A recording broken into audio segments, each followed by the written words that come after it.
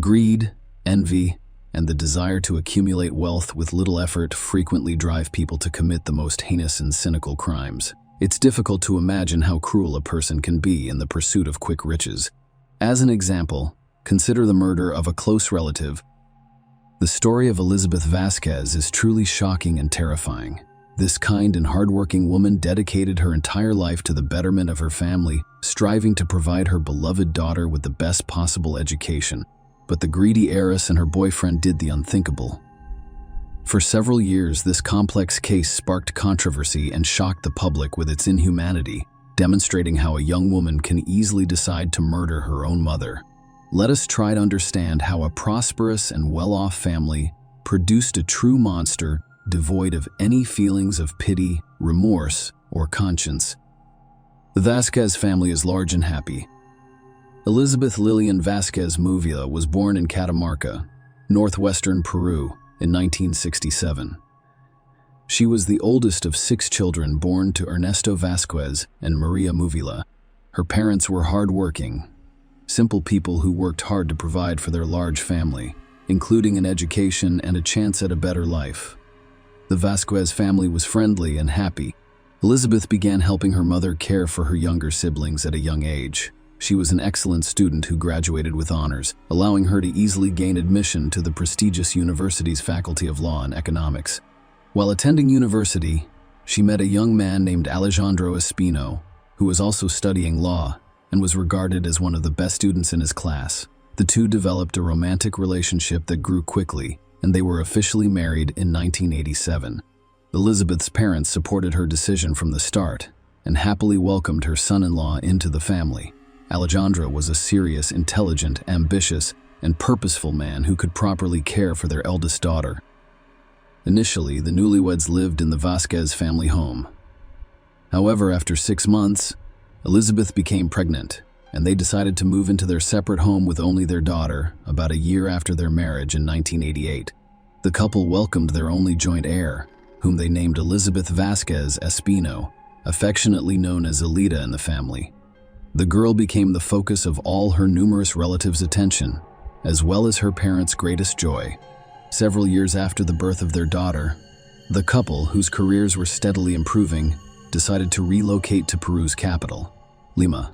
Alejandro was then vying for a prosecutor position in an anti-corruption department, while Elizabeth had started her own legal consulting firm.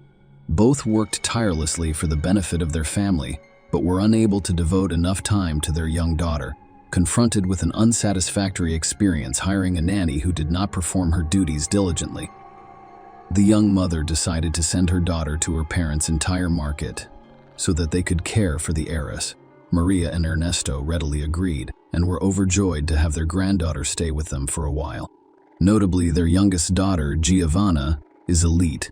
His aunt was only a few years older than Elita, so they got along well and interacted like sisters. Because of their complete dedication to work, the parents rarely saw their daughter and compensated by showering her with gifts during visits. Elita's stay at her grandparents' home lasted several years, and when her parents decided to bring her back to Lima, she had already begun school. It's worth noting that the abrupt change in environments did not help the girl, and she took some time to adjust to life in the bustling, noisy capital after the quiet, almost provincial Catamarca and the difficult parent-daughter relationship. As a child, Elita was quiet and well-behaved. She strived for academic excellence by studying music and foreign languages. She had a close and trusting relationship with her parents, who tried to make up for the years of forced separation. Elizabeth aspires to be more than just his mother. She wants to be his best friend, someone with whom she can share her most intimate thoughts. This remained true until Elita turned 15, when her elitist personality deteriorated rapidly. Tantra transformed her into a rude person. I stopped listening to her parents. She abandoned her studies, became involved in bad company, and worst of all, began stealing money from her parents' wallet. Elizabeth tried a variety of methods to connect with her daughter, hoping it was just a phase that Elita would outgrow. However, the girl frequently instigated heated arguments with her mother, resulting in hysterics and tears. During these times, Alejandro usually remained neutral, but if Elita sought his help, he frequently took her side. Elita was deeply hurt and offended by being constantly compared to her smart, beautiful, successful, and hard-working mother. Next to Elizabeth, Elita appeared to be the ugly duckling, completely opposite of her mother in every way. She lacked striking features, was overweight, lazy, and temperamental, frequently lied, and did not hesitate to steal. Elita had numerous complexes about her appearance, and when she expressed a desire for plastic surgery, Elizabeth, eager to please her daughter and mend their relationship, did not stop her. Elizabeth paid for her daughter's first rhinoplasty, followed by several more surgeries. When Alejandro and Elizabeth decided to divorce in 2007, their 18-year-old daughter reacted with a hysterical outburst, screaming, insulting, and blaming her mother for driving her father away. At the time, the family was in the United States, and the divorce caused some complications for citizens of other countries. Nonetheless, they returned home as divorced people and started living separately. By mutual agreement, the now adult but still dependent daughter remained at her mother's house. They continued to have heated arguments, and Elita would call her father crying and begging him to take her in. However, Alejandro, who had moved on with a new love, was reluctant to do so. He always persuaded the leader to reconcile with her mother and wait a little longer until she completed university and began her independent life. Despite her poor academic performance, bad character, and provocative behavior, elitist parents enrolled her in the law faculty of one of Peru's most prestigious universities. Our father and mother decided not to skimp on their only child's education, despite the cost. Elite has an untrustworthy boyfriend, and Elita has had her fair share of teen romances. But at 19, she felt truly in love for the first time. It all began on a Sunday morning at church, where she met a charming young man named Fernando Gonzalez. He couldn't take his gaze away from her during the service, and afterward, he approached her to introduce himself to Elita. Fernando appeared like a prince, handsome, attentive, and pleasant in voice. He invited her for coffee and conversation. As it turned out, he had a habit of scouting churches for young, well-dressed girls who arrived in luxury cars, then striking up a conversation, charming them, and playing on their emotions. He'd tell stories about his difficult childhood in a large family abandoned by their father, and how he was now supporting his mother, brothers, and sisters while working multiple jobs. Wealthy and naive girls would sympathize and offer him money. He occasionally managed to keep a wealthy girlfriend for a few months, but they usually left him once the truth was revealed. He was just an unemployed slacker who enjoyed the high life. Elita fell easily into Fernando's trap because she had complexes and always considered herself unattractive. She couldn't believe such a handsome man had noticed her and was willing to give him everything she had, or rather, everything her mother possessed. She told her mother everything, resulting in their first candid conversation in years. Elizabeth believed she had a chance to mend their relationship, especially since the leader had met the boy in church, which appeared promising, and assumed he was a good person. Fernando made a good first impression on Elizabeth. He told her his dramatic life story, and she believed him, concluding that such a good boy deserved help. She rented him a cozy apartment near Central Lima and agreed to pay 70s of the monthly rent. She also paid for his business school tuition, promising him a job with her company later. Fernando appeared to appreciate her generosity and was eager to begin studying. He was not interested in attending boring lectures or working. He only wanted to have fun and spend someone else's money. He gladly moved into the rented apartment but never paid anything for it, claiming to be broke and promising to repay later. It soon became clear that Fernando had only attended a few business school classes before quitting. Following a serious conversation with Elizabeth, he appeared to be sorry. She decided to give him a second chance and hired him as a courier for her company. On his first day, he not only failed to complete a simple task but also betrayed other employees who had trusted him with sensitive documents. Elizabeth finally realized that this young man had charmed her daughter only to exploit her for his own gain. He had no intention of studying or working. She then forbade Elita from seeing him, causing her daughter to become angry and resentful. The leader screamed and cried, accusing her mother of attempting to destroy her life and steal her happiness. She refused to listen to reason and insisted on continuing to see Fernando despite the couple's failed separation attempt. Elizabeth decided to send her daughter to her parents' house for a while, naively believing that if Elita didn't see her boyfriend for a few months, her feelings would subside and Fernando would find another wealthy fool to exploit. But Elizabeth was gravely mistaken. Elita continued to communicate with her boyfriend via phone and social media, and her resentment of her mother only grew.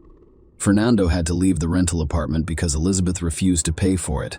However, he found a smaller place rented for him by his young lover using her mother's money. As a spoiled child, Elita had some financial freedom and was able to use some of her mother's accounts. When summer vacation ended and university resumed, Elita rushed to see her boyfriend, who once again asked for money. She withdrew a significant amount from her mother's account and gave it to him, resulting in a heated argument with her mother later that evening. When Elizabeth noticed the missing funds, she decided to block access to her accounts, leaving her with only a small weekly allowance for personal expenses. This decision strained an already tense relationship. They barely spoke, mostly arguing, and Elizabeth's attempts to contact her daughter were unsuccessful. The monstrous plan. Fernando became enraged during one of their romantic dates when Elita failed to deliver the money he demanded. He cursed Elizabeth, screaming that she had a lot of money but wouldn't give it to her only daughter, and added that if Elizabeth died, adult Elita would inherit all of her wealth and they could live lavishly. This terrible idea took root in the minds of the elitists and grew stronger with each day. She was constantly complaining about how much she despised her mother, blaming her for all of her misfortunes, and fantasizing about how wonderful it would be if she disappeared. The young lovers began to devise a monstrous and cynical plan to eliminate Vasquez, including who they could recruit as accomplices. At the time, Elizabeth had nearly $3 million in her accounts, a successful business that could be sold, a large house in an affluent area of the capital, several cars, and significant life insurance coverage. If she dies, her only child will inherit everything. Elita Elizabeth seemed to sense danger, and she realized she couldn't keep her daughter away from the mercenary and deceitful young man who had a negative influence on her. The situation was escalating and could end in the most unexpected way. Elizabeth, an experienced lawyer, drafted a will stating that in the event of her sudden disappearance or untimely death, all money and property should be transferred to Ernesto Vasquez, her father. She even managed to visit her parents and inform them of her decision. Meanwhile, Elita intends to stage her mother's kidnapping and murder by suspected criminals who will never be found. She and Fernando decided to enlist the help of a tough guy, or, at the very least, a courtenay holder, with the promise of generous payment for his services. He accepted the offer without hesitation, a crime against his own mother. On January 24, 2010, 21-year-old Elita met with her 23-year-old boyfriend to finalize the plan for the crime that would occur the following day. She remained calm and collected, already planning how she would spend the millions she had inherited. The next morning, January 25, Elita chose to stay at home rather than attend university due to illness. When her mother left to work, Fernando and Jorg were already lurking outside the house, waiting for Elita to distract the guard and let them in. Elita approached the guard on duty and asked him to get pain relievers from the nearest pharmacy, which was only a 5-minute walk away. This brief absence allowed the young men to enter the house and hide in the master bedroom. When Elizabeth returned, the leader loudly dropped the glass in the kitchen, signaling her attackers to assemble. When Elizabeth entered her room, Fernando knocked her to the ground and began choking her, while George held her down.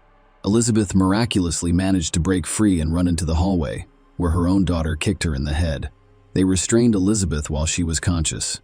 However, their plans were thwarted by Maria Celine, a young servant girl who Elita tricked into another room and locked inside.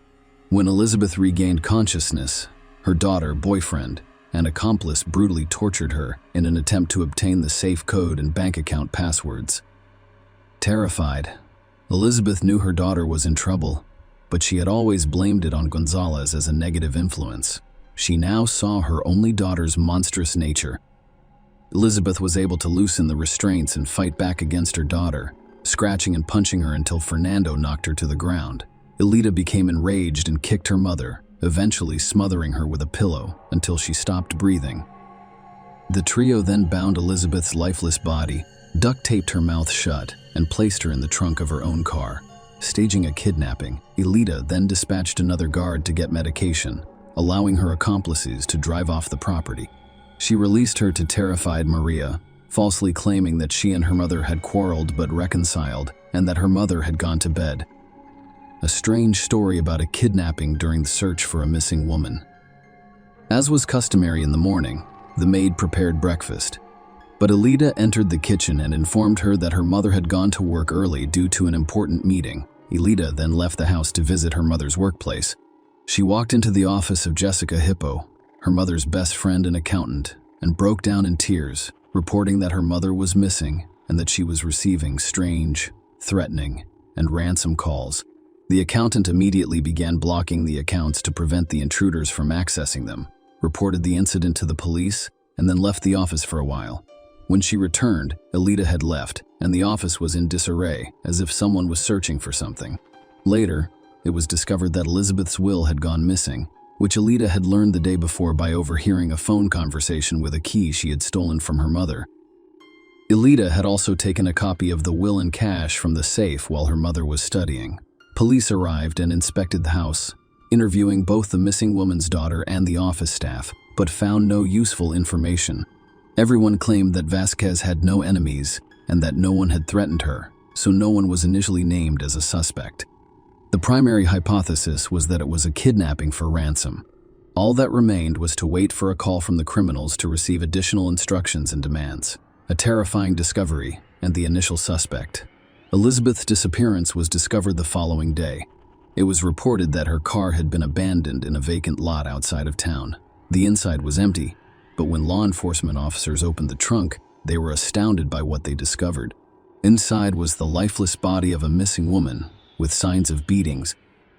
Forensic experts found dozens of bruises, severe head trauma, and rope marks on the victim's body, indicating that she was tied up and attempted to free herself. It was also determined that Vasquez died as a result of asphyxiation.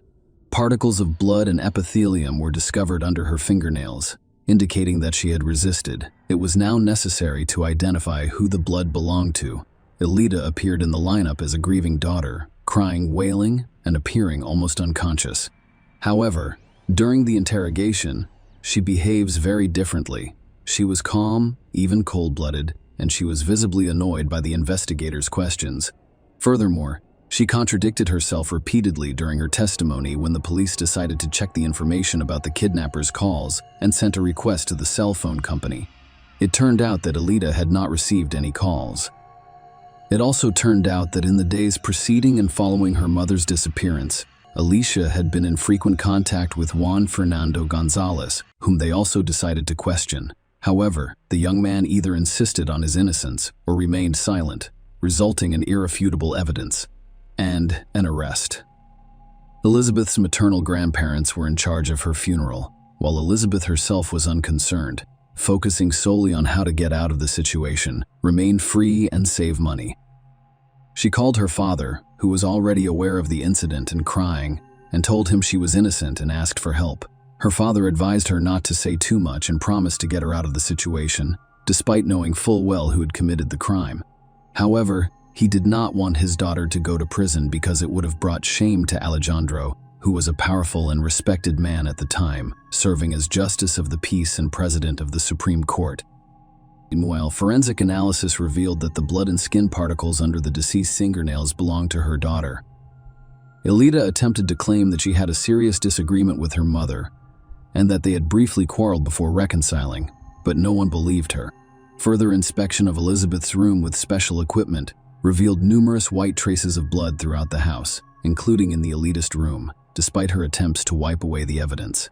At the very least, a story that she had an argument with her mother in the evening, but then made up, and that her mother left early for work the next morning and was never seen again, quickly fell apart. She contradicted herself, first claiming that she had not entered her mother's room, and then recalling that the ransom calls were entirely her creation. The testimony of the maid, Maria Solen, was crucial in the case. She described how, on the night of the crime, she was locked in a room where she could hear Elizabeth's screams and sounds of struggle, but could not intervene. After that night, she never saw her employer again, and Elida insisted that everything was fine with her mother, who had simply left for work early. All of this culminated in the arrest of Elida and her boyfriend, the criminal trio, and the battle for the inheritance. Elida was arrested at her mother's home. Her boyfriend was apprehended a few hours later at an entertainment venue. The next morning, George was arrested after Fernando betrayed him by attempting to blame him for the crime. It is worth noting that Gonzalez was the first to testify, in the hopes that cooperating with the investigation would benefit him and help to mitigate his sentence. Meanwhile, Alejandro hires the best lawyers for his daughter, but realizes she will not be able to avoid punishment. At the same time, he began dealing with Vasquez's inheritance, intending to claim it for himself, since the will had vanished and the heiress faced a lengthy prison sentence. He claimed that he and Elizabeth never divorced, but instead lived apart while remaining legally married. Meanwhile, Ernesto Vasquez, an elitist grandfather, decided to pay a visit to his favorite granddaughter in prison to look her in the eyes, and he couldn't believe that the girl he had known and raised since infancy could commit such a heinous crime. However, Elida acted arrogantly, shouting, insulting the older man, and stating that she did not want to see him again. This encounter deeply upset him, resulting in a heart attack from which he was unable to recover and died 6 months later. The Vasquez family was unable to prove the existence of the will left in their Nestos name because the document vanished from Elizabeth's office and the notary's database, seemingly taken care by Alejandro. All documents and references to the couple's divorce have mysteriously vanished, leaving Alejandro with the right to claim the deceased's inheritance, as well as the trial and verdict. Despite Elida Fernando and George's attempts to shift blame to one another, the investigation successfully reconstructed the events of that fateful evening, determining each participant's role in the crime. It was also established that the trio engaged in a deliberate conspiracy, which aggravated their guilt. Maria, the maid, testified that Alejandro threatened her and demanded that she give a different version of events, but she refused. In May 2012, the court convicted all 3 defendants. Initially, the prosecutor requested that each murderer be sentenced to 30 years in prison. While the men pleaded guilty, Elida repeatedly played the victim. Fernando and George were eventually sentenced to 28 years each, but the elitist trial was postponed. Elida claimed that the perpetrators were hired by relatives on her mother's side, who fabricated the inheritance story to seize Elizabeth's property and money. Her father had the same version of events. Attempts to declare Elida mentally ill and vulnerable to manipulation by criminals were also unsuccessful. Alejandro proposed sending her to a psychiatric hospital rather than prison, declaring her insane and incapable of fully inheriting his wife's estate. Finally, in December 2012, the court issued its final decision, sentencing Elida to a maximum of 30 years in prison. She and her accomplices are still serving their sentences in prison. The disputed inheritance remains unresolved. In the spring of 2021, Ala 100 died without becoming the sole heir. The Vasquez family, through the court, seeks to exclude Elida from the list of claimants to Elizabeth's property, citing her incarceration for murder. Currently, the primary claimant for the Maria Muvila is Elizabeth's mother. Share your opinion with us in the comments, and subscribe to the channel for more.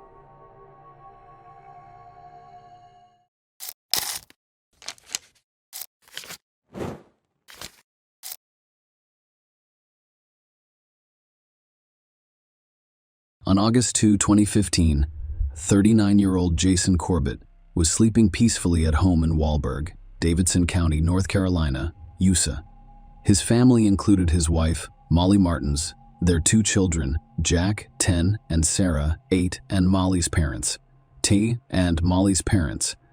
and Sharon Martins. Jason, originally from Limerick, Ireland, hired Molly Martins as an au pair after the tragic death of his first wife, Margaret, due to an asthma attack. Molly was 24 years old. Jason needed help caring for his 2 young children, 3.5 years old and Sarah, 1.5 years old, so he brought Molly from Knoxville, Tennessee, United States, to Ireland. Jason and Molly gradually developed a romantic relationship. Jason's job as plant manager for an international packaging company required the family, including Jack and Sarah, to relocate to Davidson County, North Carolina, in 2011. The same year, Jason and Molly got married. The court beds appeared to have a fulfilling life in North Carolina. Jason focused on his job at the packaging plant, while Molly took on the responsibility of caring for the children and enjoyed coaching a children's swimming team. At 3 a.m., on August 2, Tom, Molly's father, called 911. He informed the operator that my daughter's husband, my son-in-law, had gotten into an argument with my daughter. I intervened, and I believe he's in bad shape. We need assistance. He's bleeding profusely, and I may have killed him. A paramedic team was dispatched to the scene, and the emergency dispatcher instructed Tom and Molly to perform CPR until they arrived. Unfortunately, there was nothing that could help Jason. He died of multiple blows to the head. Tom and Molly were transported to the police station in separate patrol cars. Molly described what happened that night at their house. Sarah, 8, approached her in her husband's bedroom door around 3 a.m. She was experiencing nightmares again. Molly went up to her room to comfort her. When Molly returned, Jason was furious at being woken up. After that, the couple got into a fight, and Jason attacked Molly and started choking her. Tom heard the screams and noises. He walked into their bedroom with a baseball bat in his hand. Tom, 65, confirmed his daughter's statement while sitting in another interview room.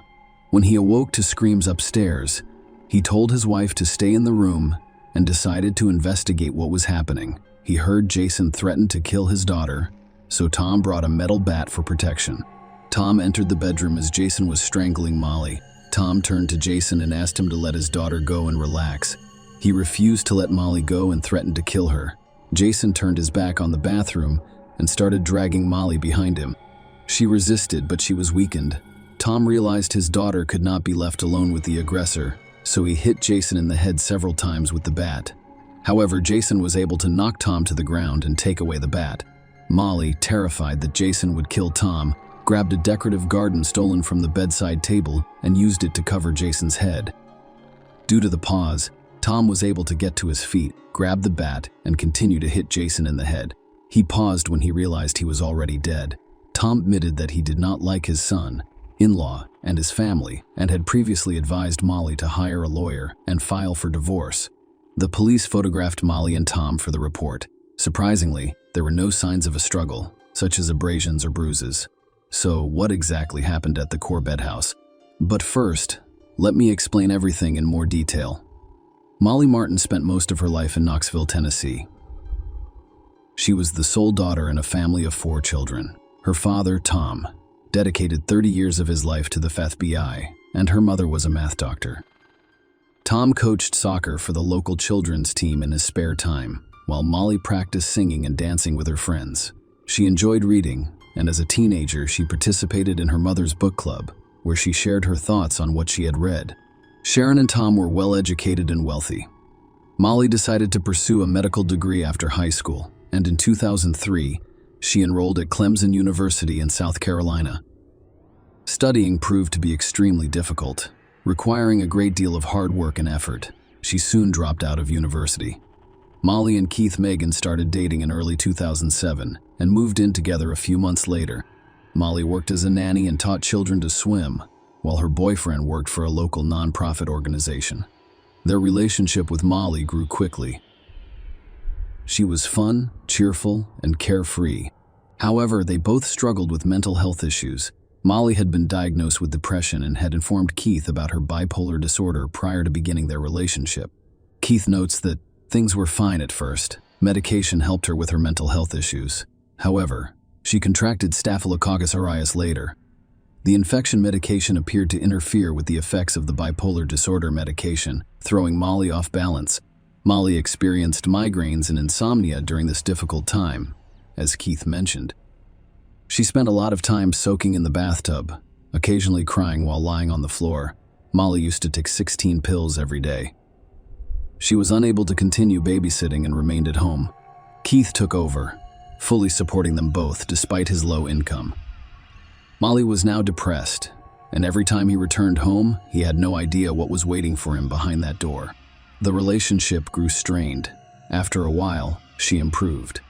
Molly insisted on getting engaged to Keith. He took this step for her, hoping it would improve her condition. But he was mistaken. It didn't help, nor did her desire to have kids. Molly became pregnant with Keith. However, she had an early miscarriage in September of 2007. Molly's condition did not improve in February, so her parents paid for her stay in the psychiatric unit at Emory Hospital in Atlanta. He or she was to be assisted in stabilizing her condition and prescribing the appropriate medication.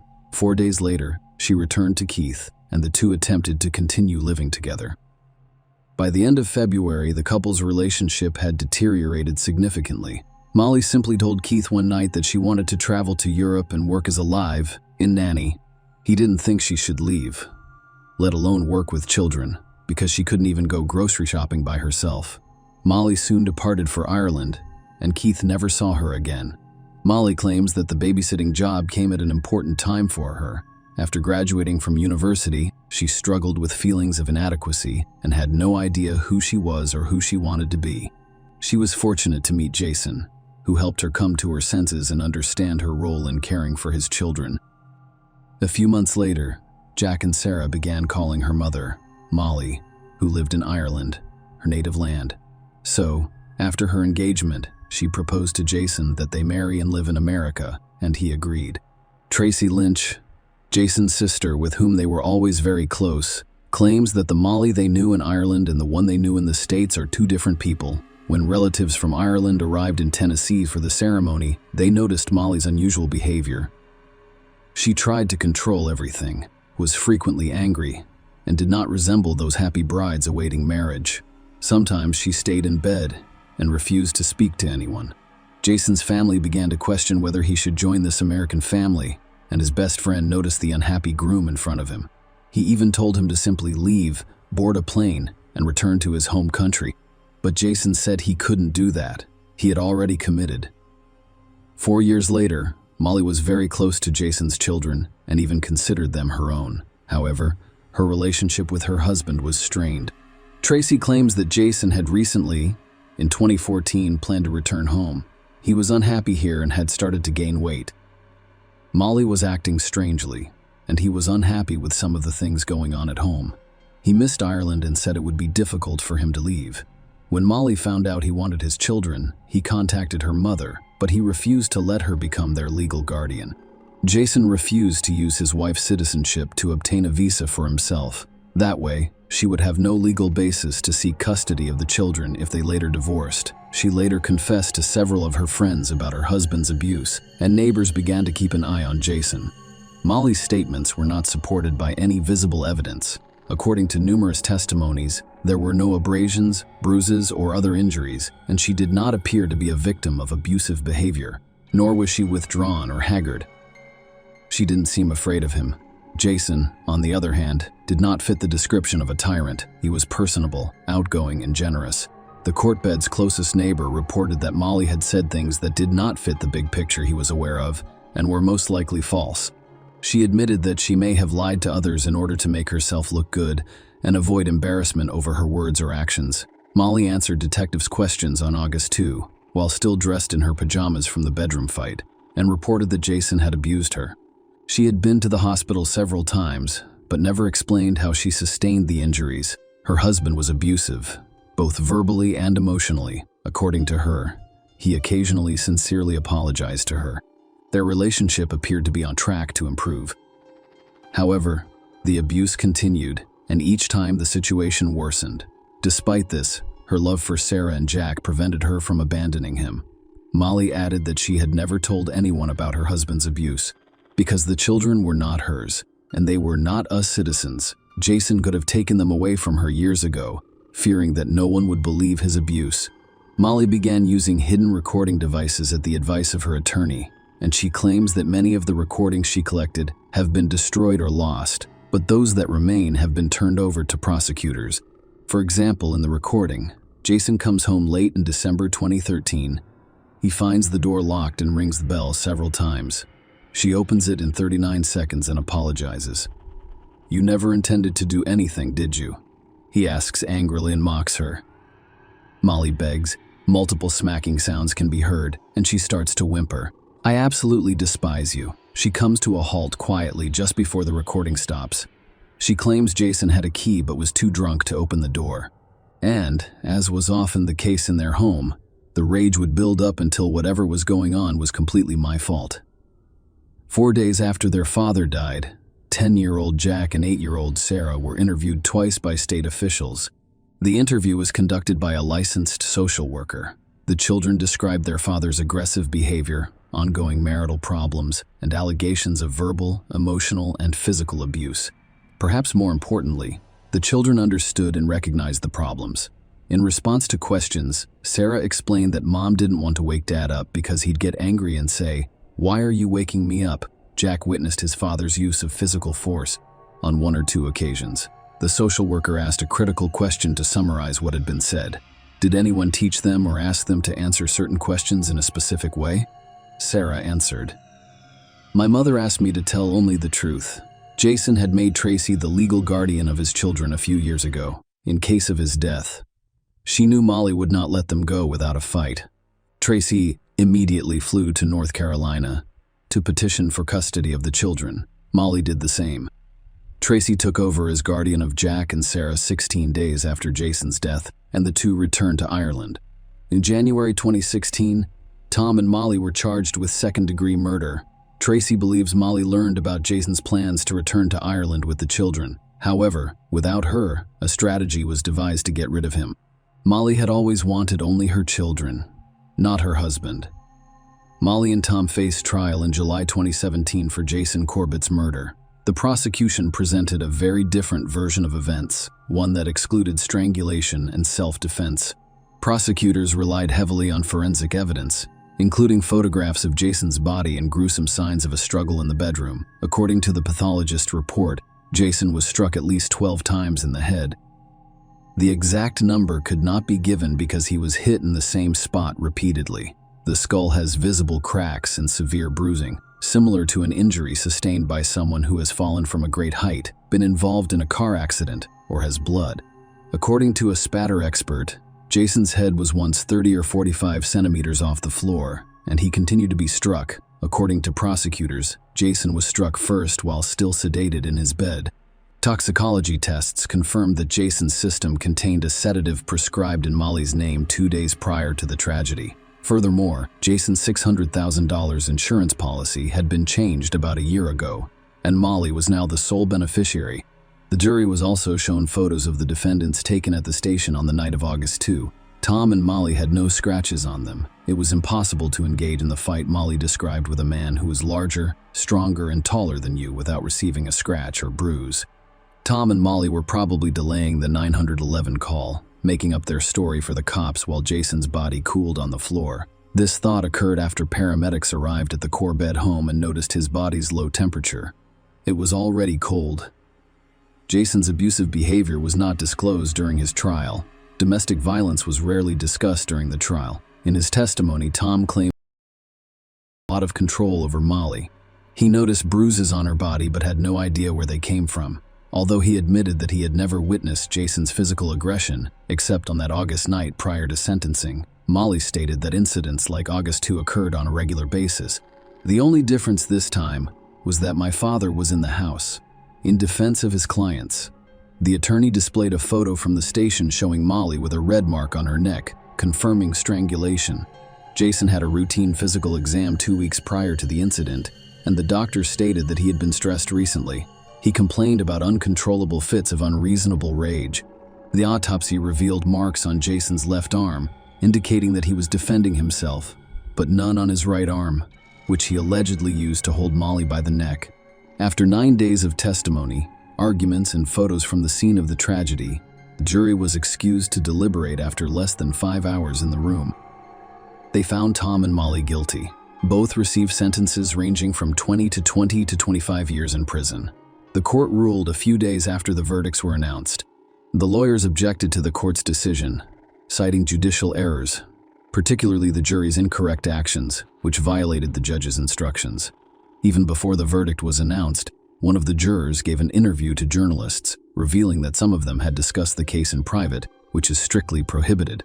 However, the court denied the motion. In Tom's case, the appeals court allowed only the defense and prosecution to present oral arguments in Mali in January 2019, but the defendants were not present. Each side was given only half an hour to present their main arguments. On February 4, 2020, the North Carolina Court of Appeals overturned Tom and Molly's convictions and ordered a new trial. Among other errors in the first trial, evidence that Jason was violent toward Molly was excluded. A year later, the North Carolina Supreme Court upheld the appellate court's decision, despite the state's challenge. It determined that the exclusion of certain evidence at trial, as well as the erroneous inclusion of others, may have prevented Tom and Molly from presenting a compelling defense, and thus their claims of self-defense had little evidentiary support. As a result, the jury was not fully informed about the evidence, and they were unable to perform their constitutional duties. Molly and Tom were each released on $200,000 bail in April 2021, after serving 44 months in prison. The interviews given by two young children shortly after their father's death are particularly noteworthy, and, while in the custody of Molly's family, both Jack and Sarah have since recanted their statements. They claimed that they were coached to lie about domestic abuse. They have since informed the Davidson County District Attorney's Office from their residence in Ireland that Molly coerced them into making those false statements, and that Molly was the one who was abusive. A new trial was held in November 2023, and the judge sentenced Molly Martins and her father Thomas to prison for at least 7 months following an emotional final day of sentencing hearings. On Wednesday, the power was led out of a North Carolina court in handcuffs after receiving sentences ranging from 7 to 30 months for Jason Corbett's voluntary manslaughter. This is in addition to the 3.5 years Molly and Thomas have already served since being convicted of murder. Share your opinion with us in the comments and subscribe to the channel for more.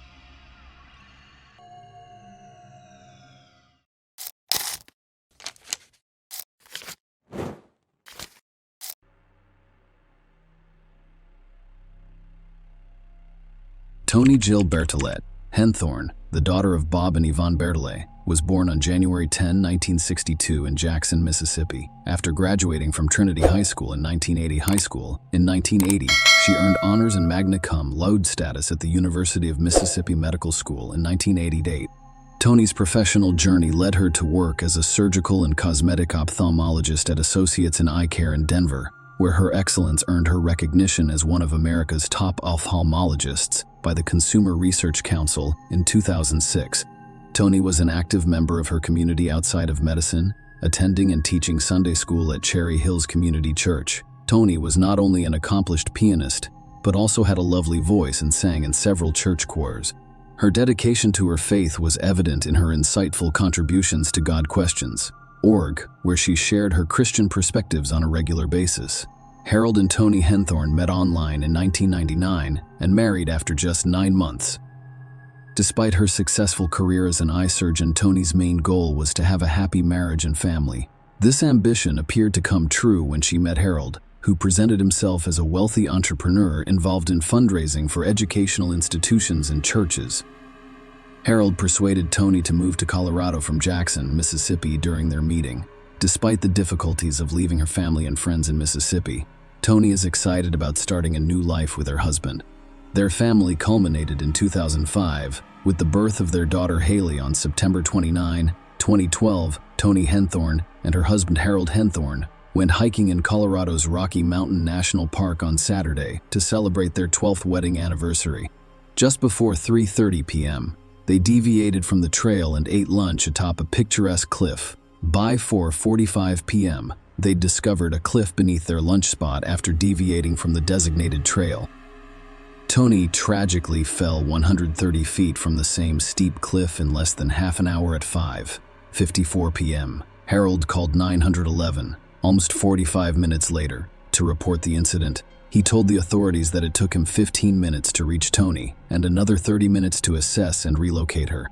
During the 911 call, Harold mentioned their location near the mountain summit, expressed concern about Toni's weekend breathing and head injury, and asked for a helicopter. He later told another operator that he had started a fire in a rock enclosure and noticed a decrease in Toni's breathing, eventually confirming its cessation. Harold, guided by the operator, attempted chest compressions. Harold called 911 again and inquired about the arrival of assistance. The operator informed Harold that the ranger was calling for him, but Harold claimed he had not heard any calls. The MT Ranger arrived around 8 p.m. and conducted an examination, which unfortunately revealed Toni's death. Authorities questioned Harold about the circumstances surrounding Toni's death. Despite claiming that he did not witness Toni's fall because he was reading text messages and only saw a blur, Harold gave conflicting accounts to others. In one instance, he claimed that Toni had gotten too close to the edge while speaking with someone else. He claimed that Toni was attempting to take photographs and slipped upon hearing the tragic news of Toni's death. Her parents, Bob and Yvonne Bertolet, had a strong reaction. Bob immediately claimed that he pushed her, which was initially interpreted as an accidental death. Tony's parents had clearly been concerned about her well-being for quite some time. Tony was a successful and confident woman when she first met Harold. However, her confidence dwindled after moving to Colorado with Harold, who gradually took control of her life. Harold will listen in on her parents' phone calls and put them on speakerphone.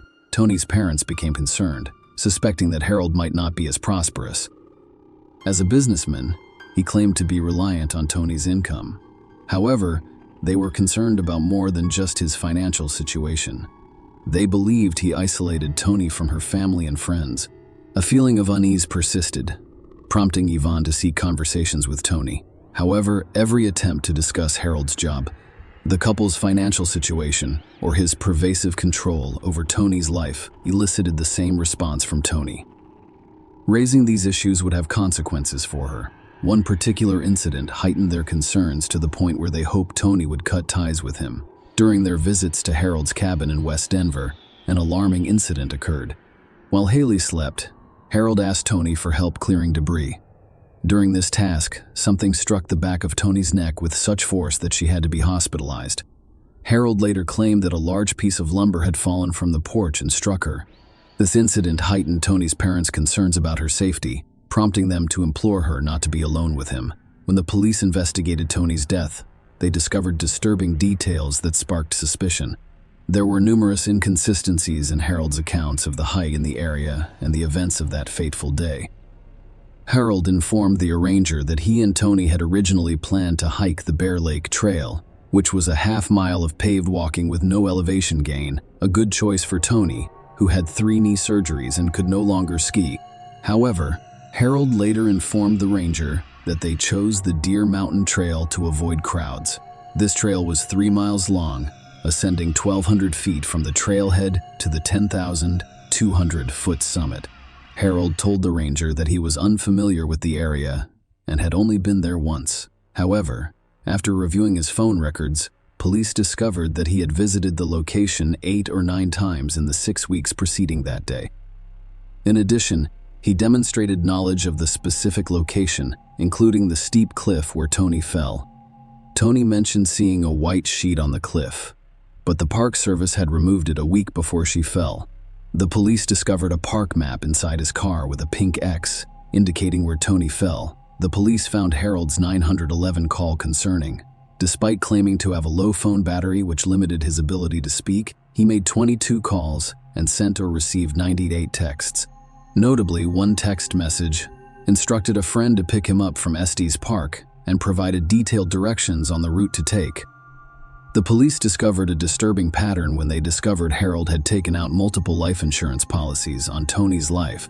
Notably, he had recently designated himself as the beneficiary of a life insurance annuity originally intended for his daughter Haley. This, however, was not an isolated event. The investigation revealed that Harold had a history of benefiting from life insurance policies, as he had also been named as the beneficiary of his first wife's policy. In May 1995, Harold married Sandra Lynn Henthorne. On the 6th of May 1995, the couple was driving down a remote highway near Sedalia, Colorado, on a cold and dark night. During the nighttime drive, a Jeep Cherokee developed a tire problem, forcing them to stop and change it. Lynn, Harold's first wife, went underneath the Jeep, which was supported by 2 jacks, to change the tire. Lynn was tragically crushed when the Jeep fell on top of her. Harold flagged down passing motorists for help, but Lynn did not survive. Initially, the death was ruled accidental. The cause was identified as traumatic asphyxiation from being crushed under the car, which resulted in fatal internal injuries. Following Tony's death, a re-examination of Lynn's case revealed errors made during the initial investigation, leaving several issues unresolved. Harold, as the sole witness to Lynn's tragic incident, gave the police statements that were inconsistent. Discrepancies included contradictory claims about the direction they were driving that night, with Harold claiming they were going both east and west. Furthermore, he provided contradictory information about a restaurant stop prior to Lynn's death, implying that they had already dined there and claiming that they were on their way to the restaurant. Notably, authorities failed to verify Harold's accounts with the restaurant before confirming their presence that night. Further inconsistencies arose, including conflicting statements about the tire's condition. Harold alternately described it as flat and spongy. Notably, a partial print was found on the wheel above the missing tire, where Lynn was changing it. However, this print was never compared to Harold's shoes to see if they were a match. The print's position suggested that it was the result of someone kicking the car, which could have caused the Jeep to fall and crush Lynn. Unfortunately, this lead was not pursued in the initial investigation. Prior to Lynn's tragic death, Harold purchased a substantial life insurance policy for her and informed the police that he would receive $300,000. An independent verification would have revealed that he was actually slated to receive twice that amount. This increase was the result of a change Harold made to the policy shortly before Lynn's death, allowing for double compensation in the event of her death as a result of an accident. Furthermore, the investigative file detailed an encounter with a mechanic who drove by Harold and Lynn around 9:30 p.m. and offered assistance. Harold declined the offer. The file also mentioned Patricia Montoya. Patricia contacted the police a day after Lynn's death, asking, "Have you arrested the husband yet?" Patricia told the police that she and her family were driving home around 10 p.m. when Harold flagged them down for assistance. Despite their efforts to locate a phone to call 911, they were unable to find one, so they proceeded to pull Lynn from under the car. Harold vehemently objected to their intervention, warning them not to touch her. Even when they tried CPR, Harold resisted and refused to give Lynn his coat to keep warm. Lynn was eventually airlifted to a nearby hospital, but died from internal injuries during surgery. Curiously, no charges were brought against Harold in connection with Lynn's death. However, in Tony's case, Harold was charged with first-degree murder. The prosecution claimed that he deliberately and purposefully pushed Tony over the cliff to her death. To support their case, the prosecution presented a map with a marked X indicating the location where Tony fell. The jury also heard about phone records showing Harold visiting the park several times in the weeks leading up to Tony's death. Given Tony's remote location with poor cellular service and no nearby aid stations, the court looked into the 911 call in greater detail.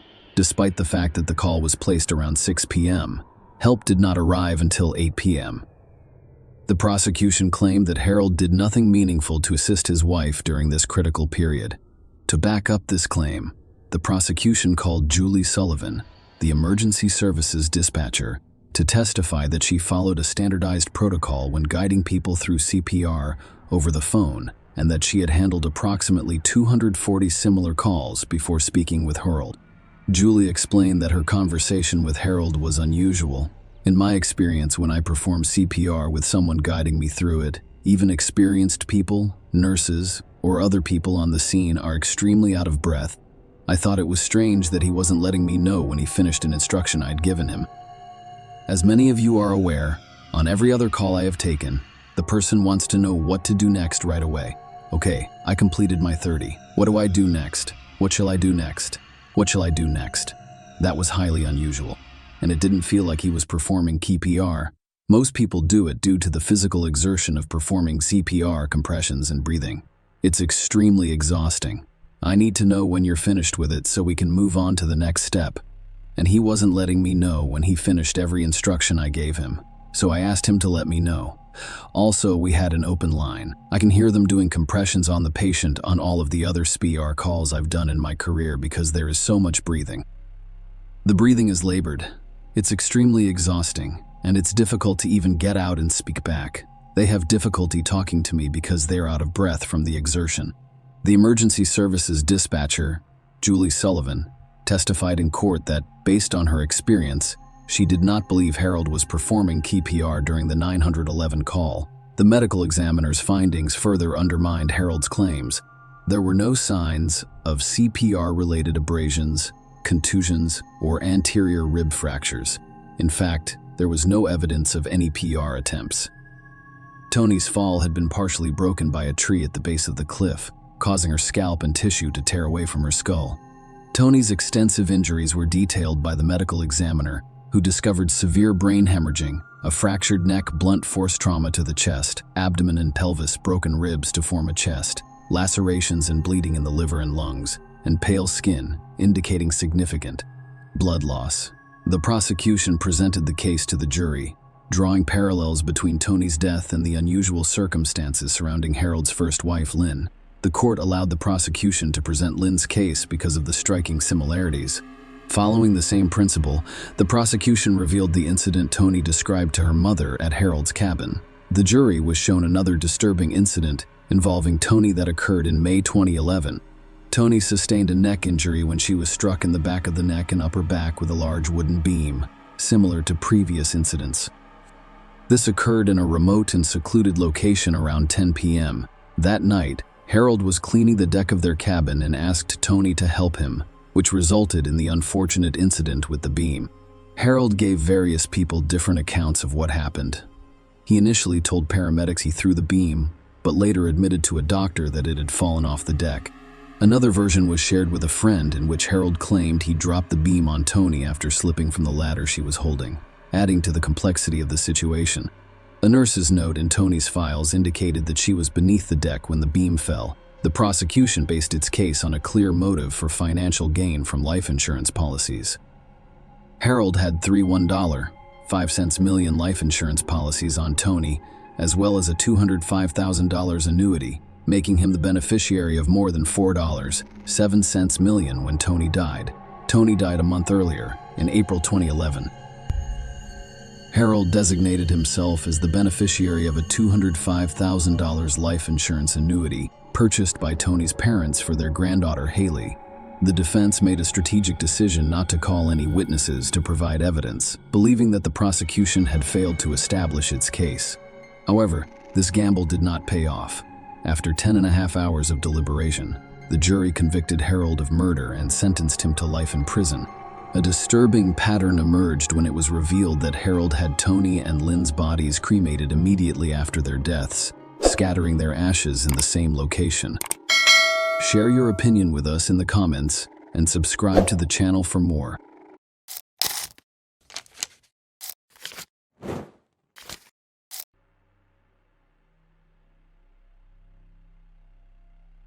Taking the lives of one's children is more than just a heinous crime. A woman's altered consciousness under strong substances or a painful emotional state can push her to take such desperate measures.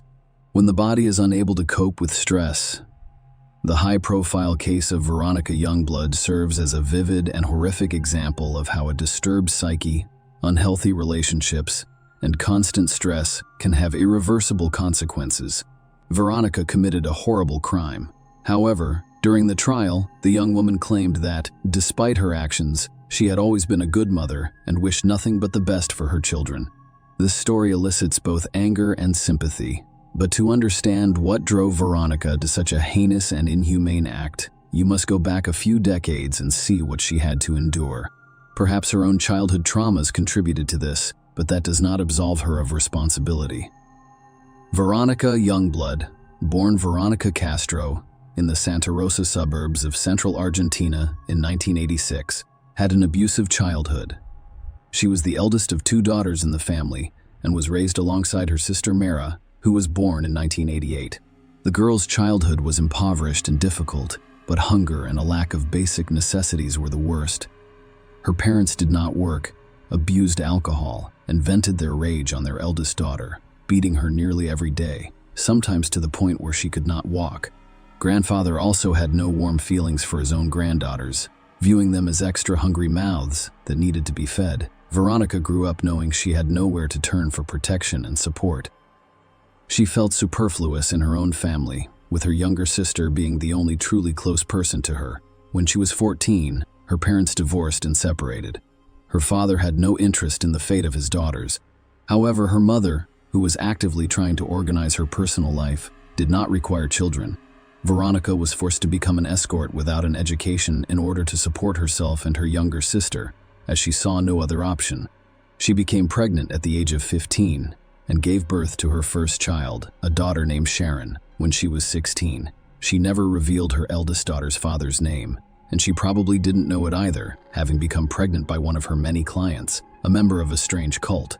Without support or assistance as a teenager, the girl joined a strange South American religious cult known as Umbanda. It was a collection of diverse beliefs and cult positions, including the foundations of Catholicism, spiritualism, and African culture. In Umbanda, it is customary to honor spirit guides who can communicate with the souls of the deceased.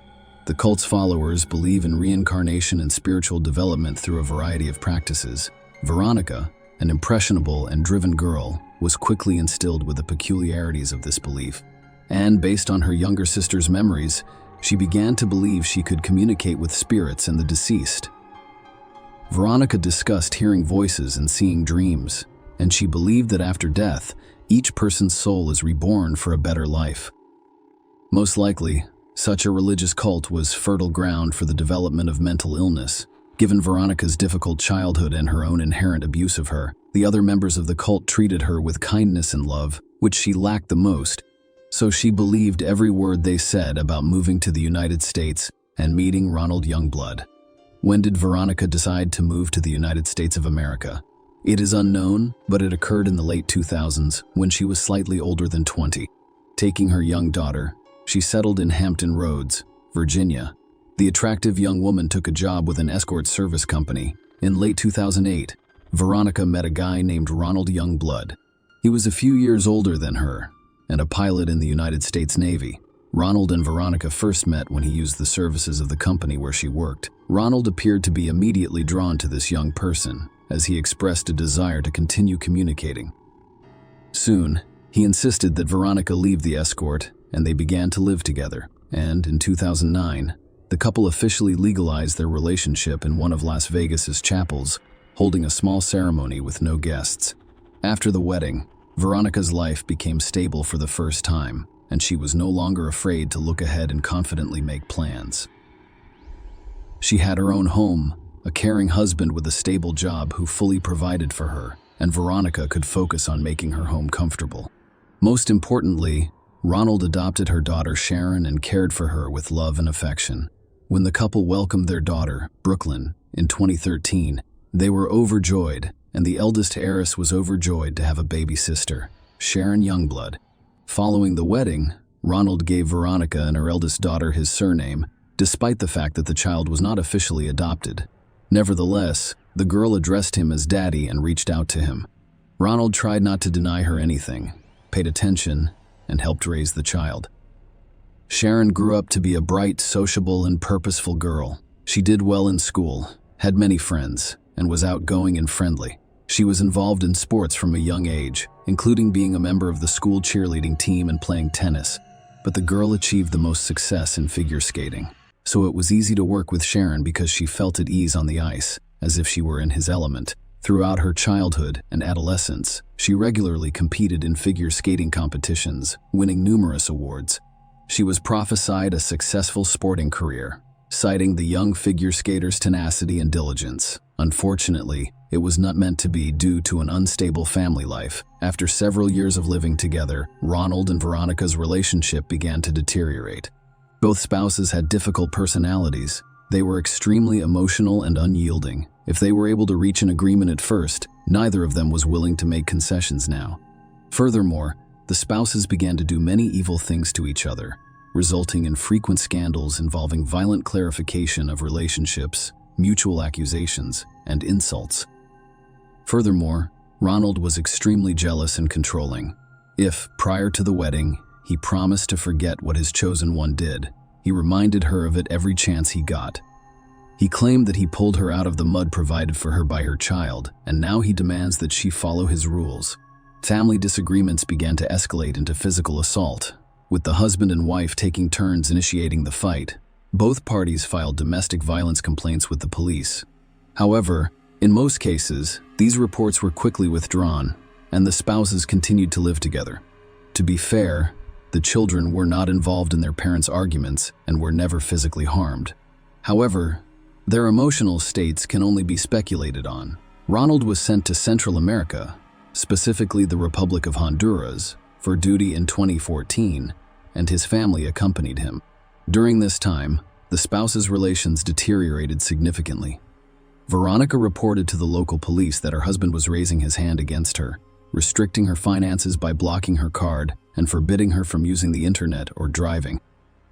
Ronald later claimed in his defense that he did so after discovering that his spouse was cheating on him.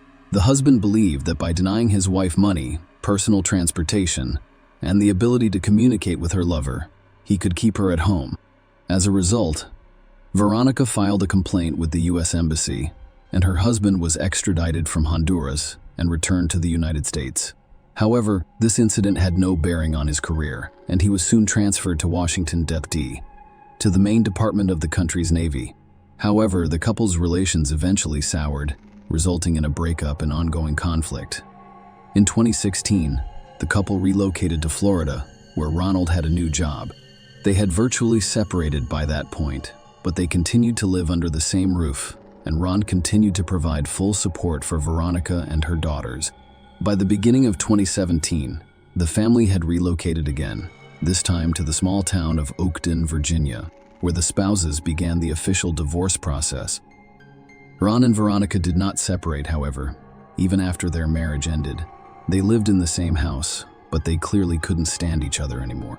Both later claimed that no matter what, they wanted to raise children together, but Veronica had no source of income and couldn't even afford to rent a room. The issue of the children's future custody became particularly acute, and Veronica realized that she would be unable to raise the children on her own because they were all completely dependent on Ronald. He was also aware of this and took every opportunity to remind his wife of it, occasionally resorting to outright blackmail, which drove the young woman insane. Driven to despair, Veronica decided to take out a bank loan so that they could have some of their own money. However, as a guarantor, she listed her still legal husband without informing him. When Ronald received a call from the bank, another scandal erupted. Naturally, he refused to act as guarantor, and his wife's actions provided him with yet another reason to humiliate her.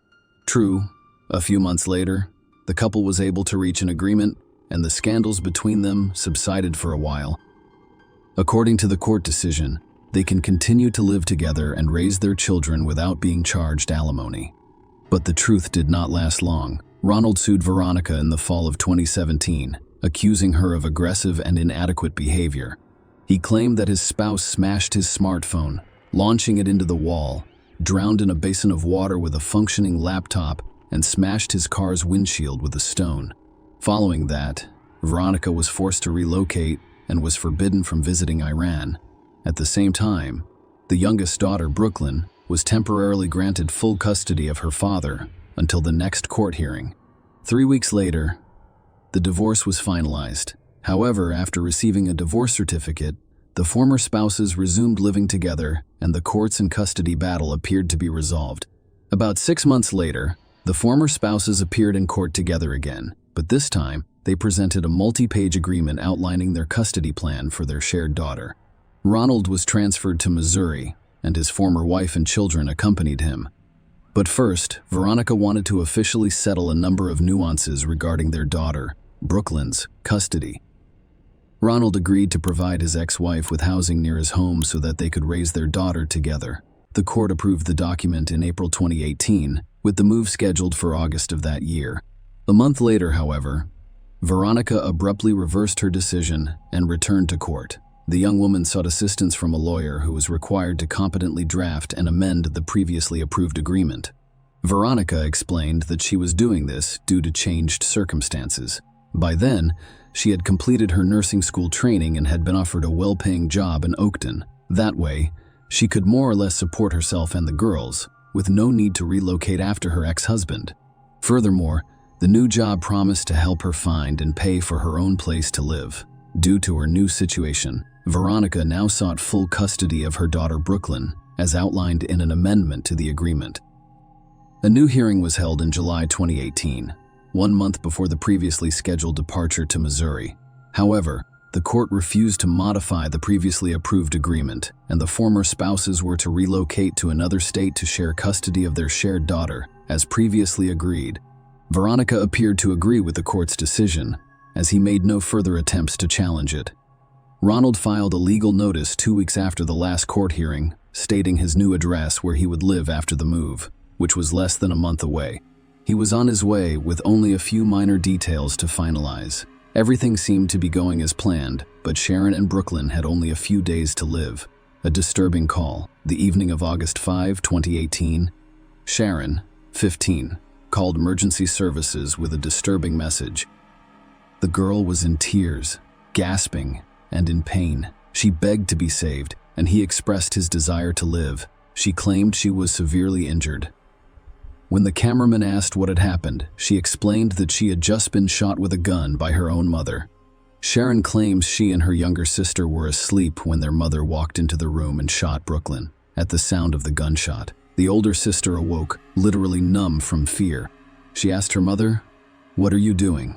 Veronica responded that she was taking her daughters to God. Sharon attempted to flee, but Veronica shot her in the back. She was on the verge of collapse. She made it to the next room, where she locked herself in and called for help. The operator assured Sharon that help was on the way and asked her to wait a few minutes, but then he heard the girl scream Indian despair, followed by another gunshot. Then there was a frightening silence, and the call was disconnected. The police and paramedics arrived on the scene by 10 p.m., but a horrifying picture had already been revealed. Ronald, who was on business in another city at the time, had also called 911, requesting that someone come to his house right away because his ex-wife, he claimed, had done something terrible. Veronica had already called and told him everything, but Ron refused to believe what she said. Sharon was the first to be discovered, lying on the floor with 2 gunshot wounds, one to the chest and one to the back. Amazingly, despite the massive blood loss, she still had a faint pulse and was desperately trying to survive. Sharon was quickly transferred to the nearest hospital's intensive care unit. However, despite doctors' efforts, she died the following day. Brooklyn's lifeless body was discovered in her bedroom, on her own bed. She was killed with a single gunshot to the head. The girl's father arrived about an hour later and dashed home as quickly as he could, but Veronica's whereabouts remained unknown until the emergency services received another call from one man, Well Bellows, who reported Veronica's whereabouts. Who is Manuel? Manuel was one of the lawyers the young woman consulted with in the spring of 2018 regarding custody of her youngest daughter. Veronica, as the lawyer later argued in court, immediately struck him as a rather serious, collected, and responsible young woman, fighting for custody of her beloved daughters.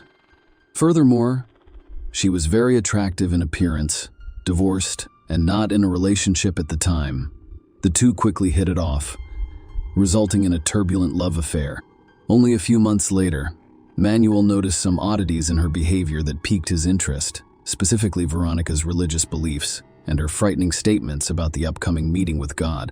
At the end of July, Veronica called Manuel and invited him to her house, saying they needed to have a serious conversation. When he arrived, the young woman was home alone while her ex-husband and children were staying with Ronald's relatives. The lights were turned off in the house, but candles were lit everywhere, creating a romantic atmosphere, and there was a dinner for 2 on the table. She told him that she had lost the nursing position she'd been looking forward to and refused to move to another state as a result. Veronica also shocked her boyfriend when she revealed that she was pregnant by him. This information was later refuted. Manuel didn't know how to react, so Veronica tried to seduce him and entice him into intimacy. According to Manuel, nothing happened between them that night because Veronica made him feel strangely uncomfortable and threatened, as if his life was in danger. He asked her for time to consider how to proceed before hurriedly leaving her house. On the evening of August 5, Manuel heard someone ring his doorbell. He opened the door to find Veronica on the doorstep. She was frighteningly calm, with no emotion on her face at all. Veronica requested to be let into the house. But before Manuel could do so, he noticed a gun in her hands and was so terrified that he threatened to call the police if she didn't leave right away. But Veronica, with the same stony expression, responded that he could do so because she no longer cared. She then revealed that she had killed her daughters. So the police were looking for her anyway. Manuel became very scared after hearing these words, so he closed the door and rushed to the phone. While Veronica returned to her rental car, she came in and waited to be arrested. The arrest and a complete picture of the crime. When the police arrived at Manuel's house, Veronica was in the driver's seat, and next to her in the passenger seat were the loaded guns he had used to shoot her daughters hours before. The young woman did not resist. Her face remained expressionless.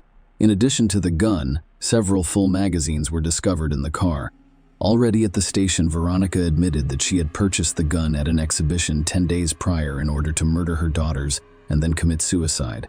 According to her, she decided to take this desperate step to exact revenge on her ex-husband and prevent him from taking their common daughter, Brooklyn. She also stated that her personal life did not work out and she became depressed. Apparently, the eldest daughter noticed her mother's strange behavior and suspected something was wrong, because a few days before the tragedy, she asked her directly if she intended to kill them. But what the mother said to her remains a mystery. On the afternoon of August 5, Veronica gave her daughter sweet, in which she had previously mixed sleeping pills so that the girls would not resist. When they fell asleep in their room, the mother pulled out a loaded gun and went to her daughters. She first went to Brooklyn's crib, but then raised the gun to her head and pulled the trigger.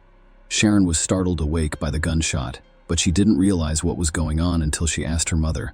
Veronica replied that she would take her and her sister to God before pointing the gun at her eldest daughter. But Sharon jumped out of bed, dashed to the door, and was immediately shot in the back. She was able to run to the next room and call for help while her mother attempted to open the door. When Veronica entered the room, Sharon screamed and received a second bullet in the chest. Veronica then called her ex-husband and told him what she had done and that she was going to commit suicide as well. She blamed Ronald for everything, claiming that she hated him and that he had ruined her life. However, the young woman changed her mind about leaving her life for unknown reasons and went to her boyfriend's house, where she was arrested. Young blood fully admitted her guilt, and when asked what punishment she would impose on herself, the woman suggested the death penalty. It is worth noting that in Virginia, such a measure has not been used in a long time, and Veronica was aware of this.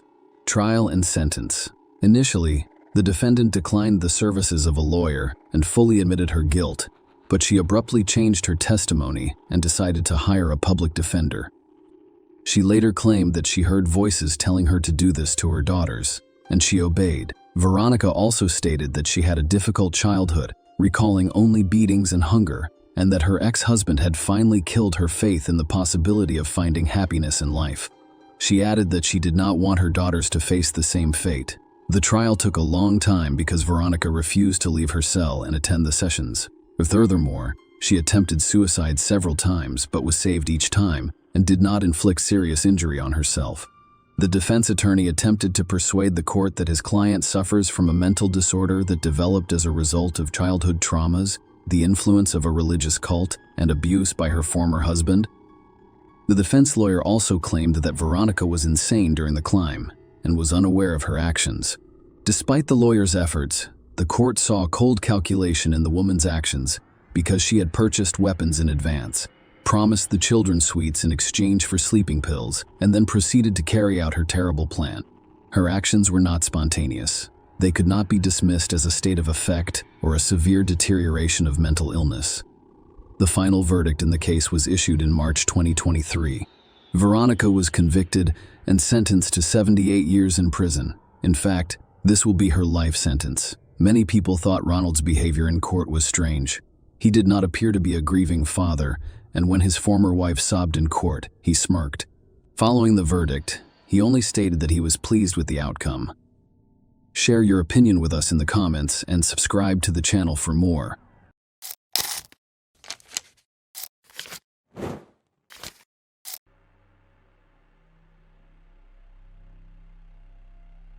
Michelle Young was born in 1977 in the thriving and harmonious city of New York. She had an outgoing personality from a young age and aspired to work in finance. After graduating from high school, Michelle took a significant step toward realizing her dream by enrolling in a university in Raleigh.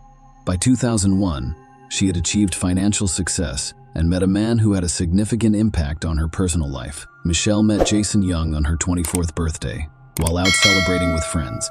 Jason, who graduated from the same university, had a similar academic background and interests as Michelle. This connection led to a romantic relationship, which culminated in their marriage. On Friday, November 3, 2006, Jason Young requested that his sister-in-law Meredith Fisher visit his home and retrieve some eBay printouts. The goal was to keep his 29-year-old wife, Michelle Young, from discovering them. Jason informed Meredith that he had printed materials about Coach bags and planned to purchase one for Michelle as an anniversary gift. However, he forgot to put them away and was concerned that Michelle would come across them. At the time, Jason was on a business trip.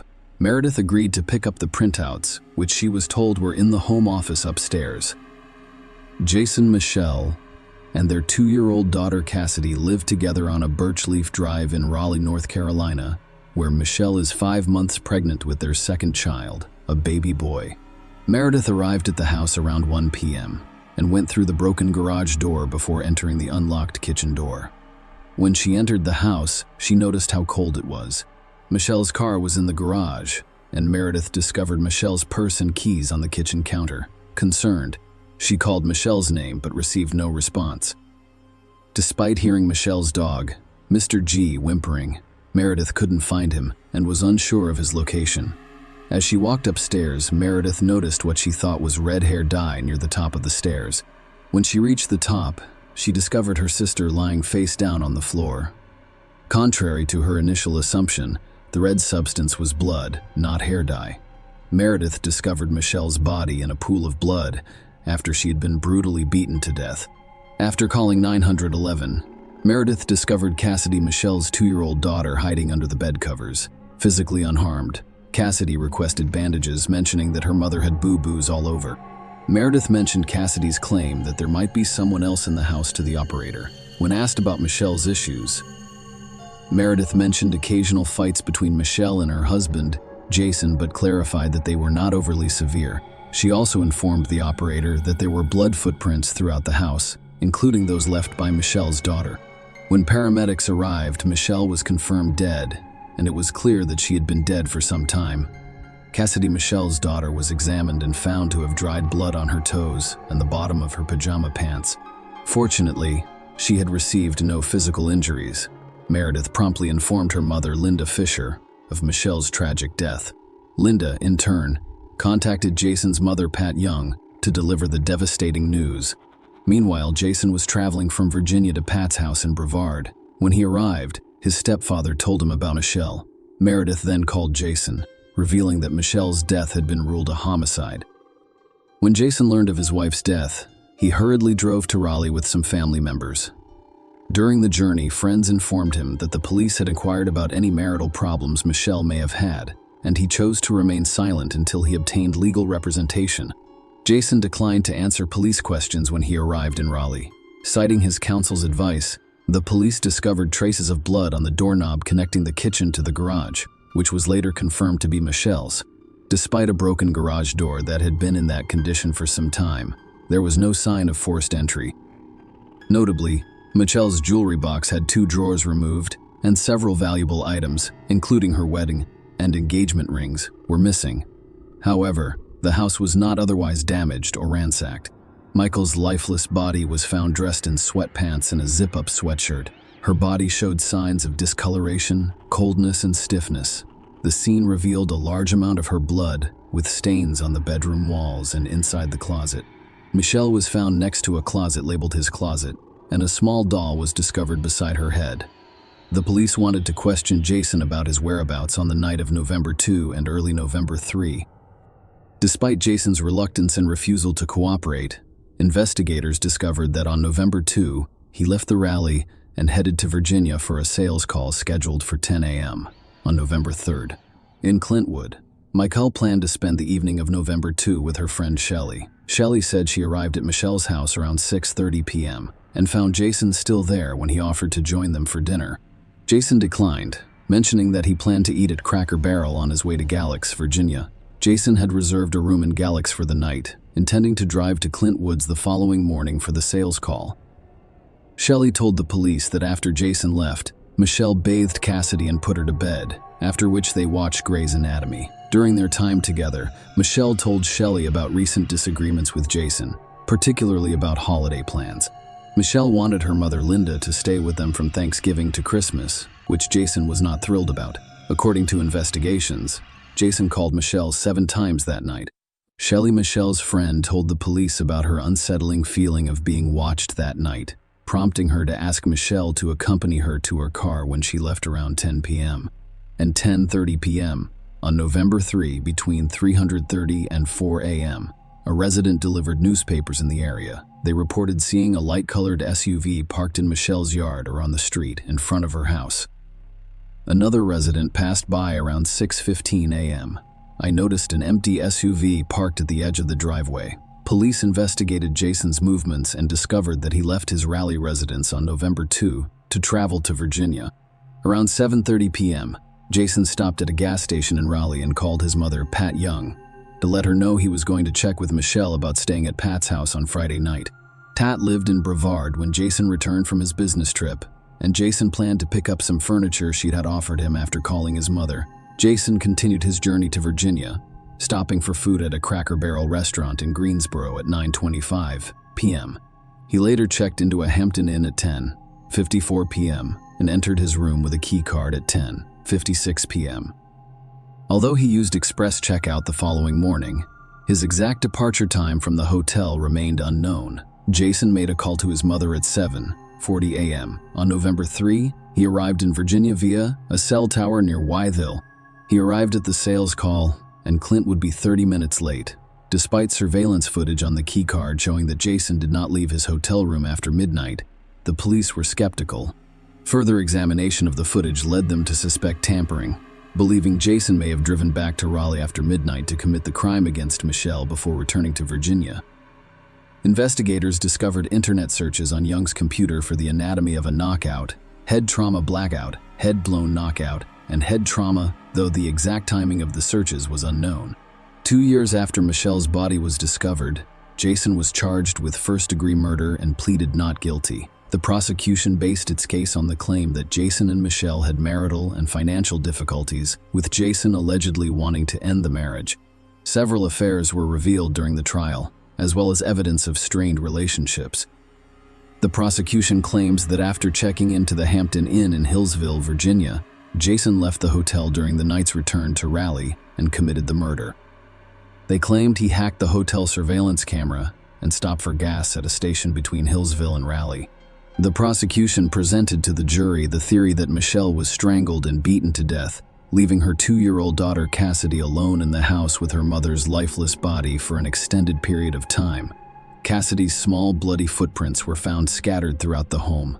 During the trial, the jury was shown surveillance footage from the Hampton Inn beginning at 10:49 p.m. On November 2nd, however, the footage went black at 11:20 p.m., leading the prosecution to believe Jason tampered with the camera. They claimed that he did so to prop open the security door, allowing him to leave without using his keycard. A hotel employee discovered that the first-floor emergency door leading from the western stairwell to the hotel's exterior had been propped open with a small red rock. Normally, this door was locked until 11 p.m. Keith discovered that the camera in the stairwell closest to the propped open door was not working, despite the fact that the other cameras were operational. The camera's last image was captured at 11:20 p.m. on November 2nd. Although staff members later plugged the camera back in at 5:50 a.m., on November 3rd someone redirected it to the ceiling between 6:34 a.m. and 6:35 a.m.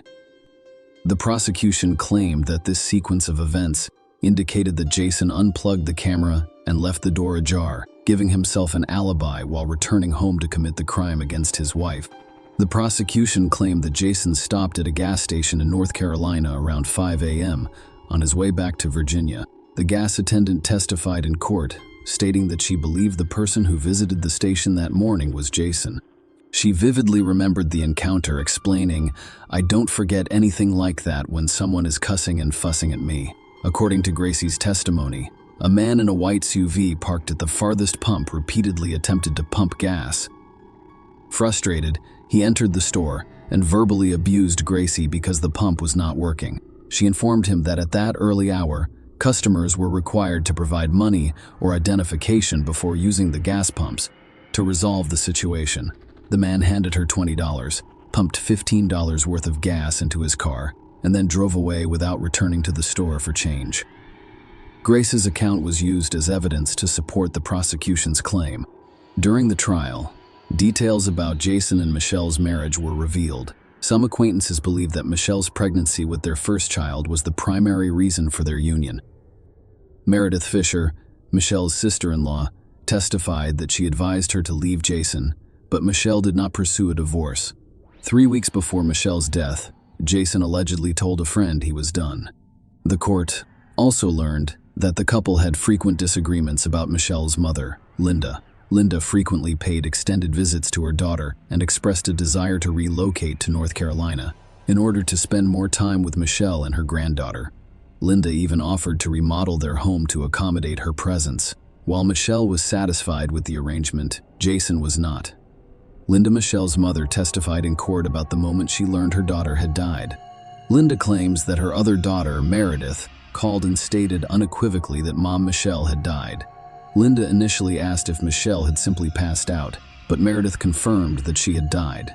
Linda described trying to contact Jason, but her calls went unanswered, and he never returned them. Linda's testimony revealed a volatile relationship between Jason and Michelle, with Linda witnessing numerous fights and Jason allegedly belittling Michelle. Linda told the court that she advised Michelle to leave Jason, but Michelle was determined to save their marriage. According to Linda, Michelle told her that Jason did not make love to her and had a perverted approach to intimacy. Linda also testified that Jason would have female friends stay at his house. When Michelle was away on business, she expressed her sorrow. Linda told the jury she had a lot to offer. There was so much about Michelle other than the fact that she lived in North Carolina. Stay a cheerleader. I mean, she had that pep, that energy, that vivaciousness. You know, she loved life, and he stole it from her. He simply took it away from her. After Michelle's funeral, Jason moved in with his parents and their daughter, Cassidy. Linda hired a lawyer to help her arrange visits with Cassidy. Following legal proceedings, Meredith was granted full custody. Linda believed Jason did not want any further questions asked. During the trial, one of Jason's female friends, Carolyn Sauer B., testified that she had known him since they were teenagers. She went to see him in the fall of 2006, just 10 days before Michelle died, and confessed to having sexual relations with Jason on the living room couch one night while Michelle was out of town. Carol also claimed that Jason took her wedding ring, pretended to swallow it, and then returned it the next day. Michelle Money, another female friend and Michelle Young's college sorority sister, testified in court as well. Michelle Money believed her husband was unfaithful, and she revealed that she met Jason at his wedding. Their contact increased near the end of September 2006. Jason also visited Michelle Money in Orlando in October of that year, during which time they had a sexual relationship. Jason reportedly told a friend that he loved Michelle Money. They remained in constant communication throughout October, exchanging messages 980 times in 1 month. The day before Michelle was murdered, they communicated 51 times in 1 day. Jason's last contact on November 2nd was Michelle Money, who was also the first person he called on November 3rd. Michelle Money testified that we would have regular conversations about work, life, and children. The court also heard about Michelle's severe injuries. Dr. Thomas Clark, who conducted the autopsy, testified that Michelle died from blunt force trauma to her head, having received at least 30 blows, the most serious of which was inflicted by a heavy blunt object with a rounded surface, resulting in crescent-shaped skull fractures. Dr. Clark also discovered signs of strangulation in Michelle, who had a broken jaw, skull fractures, brain hemorrhaging, lacerations, abrasions, and dislodged teeth. The court was told that there was no evidence that Jason had previously physically assaulted Michelle. However, the prosecution told the jury that even if this were true, it did not rule out the possibility that he assaulted her on the particular night in question. Their argument was based on the belief that Jason was capable of physical violence, and they called his former fiancée, Genevieve Carr, as a witness. Genevieve testified that she had been a victim of domestic violence at Jason's hands. One notable incident she described occurred at a Texas wedding, when Jason, who was intoxicated, forcibly removed her engagement ring during an argument over his level of intoxication. Genevieve said the ring was too small and tight on her finger. When she couldn't remove it, Jason, agitated, yanked it off forcefully. She recounted to the court, "I'd never seen him like this before. His eyes were completely deserted and glazed over, as if he didn't notice me." Genevieve claimed that the incident mentioned earlier was not an isolated occurrence. She described another incident in which Jason, enraged, punched the windshield of her car with his bare hand, causing damage. Furthermore, he punched a wall in their apartment, causing additional property damage. After several years of no contact, Genevieve received an email from Jason on September 12, 2006 expressing his feelings for her. The defense argued that the prosecution lacked credible evidence against their client. They stated that Jason's DNA and fingerprints were naturally found in the bedroom, but none of them were blood-stained. Furthermore, no blood was found in his car, clothes, or the Virginia hotel room where he stayed. During the police investigation, Jason was discovered to have no cuts, bruises, or other injuries on his hands or body, with the exception of a bruised and broken tooth. When given the opportunity to testify, Jason admitted that he was not a perfect husband, but said he was actively working to improve his marriage. He vehemently denied being involved in Michelle's murder. The court learned of the existing issues in Jason and Michelle's marriage, but we also learned that Jason genuinely loved his wife and was determined to make the relay chips outnumber the excitement surrounding their baby boy's impending birth. Emails exchanged on October 24, 2006, demonstrated Jason's willingness to attend counseling sessions. Jason did not believe their arguments were more frequent than those in other couples. The defense argued that Jason would not have had enough time to travel back to Raleigh, commit the murder, and return to Virginia. Given that the hotel was about 160 miles from their home, Jason had recently started a new job selling electronic health records software, and he was in Virginia because his employer had scheduled an early morning sales call for Clint on November 3. To avoid driving from Raleigh on the day of the call, Jason decided to stay overnight, nervous about the upcoming meeting. He spent the evening reviewing the demonstration software he planned to use during the presentation. In court, Jason claimed that he left his hotel room to get his laptop charger from his car, but realized he had left the keycard inside. He propped the exit door open, returned to his room, and then left to smoke a cigar. He also stopped by the front desk to get a copy of USA Today. He propped the exit door open once more for a cigar break. When asked about being 30 minutes late for a sales call, Clint and Jason claimed he got lost. Regarding the internet searches discovered on his computer, Jason explained that they were done at a different time and were related to an accident he witnessed. Despite the jury's deliberation, they were unable to reach a unanimous decision, resulting in a hung jury with an 8-4 vote for acquittal. Jason faced a second trial in which he did not testify, but a video of his testimony from the previous trial was shown. The second jury deliberated for 6 hours before convicting him of first-degree murder. Jason was sentenced to life in prison with no possibility of parole. Jason appealed his conviction. During the appeal hearing, his new legal team argued that his trial attorney should have objected more strongly when the judge allowed jurors to hear about Jason's failure to respond to a civil wrongful death lawsuit in which he was found responsible for his wife's murder. Between the two criminal trials, Michelle's family filed a civil lawsuit against Jason, in which he was found to be responsible for Michelle's death. Jason's attorney argued that the jury should not have been informed of this information. They also claimed that the same judge, Superior Court Judge Donald Stevens, presided over both the civil case and the second criminal trial, possibly biasing the jury against Jason. The appellate court agreed with Jason's arguments. A unanimous panel of the Court of Appeals reversed his conviction and ordered a new trial, which would have been his third. However, before the third trial could begin, a state Court of Appeals panel overturned the Court of Appeals decision. As a result, Jason did not face a third trial, and his conviction for first-degree murder was upheld in the civil wrongful death suit. Michelle's family received $15.05 million in damages. Share your opinion with us in the comments, and subscribe to the channel for more.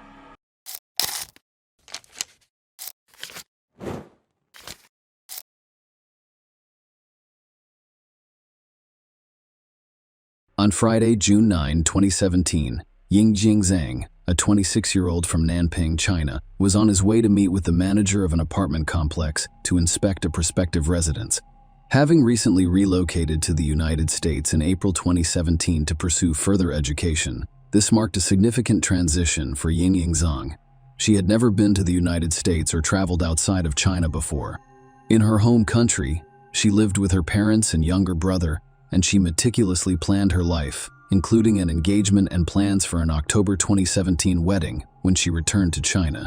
Yang Yingjing's trip to the United States was inspired by an invitation from the University of Illinois, where she had previously earned a degree in China. The university invited her to visit as a scholar to continue her crop science research, with a focus on photosynthesis in soybeans and corn. Her long-term goals included earning a doctorate and returning to China to teach. Yang Ying moved into an on-campus apartment at the University of Illinois and lived independently at first. However, she planned to move to a different apartment on the opposite side of campus in order to get a lower rent and possibly find a roommate. The timing for apartment hunting was ideal, as many students were in the process of relocating, with some having finished their classes and others returning home for the summer vacation. As a result, by June 9, only a few students remained on campus.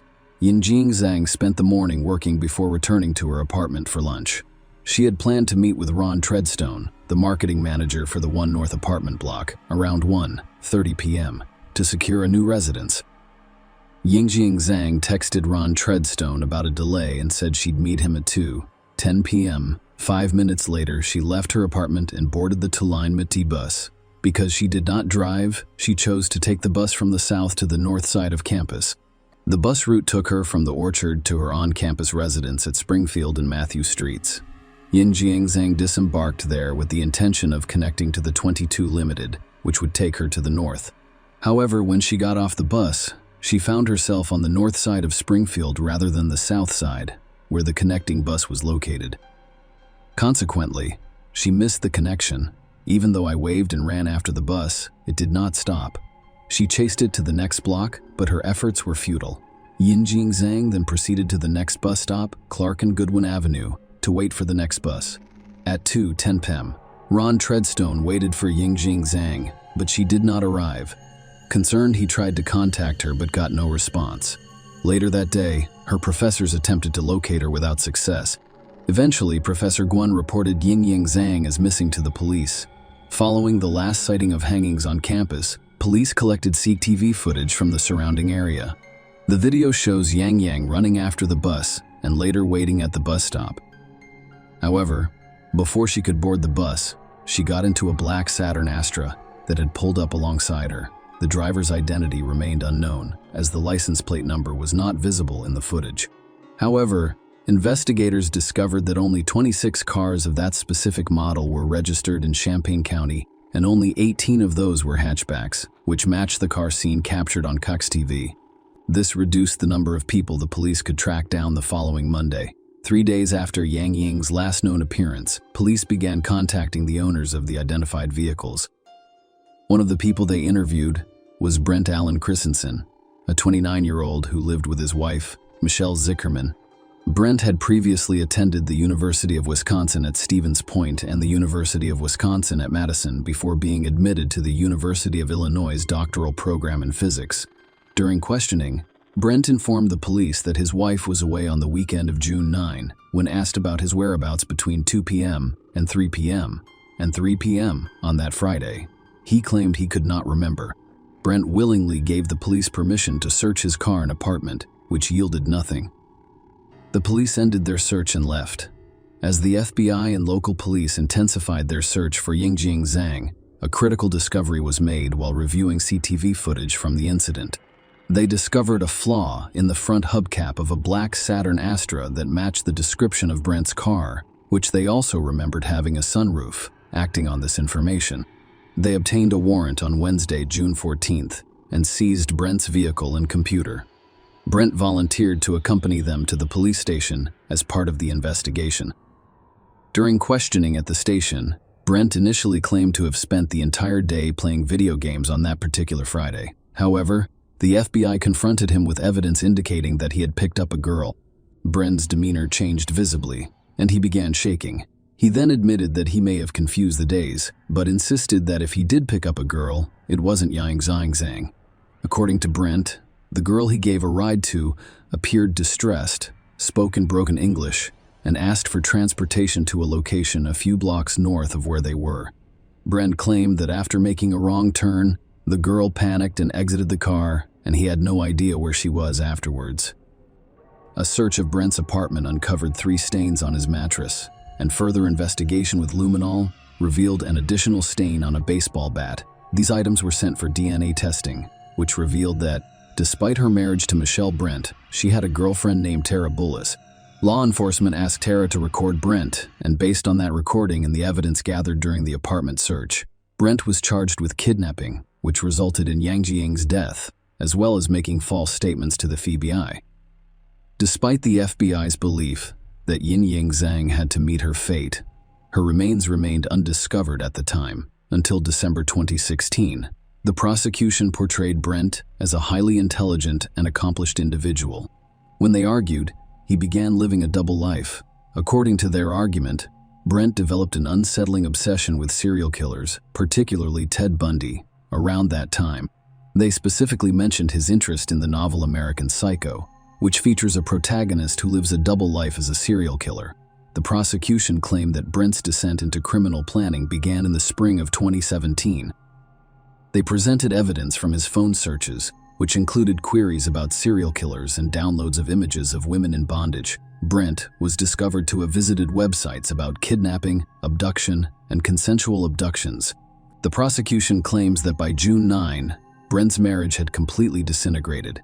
He had abandoned his doctoral studies and was struggling with heavy drinking and prescription drug use. The jury was informed about his troubled marriage, which led Brent and Michelle to opt for an open relationship, with each having their own romantic interests. In March 2017, Brent sought counseling for the dissolution of his marriage. During this session, he admitted to having dark and troubling thoughts, including plans to abduct and kill someone. While acknowledging that these thoughts were more like plans, he claimed to have moved on from them.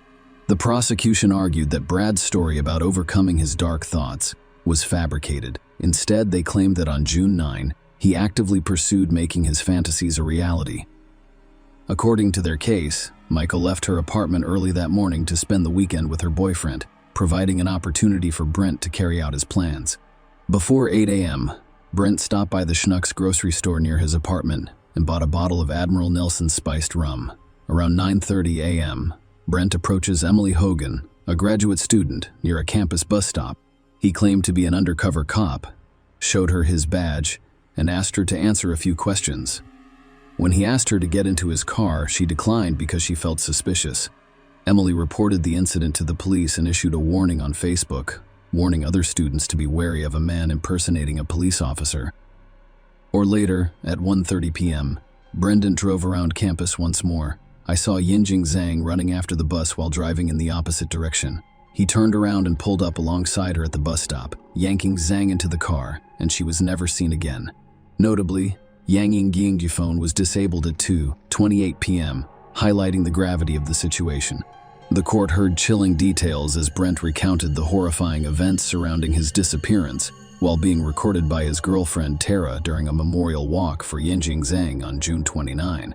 Despite being questioned by authorities after Yinjing Zhang was reported missing, Brent attended the memorial walk in terror and unintentionally shared the shocking account during their conversation. In the recorded conversation, Brent described Yang Yingxing's fierce struggle for her life, describing her refusal to surrender as valiant and almost supernatural. He went on to describe the horrific sequence of events, revealing that he kidnapped Yinjing Zhang, bowed her hands, and led her to his apartment and bedroom, where he sexually assaulted her. Disturbingly, he described how he became bored with the initial actions and strangled her for an agonizing 10 minutes. Brent went on to explain that he used a baseball bat to deliver a devastating blow to Yang Ying's head, striking her as hard as he could. He then carried her into the bathroom and placed her in the bathtub. In a grisly turn of events, Brent revealed that he stabbed Yinjing Zhang, who attempted to defend herself by grasping the knife. He killed her with the same knife. The court proceedings revealed more disturbing details, including the fact that Brent meticulously cleaned the apartment after committing the heinous act against Yinjing Zhang. On Sunday, June 11th, he purchased cleaning supplies such as Drano and Swiffer pads in an attempt to erase any traces of the crime. He disposed of her hanging belongings, including her clothes and backpack, and continued to tell Tara that she was missing and would never be found. In the recorded conversation, Brent shockingly claimed that Yinjing Zhang was not his first victim, claiming that he started killing women at the age of 19 and that she was his 13th victim. However, despite police and FBI investigations, no evidence supporting Brent's claim of previous killings was discovered.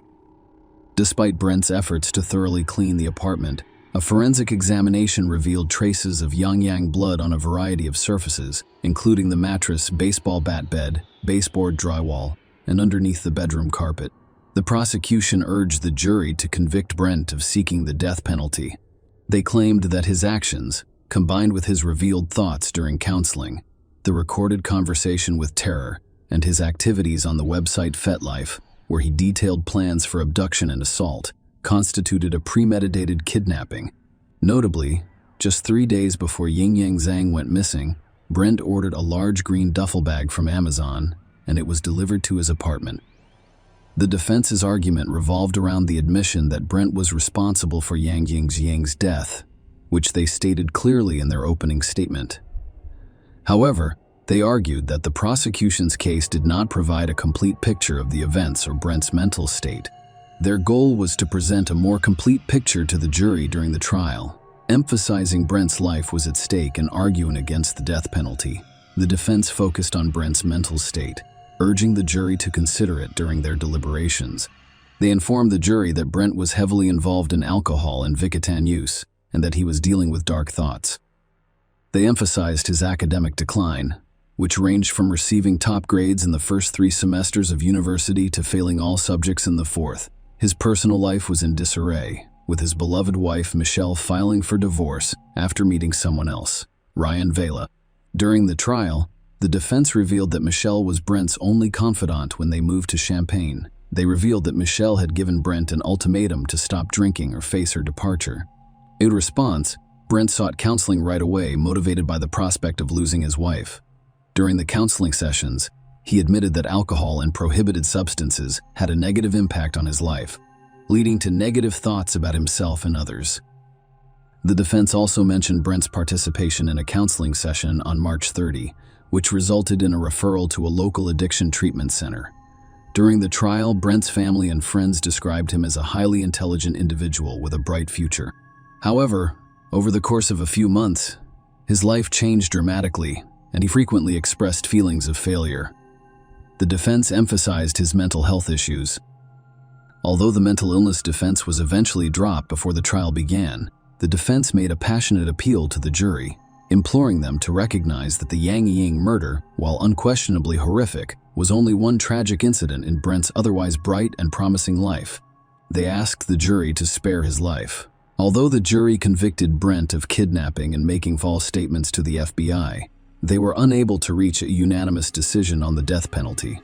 As a result, he was sentenced to life in federal prison with no possibility of parole. The Yinjing family was deeply distressed by the circumstances surrounding the trial. Not only did they deal with the disappearance of their only daughter, who was brutally assaulted, raped, and murdered away from home, but the agony continued as her remains remained undiscovered. Her mother, Liang Yai, confronted Brent at a pre-trial hearing, demanding that he reveal what he had done to her daughter. However, Brent refused to share any information.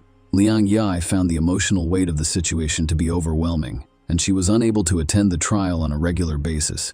Following Brent's sentencing, as the family stood outside the court, Liang Yai struggled to stand unaided and needed assistance from a relative.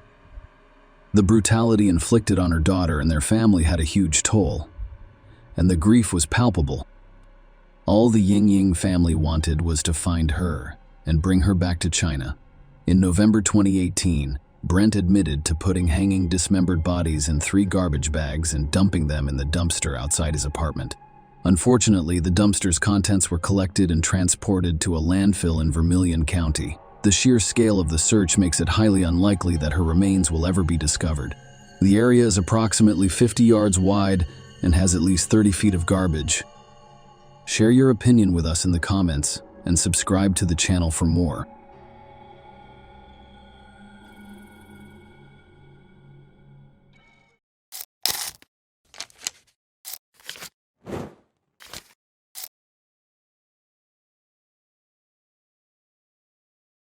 Story about the life and brutal death of a young 27-year-old mother of 2. Laura Ackerson was born April 30, 1984. In 2011, she was 2011. She was living in Kingston, North Carolina, with her husband of 32 years, Grant Hayes, and their 2 sons, ages 3 and 2. Laura cared deeply about children, and so did her own children, whom she simply adored. Laura met her husband in 2007. Grant was a musician who performed at bars and restaurants. Laura was working at the bar when they met. Grant was a well-known local musician with a charming personality. They began dating, but Laura kept it a secret from her friends and family, until one day, she informed them that she had married him. Friends were stunned, particularly Laura's best friend, Heidi. She always assumed they shared everything in their lives with one another.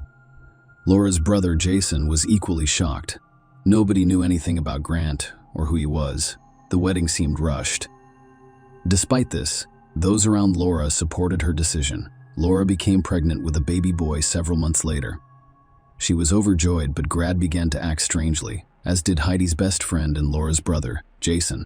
Grant was very quiet, always angry, didn't like anyone, and disliked socializing with other people. Then Grant took control of Laura and her every movement. Grant began to suggest to her that everyone she loved and trusted was a negative influence on her. He would yell at her during phone calls with friends and family to hang up and stop talking to them because they were a negative influence on her. When Jason arrived, Grant would begin yelling at her to kick her brother out because she was not permitted to be in his company. Laura had to go out with her friends without telling her husband. Grant turned out to be an abuser who attempted to isolate her from society so that she would belong solely to him. Some believed he isolated her from her friends so that they could see the real him and persuade Laura to leave him. Grant also began to behave strangely toward his son. He refused to immunize the baby, claiming that African American children are more likely to be autistic. Grant began to use alcohol and illegal drugs.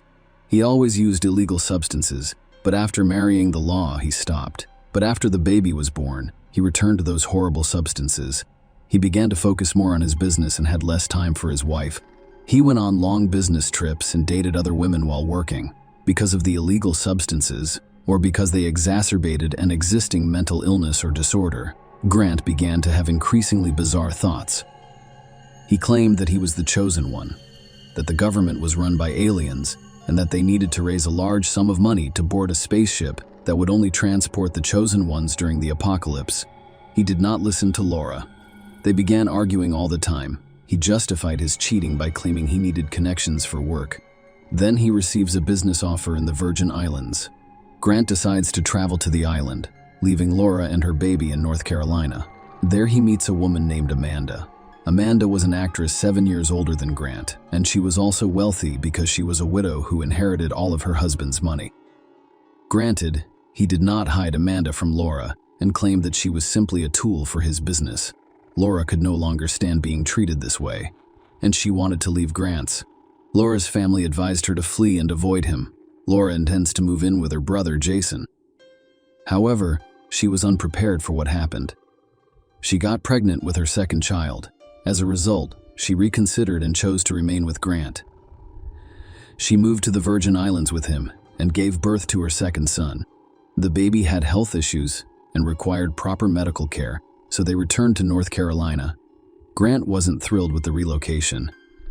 He kept thinking about doing business in the Virgin Islands. Then he began using illegal substances and alcohol more frequently, and he became even worse at manipulating people by using them for his own gain, not thinking about anyone but himself. Amanda, a resident of the islands, was in New York at the time. Grant continues to socialize with her while humiliating Laura in every way possible. In the same room as Laura, he told Amanda over the phone that he loved her and wanted to marry her. Soon, he began to leave for New York, claiming that there were more business opportunities. However, Grant wanted to accompany Amanda. He left Laura at home with the kids. Laura had completely lost her patience at this point. Grant was not only constantly humiliating her and cheating on her, but he also spent almost no time with his family, oblivious to their disappearances. While Laura was preparing to leave her husband, Grant wanted to take her eldest son to New York for a couple of days to shoot a diaper commercial. Laura declined to give her consent. Laura, however, wanted the children to have a positive relationship with her father. She gave her son to Grant, but he did not return after a few days.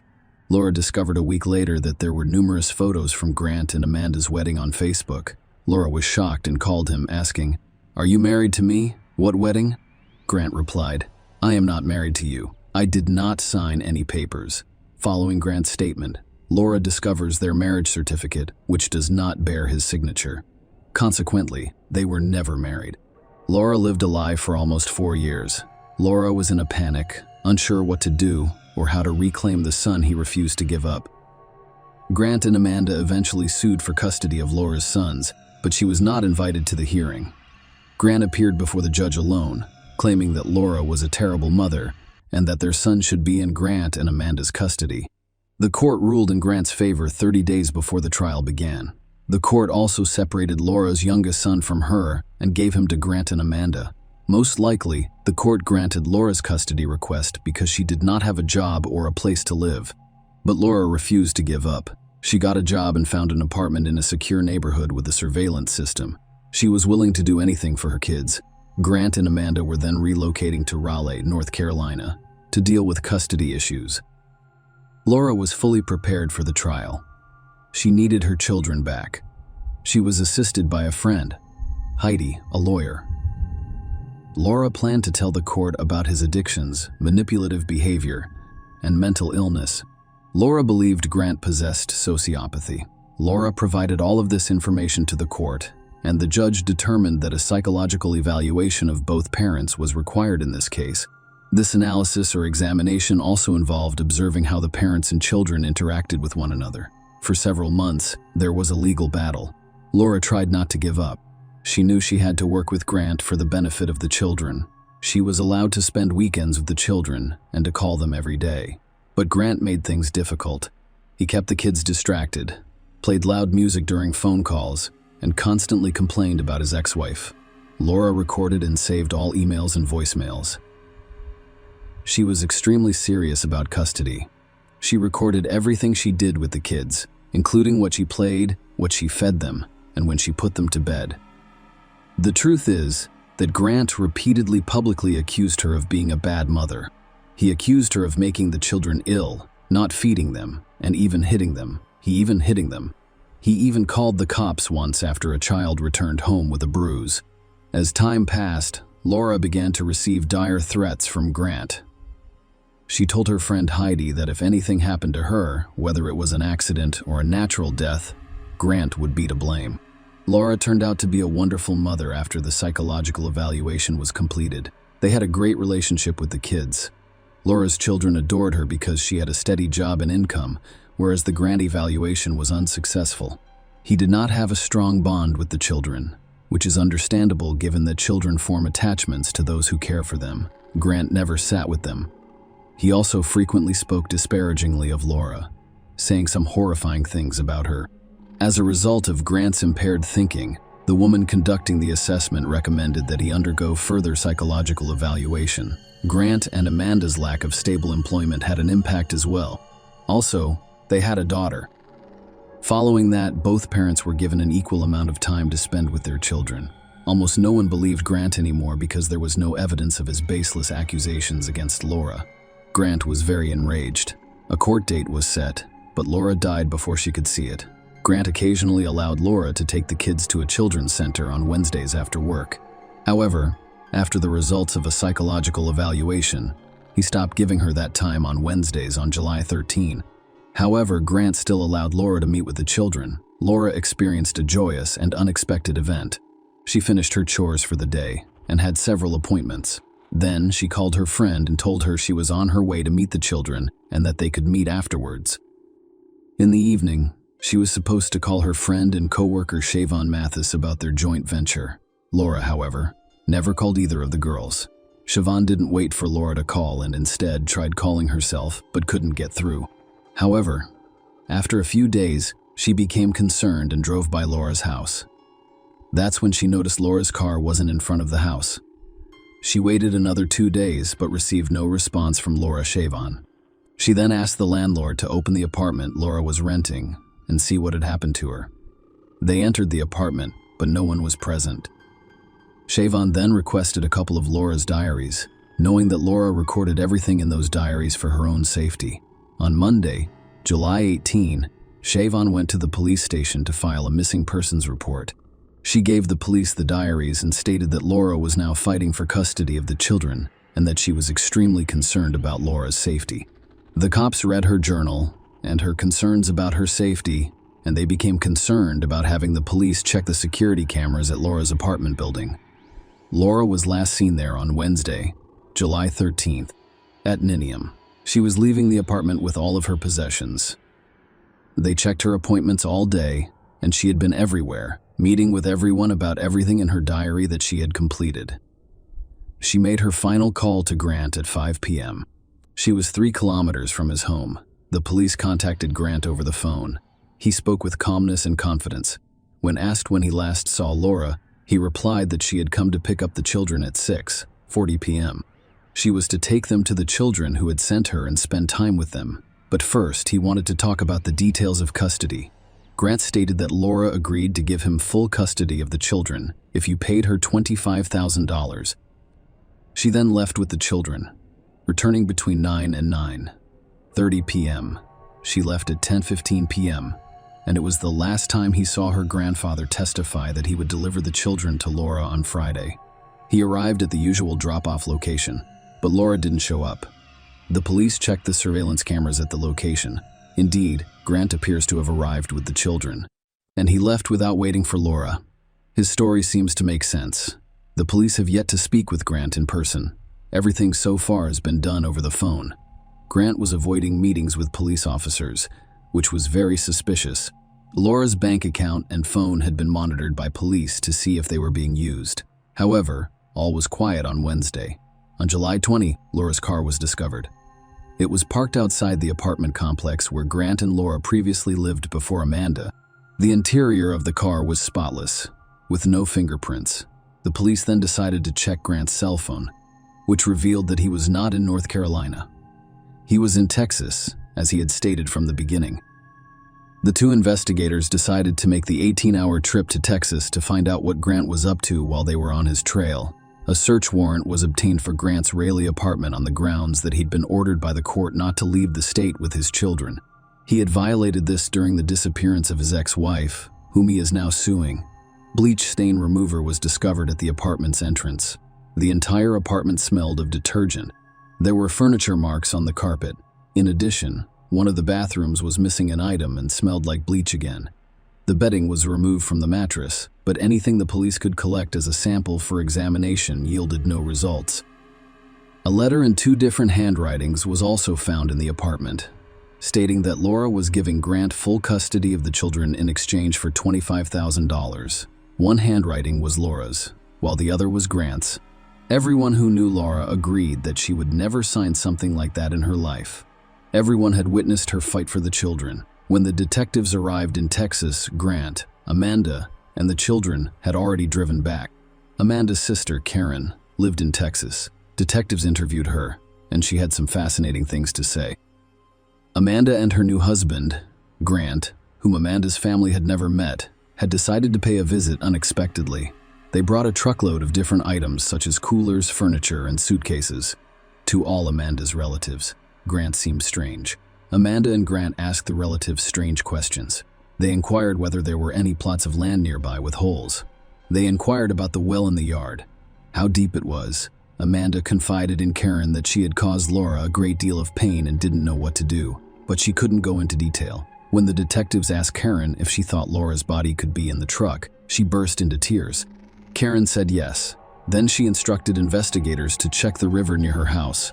Amanda and Grant made a sudden decision to go boating. It was strange because Karen's house had invited visitors to see Amanda, whom no one had seen in a long time. However, Amanda abandoned all of the guests and went on a boat ride right away. Police began searching Karen's home and property, and divers were dispatched to search the river. Karen showed the police the machete Grant and Amanda had left behind, which he had picked up with a towel and hidden in a wall in the garage. She did this in case it became evidence.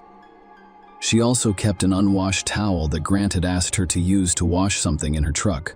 Karen's son informed the police, and Amanda also questioned him. They tried to ask him about the local animals, such as whether alligators lived near the river and where they were usually found in large numbers, and whether they could eat an entire person. They also inquired whether sharks lived along the coast. Water lilies hampered the divers' search, but they were able to discover several white objects floating among the lilies. The police began finding the bodies in the water one by one. Initially, it was parts of the torso, legs, and arms. Finally, they discovered the head in Karen's home. They discovered items Amanda and Grant had left behind, including a receipt from the store. They purchased salty acid gloves and a large garbage can at the store. Grant and Amanda arrived at Grant's parents' house in North Carolina around this time, and the police had already obtained a warrant to seize the phones and truck. Grant remained calm and confident as he handed over the items. He was unaware that the police had already discovered the remains. Although the body had not yet been identified, police had enough evidence to charge Grant and Amanda with murder. On July 25, they arrested Grant and Amanda. When questioned, Amanda and Grant's statements shifted, and they eventually started pointing at each other. Grant claimed that Amanda accidentally killed Laura and that he was only covering for Amanda because he wanted to protect her and was scared. Amanda claimed to have been a victim of his control, aggression, and manipulation, just like Laura. According to her, Grant, Laura and Amanda were afraid to tell him, and instead obeyed him. At the time, the police needed more evidence to charge and prosecute them properly.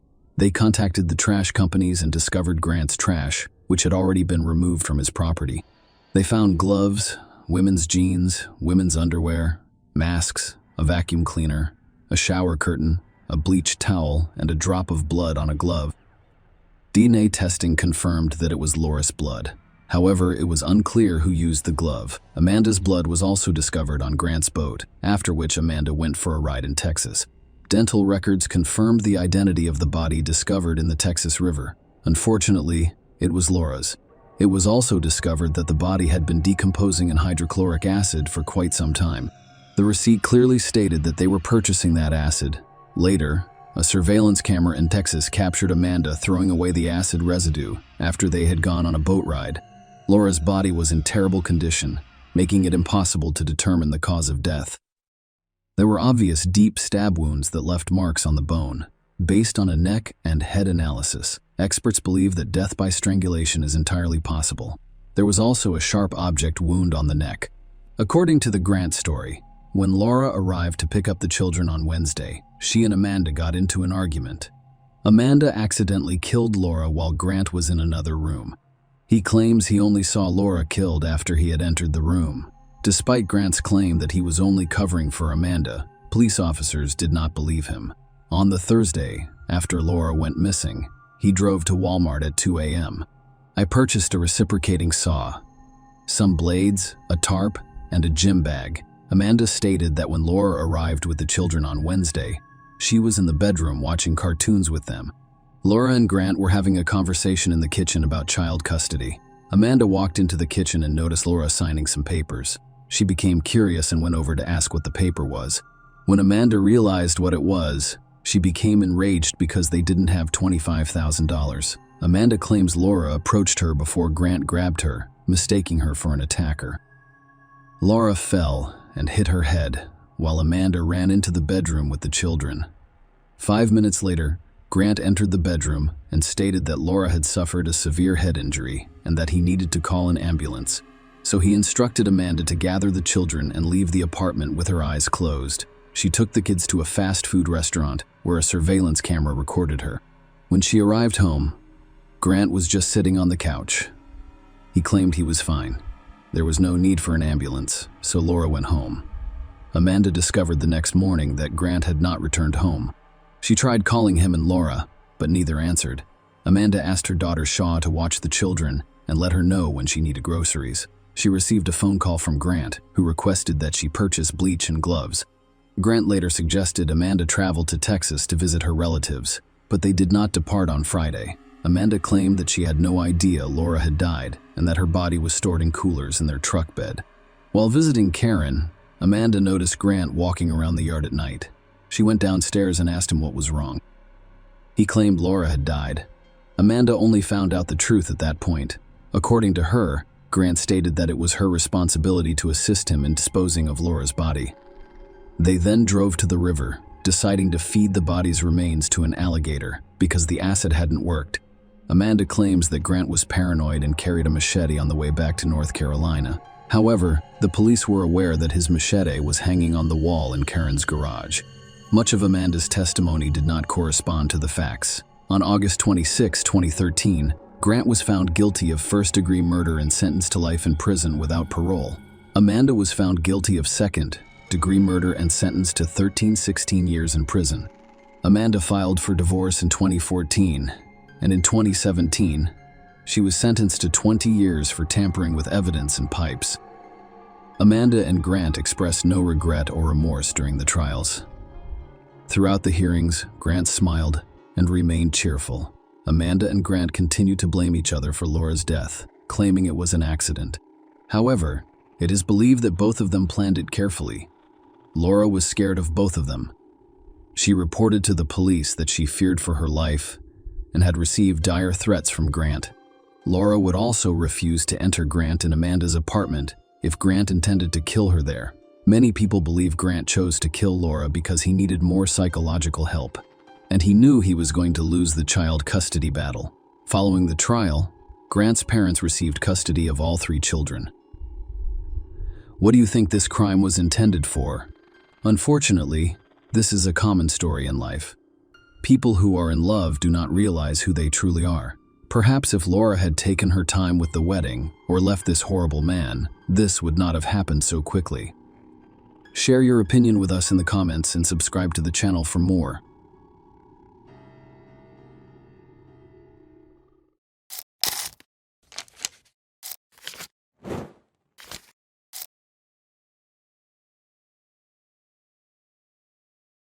Michelle Despain was at work on Wednesday, August 24, 2011. However, she informed her colleagues that she would be leaving in the afternoon to attend to some bills at home. Michelle lived in Jonesboro, Arkansas, USA, with her 34-year-old husband, Mark Despain. They were married for 15 years and had 2 young sons. Michelle also had a teenage daughter from a previous relationship whom Mark loved and helped raise despite their current affluent lifestyle. Their beginnings were humble. When they first met at the ages of 18 and 19, Mark's parents, Tiana and Jack Despain, helped them by providing a trailer to live in, while Mark worked for the family real estate company. After a few years, Mark started his own business as a property investor and real estate appraiser, which led to significant success and wealth. This success enabled them to upgrade from their original trailer to a luxurious home complete with a swimming pool. Mark and Michelle worked hard to give their children everything they wanted, including annual vacations to Jamaica and Cancun. Michelle handled the bookkeeping for Mark's company and also worked at a local bank. On August 24th, after finishing her work at the bank around 3 p.m., Michelle returned home to find the rear door unlocked.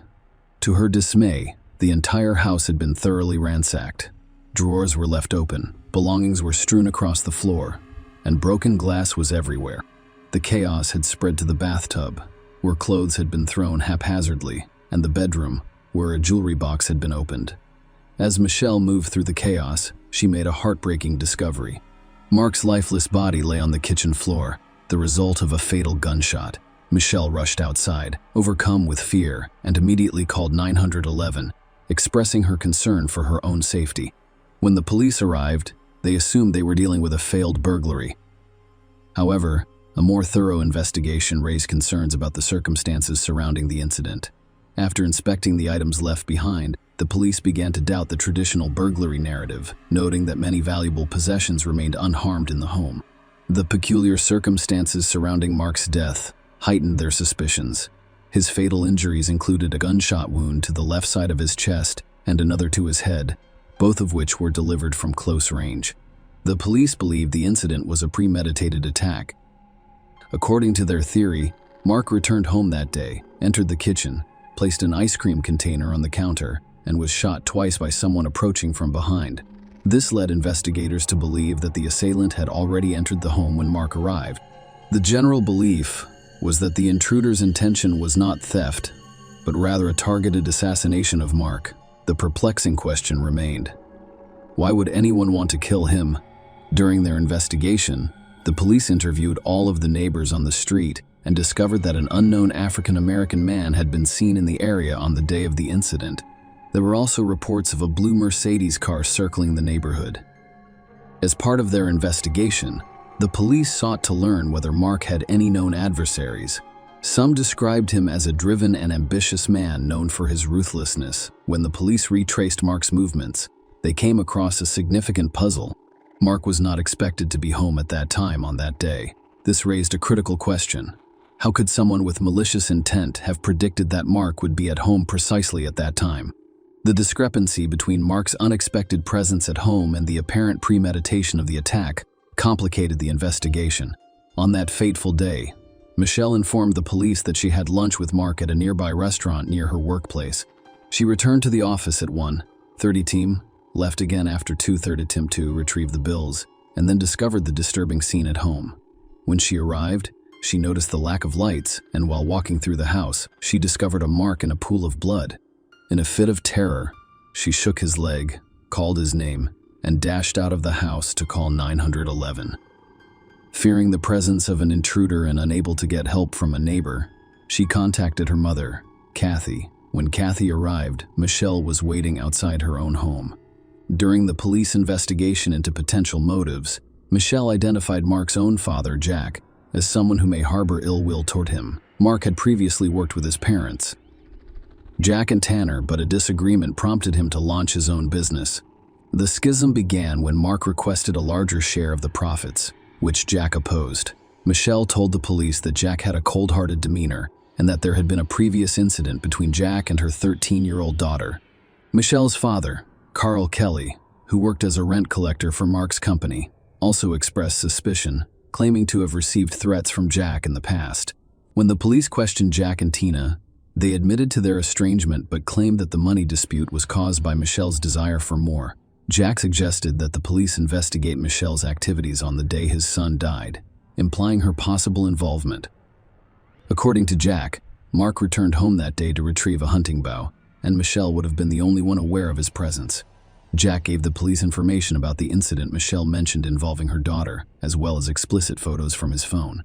Initially accused of taking the photographs, Jack's relationship with Tina became strained, resulting in a brief separation. However, further investigation yielded a different story. Jack told the cops that Michelle's daughter had engaged in adult chat with her boyfriend, and he discovered the compromising photos on his phone. In order to avoid facing consequences from her parents, she falsely claimed that Jack had taken the photos, which led to accusations of child abuse against him. Although no charges were filed, the false accusations caused significant distress for Jack Tanner, who reconciled with Jack after learning the full circumstances of the case. After checking Jack's alibi, the police cleared him of murdering his son. Jack is no longer under suspicion. Despite Michelle and Mark's apparent contentment, the investigation expanded. The question lingered. If Michelle was involved, as Jack suggested, what was her motivation for wanting him dead?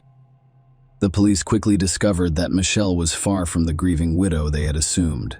Michelle had an affair with a much younger colleague, a 24-year-old man whom she financially supported, paying for his rent, groceries, and other expenses before Mark died. When questioned by the police, Michelle claimed that Mark was unaware of the affair, and when asked if Mark had ever requested a divorce, she denied any discussions. Michelle did, however, confirm that Mark had expressed concerns about their relationship's future after the children had left. Another revelation emerged as the police investigated the couple's financial situation. Mark and Michelle had a significant amount of debt, and there were allegations that Michelle was siphoning funds from the business account. Furthermore, Michelle was entitled to $1 million from 2 life insurance policies in the event of Mark's death. Despite their suspicions, the police had no concrete evidence against Michelle or any other possible suspects. Michelle's alibi was confirmed by surveillance footage from the bank where she worked, which showed her with her father, Carl, at the time Mark was murdered. The investigation took a turn when the police received an anonymous tip. The informant revealed that Terrence Barker had boasted about murdering Mark. This new lead represented a significant development in the case, prompting police to investigate Terrence Barker's possible involvement in Mark's death. Terrence Barker initially denied any involvement in Mark's death while being questioned by police at the station. However, the evidence against him was convincing. According to eyewitness reports and cell tower records, he was near Mark's house and was seen driving a blue Mercedes shortly before the fatal shooting. When confronted with this evidence, Terrence eventually confessed to being the perpetrator, revealing that he had agreed to shoot Mark for a promised payment of $7,000 to $10,000.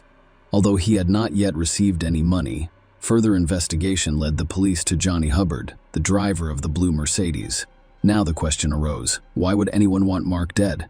The intricate details of the investigation began to emerge as Johnny Hubbard, who was known to have Mark as a tenant, informed the police that Michelle's father, Carl Kelly, had approached him about orchestrating Mark's murder. Terrence Barker's involvement came about when Johnny suggested a way to make some money, prompting them to meet Carl in a church parking lot to discuss the idea. Terrence agreed to carry out the shooting. Terrence agreed to carry out the shooting, claiming no prior knowledge of Mark and having never seen him before. Terrence claims Carl gave him the firearm used in the murder, showed him his home, and told him where to lie in wait. However, Terrence claimed that Michelle was also involved in the plot. He informed the police that Michelle was giving her father instructions via text messages. One message sent on the day of the murder at 20 a.m. "Must be today. I can't go on like this every morning," Carl responded. "Okay, can you get him to eat lunch?" With this information, the police were able to begin to piece together the puzzle. They hypothesized that Michelle arranged the lunch meeting with Mark, giving Carl the opportunity to bring Terrence inside the house. Michelle's text messages indicated that she was aware of the plan and that the murder had to happen that day. The police believe Michelle pretended to be shocked when she discovered Mark's body, despite knowing what awaited her at home. She made no attempt to assist Mark when she discovered him fatally injured in the kitchen. She was aware of his death before returning home. Phone records showed that Michelle and Carl exchanged numerous text messages on the day of the murder, the majority of which were quickly deleted. Furthermore, the records show that Mark initially declined Michelle's invitation to lunch, but she persisted, and she insisted on going for ice cream afterwards. Michelle texted her father constantly throughout their ice cream outing. Michelle initially denied any involvement but later changed her story to claim she only learned of her father's involvement after Mark died. Terrence Barker pleaded guilty to first-degree murder and received a 35-year sentence. Similarly, Carl Kelly pleaded guilty to first-degree murder and received a 35-year sentence. Johnny Hubbard pleaded guilty to hindering apprehension and revocation of probation for a prior prohibited substances charge, receiving an 18-year prison sentence plus an additional 20 years for violating probation on a previous prohibited substances conviction. Michelle Despain pleaded guilty to a reduced charge of hindering apprehension and received a 30-year prison sentence with the possibility of parole after 5 years. In a negotiated plea, she pleaded guilty to 3 counts of obstructing the investigation and prosecution of capital murder, avoiding a capital murder charge. As part of the plea agreement, she waived her right to appeal, fearing a not guilty verdict. If Michelle went to trial for Mark's murder, Mark's parents would accept the deal to ensure she served some time in prison. Share your opinion with us in the comments and subscribe to the channel for more.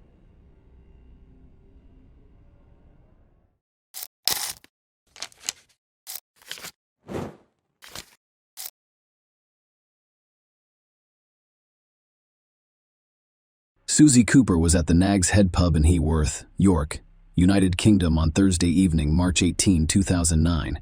She eagerly awaited the arrival of her dear friend, Claudia Lawrence, with whom she intended to share a drink, a common occurrence among close friends who felt more like sisters. Susie waited patiently, but Claudia was nowhere to be seen. Susie texted Claudia, concerned that she might be running late. However, after receiving no response, she decided to call Claudia, only to discover that the call went directly to voicemail. It seemed unusual for Claudia to miss their meeting, so Susie considered the possibility that Claudia had simply fallen asleep. Claudia worked as a chef at the University of York, which required her to arrive early due to the nature of her work. After getting the job, she moved to Earthworth Road, where she lived alone in a modest terrace house, enjoying her solitude. Claudia enjoyed participating in a variety of activities.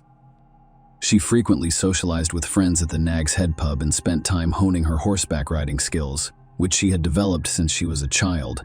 Claudia had a pony as a child, and her family's home in Malton, a North Yorkshire market town, included a paddock. Her upbringing was filled with joy and fulfillment because she was the youngest of 2 girls. Her sister, Ali, was 3 years older. Her senior Claudia's parents, Peter and Joan, provided them with a wonderful life and a good education, sending them to a private school for a comfortable upbringing. Aside from material comforts, Claudia and her sister learned the profound values of kindness and love. Their home became a haven for animals in need, instilling in Claudia a compassionate and nurturing attitude that she carried into adulthood. Despite her parents' divorce when she was an adult, Claudia remained close to both her father, a solicitor in town, and her mother. Claudia did not show up at Nag's Head that fateful night, and Susie became increasingly concerned as she had not heard from her. Susie decided to check in on Claudia again the next morning.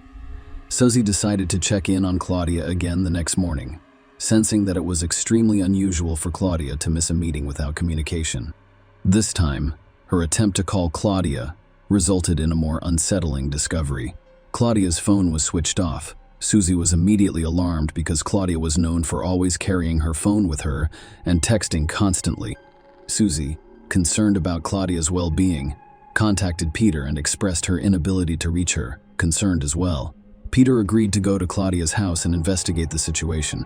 Fears persist that Claudia may have been involved in an accident at home or worse, faced a potential threat from an intruder. Peter took the initiative to contact the University of York, where Claudia was employed as a chef and was scheduled to work on Thursday. Unfortunately, the news he received was upsetting. Claudia did not show up for work that day. When Peter arrived at Claudia's house, he noticed that her slippers were neatly arranged by the door. The dishes were stacked, and her bed was perfectly made. Her passport and bank cards were present, as was the jewelry she wore on a regular basis outside of work. Her phone and rucksack were noticeably absent. Claudia always carried her rucksack to work, which she used to transport her chef's whites.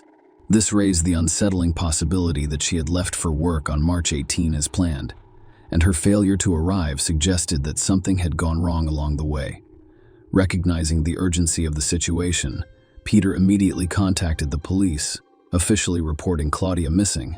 The case revealed its peculiarities from the start, prompting an unusual response from the police. Despite Claudia's age of 35 and the lack of obvious signs of foul play, police launched an immediate search. In cases involving adults, particularly when there is no obvious evidence of wrongdoing, authorities may take a more patient approach, taking into account the possibility that individuals will take a break or some time for themselves and reappear later. However, in Claudia's case, the cops were inclined to believe otherwise. Claudia had last been seen on a Wednesday, after speaking with Peter and Joan on the phone that same night. Beyond that point, her whereabouts were a mystery, with no discernible clues. Recognizing the gravity of the situation, the police responded quickly, dispatching nearly 200 officers to search the area surrounding Claudia's home and the route she usually takes to work. They also thoroughly investigated the events of the day she was last seen, hoping to find any unusual occurrences that could shed light on her disappearance. Claudia was caught on COTV leaving work just after 2:30 on the previous Wednesday. Her 45-minute walk to do her homework was captured on video by various CCTV cameras. During her walk, she posted a letter and was offered a ride by a colleague who saw her. Claudia declined the offer, returned home shortly before 3 p.m., briefly went inside, and was seen walking towards her house again 15 minutes later. Later that evening, Claudia made a routine phone call to her father, Peter, and then another to her mother, Joan. Both conversations were unremarkable, with no alarming or distressing content, and followed the usual pattern of their interactions. Claudia mentioned during the call with Joan that she was going to bed soon to prepare for an early morning shift that started at 6 a.m. They talked about how they were watching the same TV show, location, and plans for Mother's Day. Claudia ended the call with a casual good night, a seemingly routine exchange that tragically marked Joan and her daughter's final conversation. Claudia texted at 8:23 p.m. Claudia did not respond to a text message sent about an hour later by a friend from Cyprus. Her phone was turned off at 12:10 a.m. According to the police investigation, Claudia most likely awoke as planned the next morning, ready to leave her house with her backpack and phone. Law enforcement believes that an incident occurred on March 19th between Heworth Road and Goodright College. A cyclist reported seeing a woman resembling Claudia conversing with a man near the Melrose Gate electricity substation at 5:35 a.m., which provided important information. This time coincided with Claudia's usual presence at that location, as the bridge was only a 10-minute walk from her house. The man identified by the police as a left-hand smoker was the focus of this sighting. Although this account appeared significant, the CCTV camera at the Melrose Gate shops, a little further along the route, did not capture any images of Claudia during that time period. Another witness reported seeing a man and a woman arguing on the grass verge beside a parked vehicle on University Way. Around the time Claudia was supposed to start work, despite police efforts, including searches of the area and public appeals for information, no one came forward with irrelevant information about the sightings. The investigations revealed nothing about Claudia's fate. There was no identifiable crime scene, and it remained unclear whether Claudia had been missing since Wednesday night, or if she actually left for work on Thursday morning. The mysterious circumstances surrounding Claudia's disappearance became more complex, leaving investigators and those concerned for her in a state of uncertainty. Several mistakes in handling the Claudia's case hampered the search efforts. One notable error was the distribution of a photograph of Claudia with blonde hair on the internet and through news agencies. Claudia had dark hair when she went missing, though. This misrepresentation may have caused confusion for those attempting to identify her. Claudia did not own a smartphone and had no social media accounts, which exacerbated the situation. The lack of digital traces made it difficult for the police to track her last movements, limiting their ability to establish a comprehensive timeline of events leading up to her disappearance. The police investigated CCTV footage in the vicinity of Claudia's home and discovered intriguing details. On Wednesday at 7:15 p.m., a man carrying a rucksack entered the alley behind Claudia's house and stayed for only a minute. What added to the oddity was his habit of stepping back and waiting for a passerby to pass before exiting, implying a desire to avoid being seen.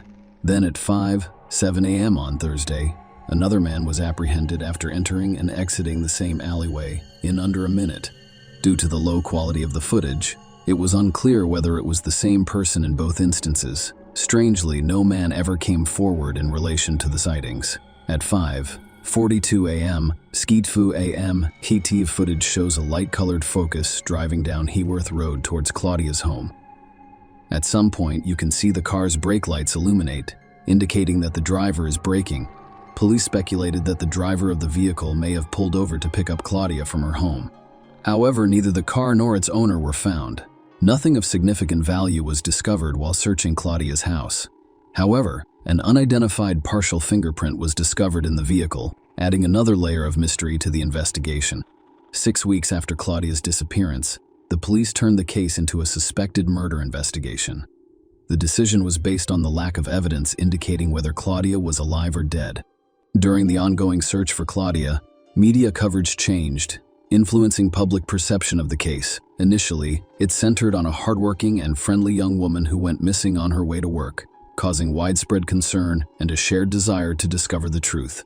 The scenario of a woman disappearing while commuting to work struck a chord, instilling fear and panic in the community because people can easily empathize with the possibility of such an incident occurring to anyone.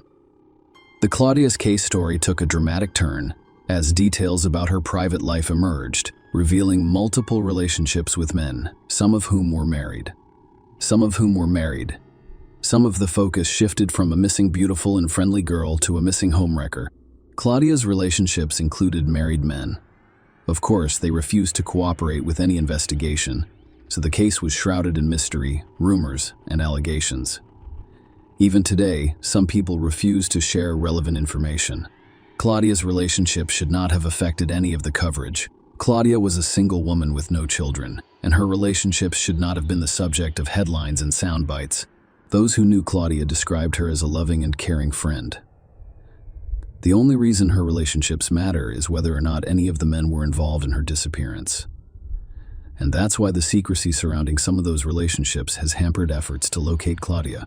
The truth is that on that Wednesday night, she may not have slept in her own home. She may have met someone, but they have not disclosed this information. The question that needs to be asked is why not? Unfortunately, no answers have been provided, and Claudia's disappearance remains unsolved and a complete mystery. In a significant development, 5 years after Claudia's disappearance, the case moved forward in 2014. Police made their first arrests and searched locations related to the investigation. A house in North Shields, Tyneside, was searched, and a cellar was dug at an Icon pub in New York. Notably, Claudia's phone had been traced to the area in the weeks before her disappearance. The investigation into Claudia's disappearance took several turns, including the arrest of a 59-year-old man on suspicion of murder and a 46-year-old man on suspicion of perverting the course of justice. Nonetheless, both individuals were released without charge. A year later, 4 men frequenting the Nag's Head pub were arrested on suspicion of murder. Unfortunately, the case was not pursued due to a lack of evidence. Because of the lack of conclusive findings, the Claudia's case remains shrouded in mystery and uncertainty. The search for the truth has been fraught with false leads and dead ends. Claudia's family, who adored her, is now holding out hope that someone will come forward with vital information someday. Until then, the fate of their beloved daughter and sister is unknown, leaving them with the enduring hope that answers will emerge and bring closure to this long-standing mystery. Share your opinion with us in the comments and subscribe to the channel for more.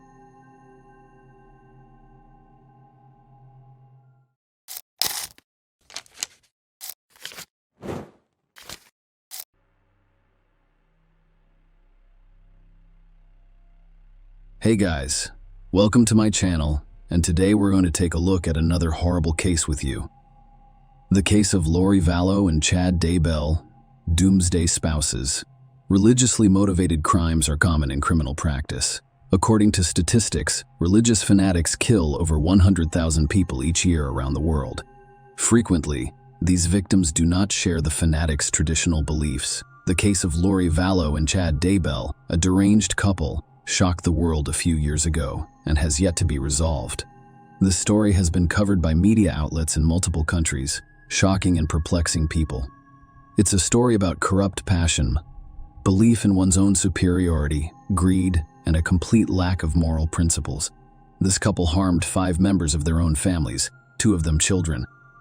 The legal proceedings against the so-called spouses from hell are still ongoing.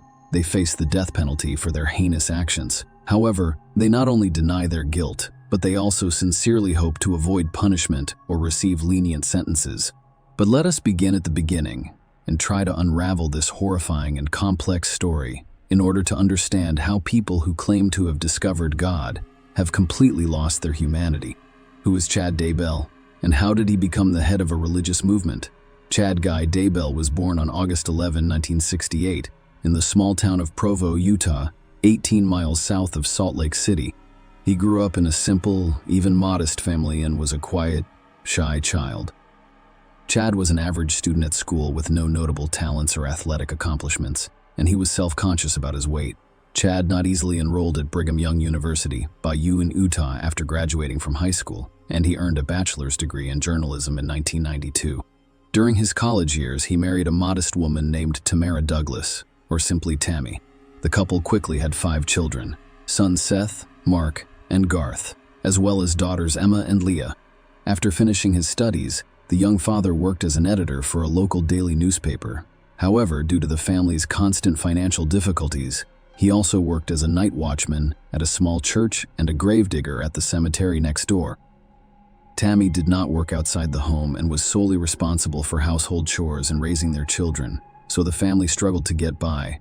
Chad decided to use his journalism background to write his own religious-themed book. His debut work, published in 1999, resembled a collection of religious stories or religious-themed fantasy. Surprisingly, the book was a success, and he made a good living from it. Chad immediately left his jobs at the cemetery and the newspaper to pursue his writing career. A year and a half later, he released a book called 1 Foot in the Grave. This was a popular science book in which he described his experiences as a gravedigger and discussed death, the afterlife, and soul reincarnations. Daybell founded Spring Creek Books in 2004, through which he self-published his works. These works discussed his beliefs regarding the impending end of the world, Judgment Day, and other topics. According to some, Chad's religious beliefs have become increasingly extreme over time. Chad Daybell has written dozens of fiction and popular science books with religious themes. He began giving podcasts, audio, and video lectures to help people prepare for Christ's second coming. Chad referred to himself as an apocalyptic writer and claimed to be able to see into the future, hearing voices of the dead deliver prophecies intended solely for him. Lori Ryan Vallow Nicox was born on June 26, 1973, in the beautiful city of Loma Linda, California. She grew up in a big family, with 2 older brothers and 3 sisters. Her parents, Denise and Barry Cox, worked tirelessly to provide for their numerous children from a young age. Lori was especially close to her brother Alex, with whom she had a trustworthy relationship. He always stood up for and protected his younger sister.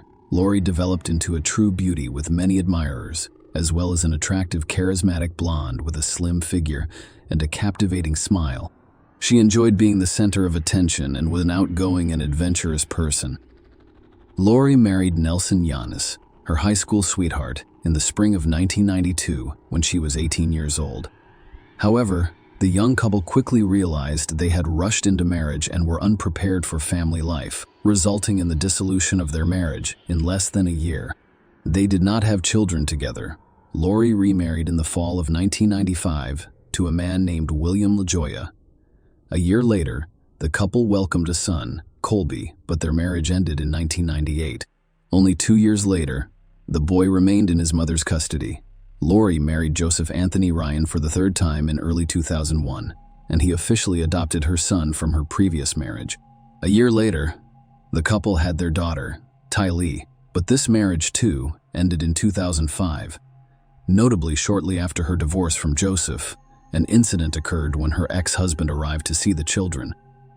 He was assaulted by Lori's brother Alex, who claimed in court that he was defending his sister's honor after Ryan insulted her. As a result, Cox was sentenced to a fine and a short-term prison marriage with Charles Vallow. Lori met Charles Anthony Vallow shortly after divorcing her third husband, and the two married in February 2006. He was 17 years her senior, but their age difference was not an issue. Charles had been married before and had 2 teenage sons from previous relationships, Zachary and Nicholas. The couple initially lived in Nevada with Lori's children from previous marriages, with Charles and his sons visiting on holidays and weekends. Charles owned a small business that provided a steady income for his family. Lori, who had not pursued further education, did not work, and her husband never approached her about it. Charles' grandnephew, Joshua Jackson, or simply JJ Vallow, was officially adopted by the couple in 2014. JJ had autism and needed expensive therapy, which a relative could provide. Toward the end of 2014, the family decided to relocate to the Hawaiian Islands, specifically the island of Kauai. By this point, Colby and Charles' older children were adults living independently, so the Vallows relocated to the island as a group of 4. Lori, Charles, Tylee, and JJ settled in a popular tourist area and decided to open their own beach bar that served fresh juices, smoothies, refreshing drinks, and non-alcoholic cocktails. Despite their best efforts, the availability of raw materials and Charles' experience in trade, the business failed quickly due to fierce competition. Lori developed an interest in religious literature around this time, and she was particularly drawn to Chad Daybell's Standing in Holy Places series of books. She became fascinated by the occult writer's ideas and became almost obsessed with them. She bought all of his works and read them every day. Lori Vallow and Chad Daybell met. In 2016, the family was forced to leave Hawaii and relocate to the mainland. They settled in Arizona, and while Charles worked hard to provide for the family, his wife Lori became increasingly involved in religion, drifting away from reality. Lori and her close friend Melanie went to a neighboring town for an event called Preparing People for the Second Coming of Christ, which was led by Chad Daybell. Lori, a devoted fan and follower, jumped at the chance to meet him in person. Lori sat in the front row, her gaze fixated on Chad. He also noticed the attractive blonde, and when the writer and religious speaker decided to personally interact with his followers, Lori, as expected, stayed behind. She hung on his every word and asked to touch his hand. After that, Daybell looked into her eyes and revealed that they had been husband and wife in 7 previous incarnations. Chad and Lori exchanged contact information. And started communicating every day. Lori's husband went to Nevada for work a few weeks later, so she invited the preacher to a gathering at her home. That day, about a dozen people gathered at the Vallows' house to discuss God's Judgment Day and the Second Coming. Lori and Chad also agreed to work together to prepare people for the dreadful judgment. The pair began producing podcasts about the event, as well as leading sermons and writing articles. Lori became increasingly detached and hatched from reality and her family, but Charles did not notice the change. He expected it to be a passing fad. It was too late when he realized how far things had progressed. Lori soon began discussing dark spirits and zombies, telling family and friends that God had chosen her for a special mission. Part of this mission entails eliminating the spirits of darkness, demons, and all evil. Charles' attempts to bring his wife back to reality failed, and she began to see him as one of the evil entities that needed to be destroyed. Charles Vallow's tragic end by the end of 2018 Lori and Charles Vallow's marriage was about to collapse. Lori changed all of the locks in their shared home in February 2019, while Charles was away on business for a week. When Charles returned, he found himself locked out of his own home, his personal car, and the family truck missing, and a significant amount of $35,000 had been withdrawn from his account. Charles loudly called out for his wife and attempted to enter the house. Lori stormed outside, hurling threats and curses. She screamed that her husband's soul had long died and that his body had been possessed by a demon, repeatedly saying, "I don't know who you are or what you've done to my husband." Without hesitation, Charles went to the police station and reported Lori for theft and interference with his home and children. He expressed concerns about Lori's threats of physical harm against him, which resulted in the issuance of a protective order prohibiting her from approaching him. The statements made by Charles that evening were recorded in accordance with standard procedure. He discussed his wife's excessive religious zeal, her belief in the impending end of the world, and her tendency to categorize people as light or demonic beings. While asking clarifying questions, the officers openly mocked him but issued the protective order. The following day, Charles filed for divorce and changed the beneficiaries of his $1 million life insurance policy from Lori to his mother and sister. His lawyer stated that Charles was concerned about JJ's well-being, as he required special care. He was confident that his mother and sister would handle the insurance payout responsibly and care for the boy in the event of his death. Tylee's stepfather had not legally adopted her, so the documents could not include a legally unrelated minor.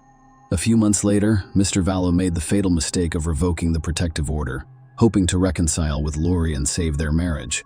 He began paying visits to his ex-wife's home, missing the children, and hoping for a family reconciliation.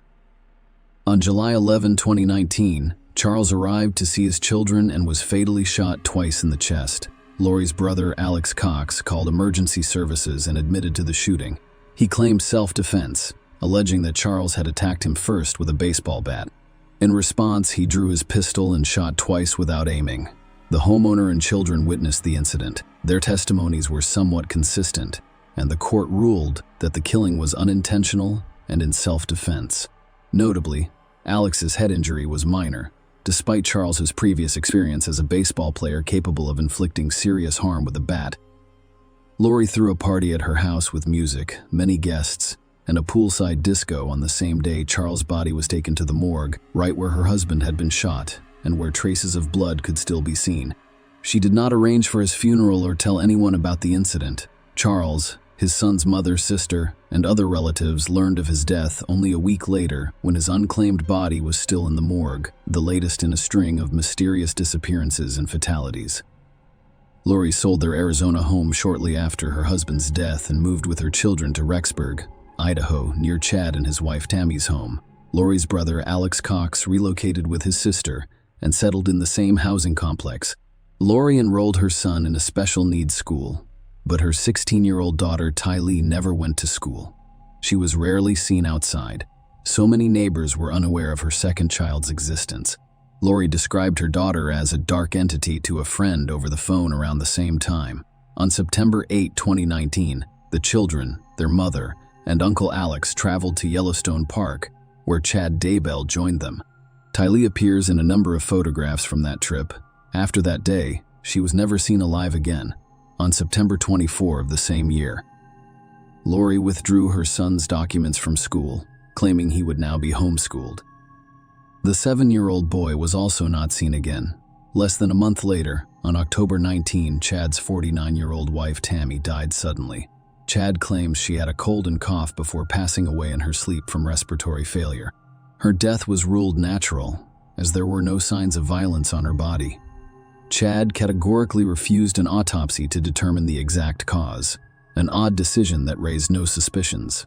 Following his wife's unexpected death, Chad received approximately $500,000 in insurance payouts. 2 weeks later, Chad and Lori traveled to the Hawaiian Islands to marry in a beachside ceremony. Daybell's children, who were still mourning their mother, were completely taken aback and unable to understand their father's actions.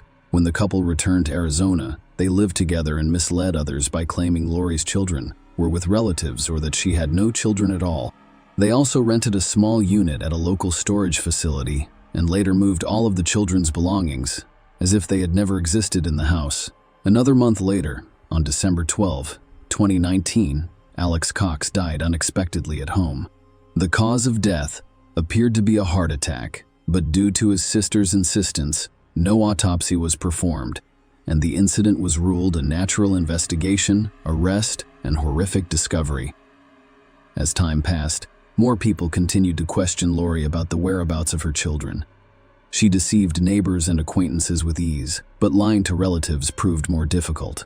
Her eldest son, Colby, who had little contact with his mother after moving away, made an earnest attempt to contact his younger sister.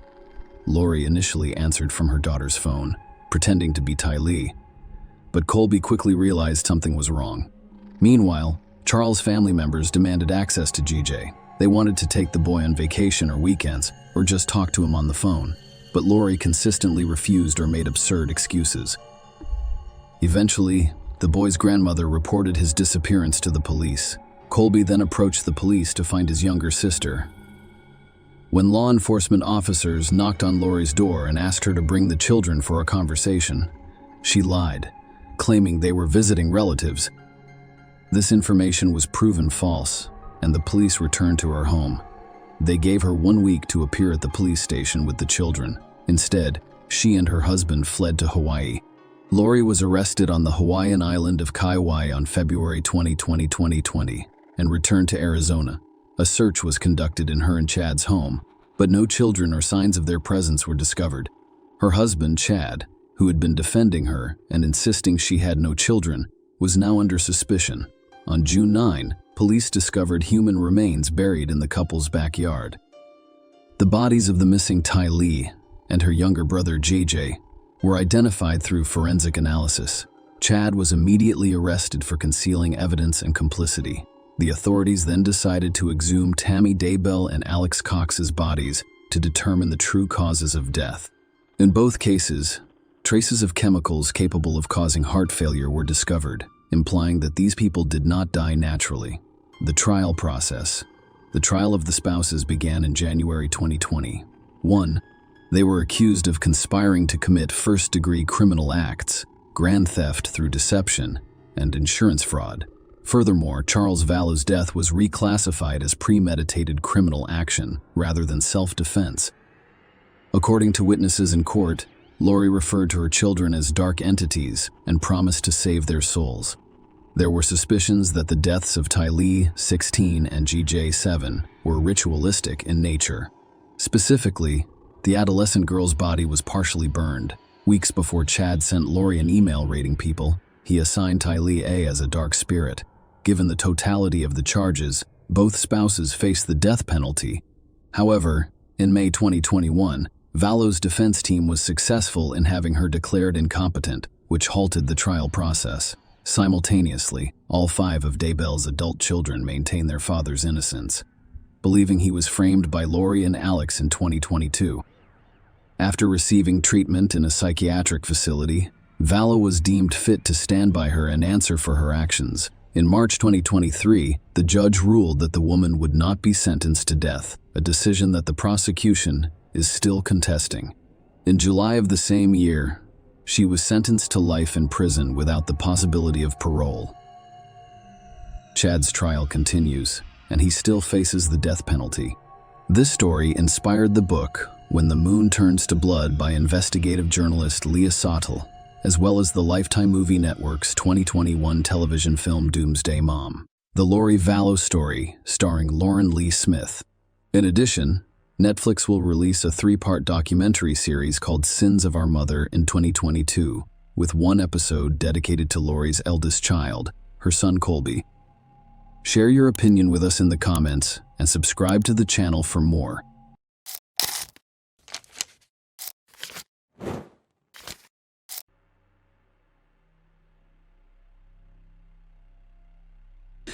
On Tuesday, January 14, 2014, just before noon, law enforcement officers were dispatched to a residence in Frisco, Texas, USA, to conduct a welfare check on Anna Moses, a 43-year-old woman living independently.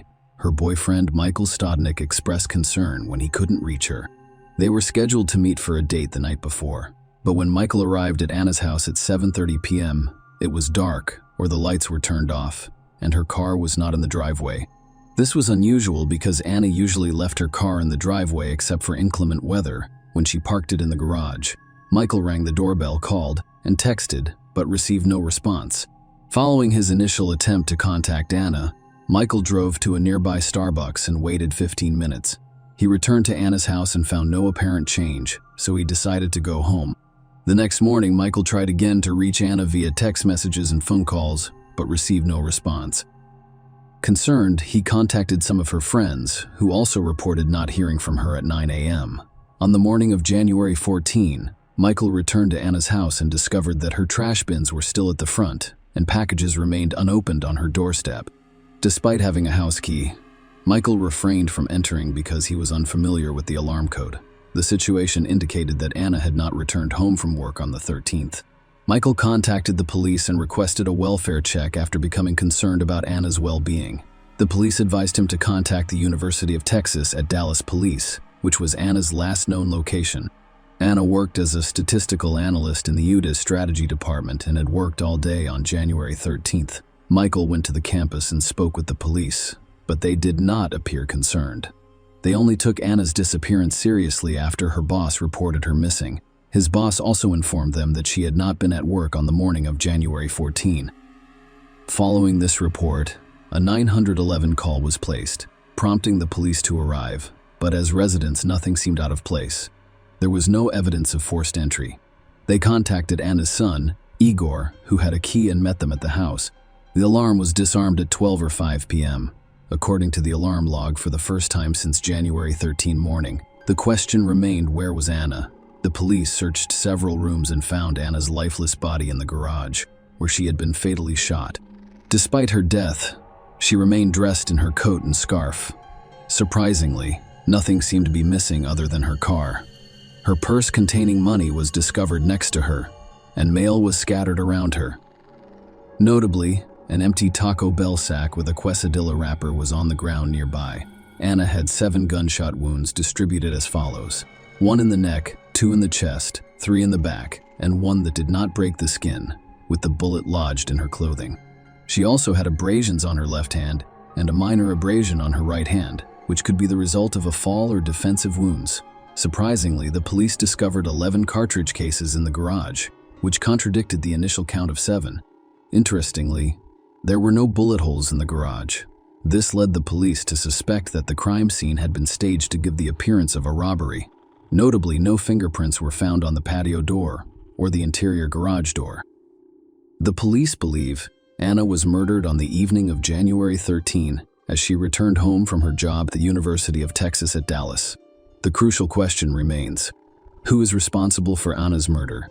The investigation into Anna's death generated more questions than answers. Originally from Russia, she moved to the United States after meeting Robert Moses. Their union led to marriage, and Robert was formally adopted by his son Igor. Initially, the family appeared close-knit, with Robert and Igor having a strong bond. However, as the years passed and Anna gained confidence in her new American life, she began to engage in activities separate from Robert, causing strains in their relationship, and his interactions with other men contributed to the breakdown of her marriage. One of these connections was with Dr. John Wheeler-Kowski, a colleague who would generously provide her with financial assistance when necessary. Anna also spent time with Jerry Casper, a man who shared her passion for opera and musicals. Jerry was so taken with Anna that he dedicated books of poetry to her.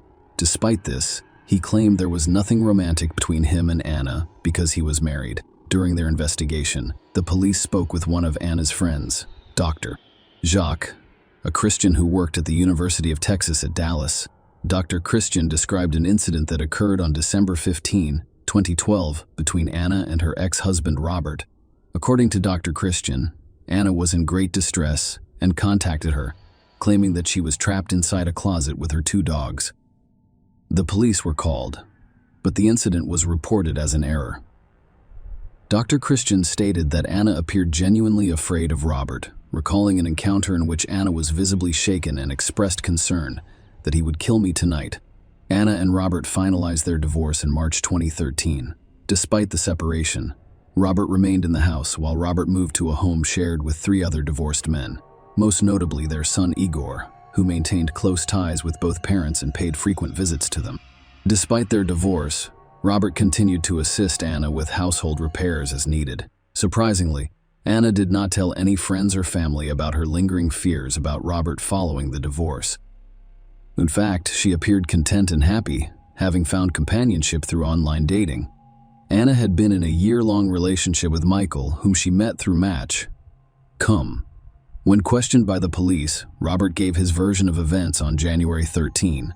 He claimed to have spent the day watching football at home before visiting Twin Peaks Bar. Surveillance footage confirmed his timeline, with him entering the bar at 7:06 p.m. and leaving at 7:57 p.m. During the questioning, the police discovered a small cut on Robert's right hand, just above the knuckle of his ring finger, with blood seeping through the bandage. Despite this, Robert cooperated with the investigation, providing a DNA sample and allowing the police to search his room.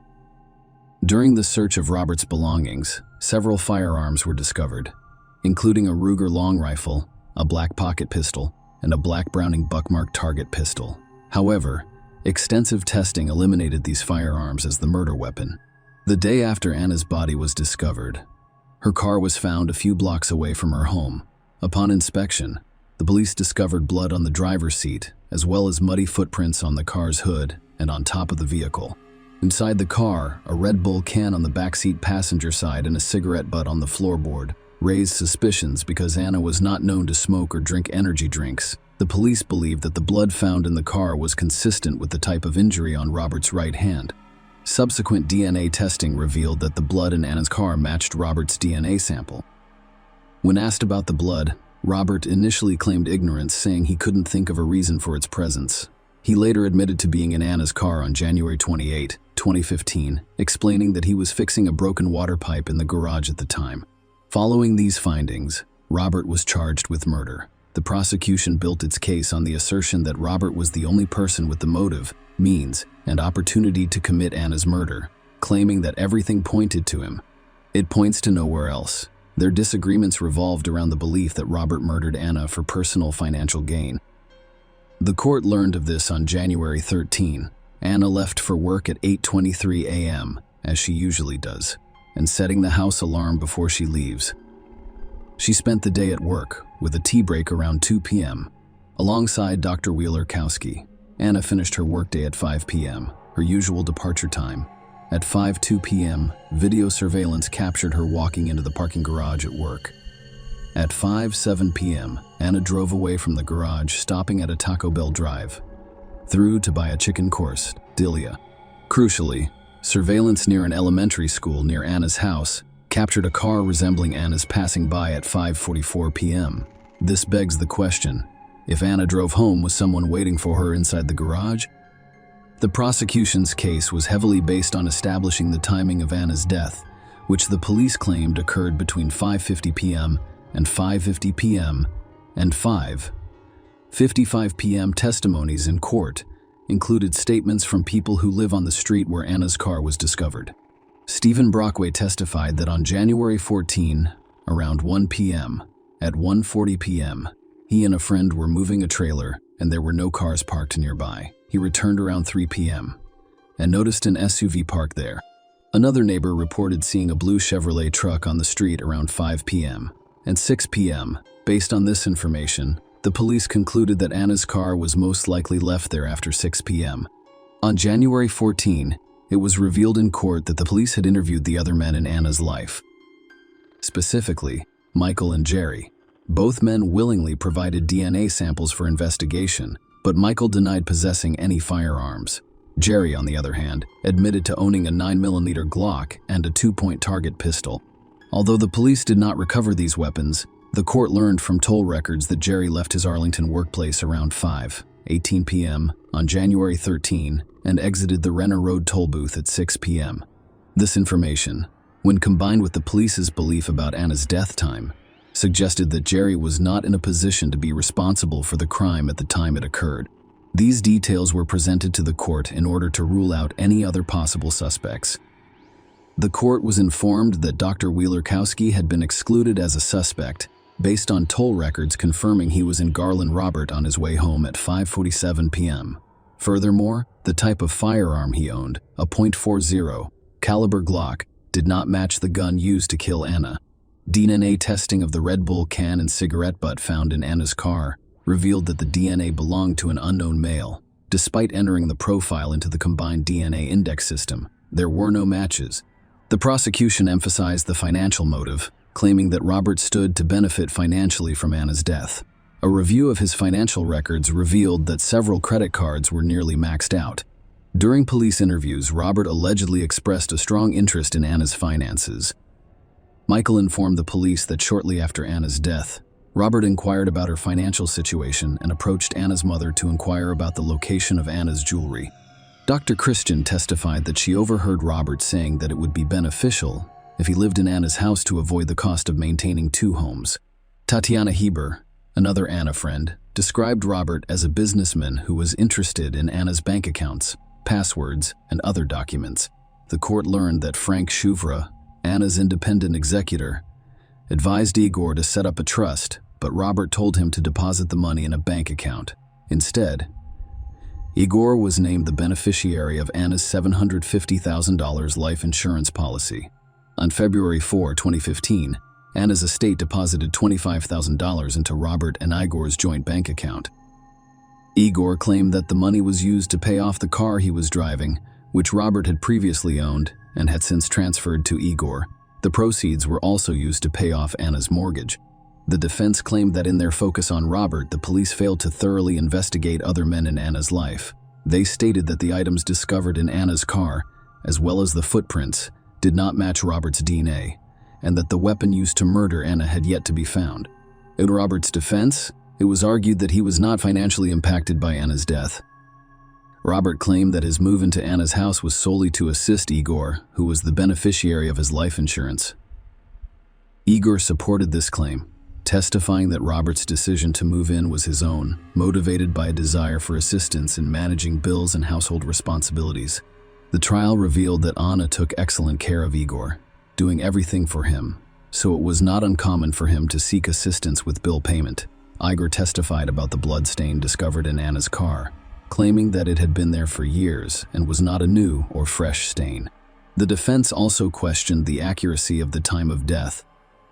The medical examiner stated during the trial that Anna's stomach contents had been nearly completely digested.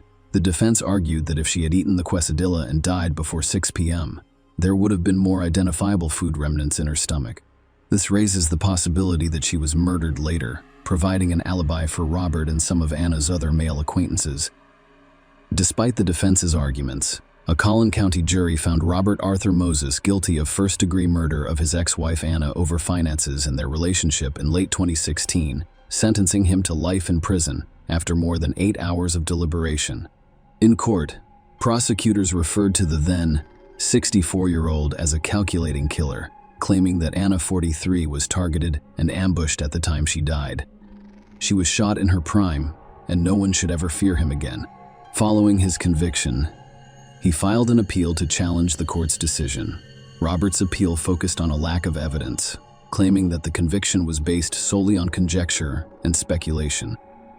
The appeal centered on specific pieces of evidence, including the chicken quesadilla from Taco Bell and the unexplained large sum of money in Anna's savings account at the time of her death. Concerning the chicken quest idea, the appeal focused on Dr. Williams' testimony, which challenged the established time of Anna's death. Dr. Rohor acknowledged that if Anna had eaten a chicken quesadilla on her way home at 5:45 p.m., it is reasonable to expect the stomach contents to be partially digested after being shot 10 minutes later. However, he testified that he could not recognize any type of food in Anna's stomach contents, casting doubt on the timeline's accuracy. The appeal argued that the uncertainty about the digestion of the chicken quesadilla calls into question the accuracy of Anna's time of death, implying that she was killed after 7 p.m. Is true, this assertion would provide an alibi for Robert, who was reportedly at the Twin Peaks bar at the time. Furthermore, the appeal highlighted Anna's substantial savings account, emphasizing the significant increase in funds over a 23-month period, despite the fact that her spending records showed she spent the majority of her income. The appeal faulted the police for failing to investigate the source of the funds. However, the state appeals court rejected Roberts' arguments regarding the quesadilla. The court stated that no one knew what happened to it, or if Anna consumed it. Regarding Anna's savings, the court noted that prosecutors brought it up during the trial, claiming that some of the money came from a former romantic interest who wanted to help Anna. Despite the appeal, the court upheld Roberts' conviction, and he is still incarcerated. The rejection of the appeal upholds the previous judgment and preserves the trial outcome.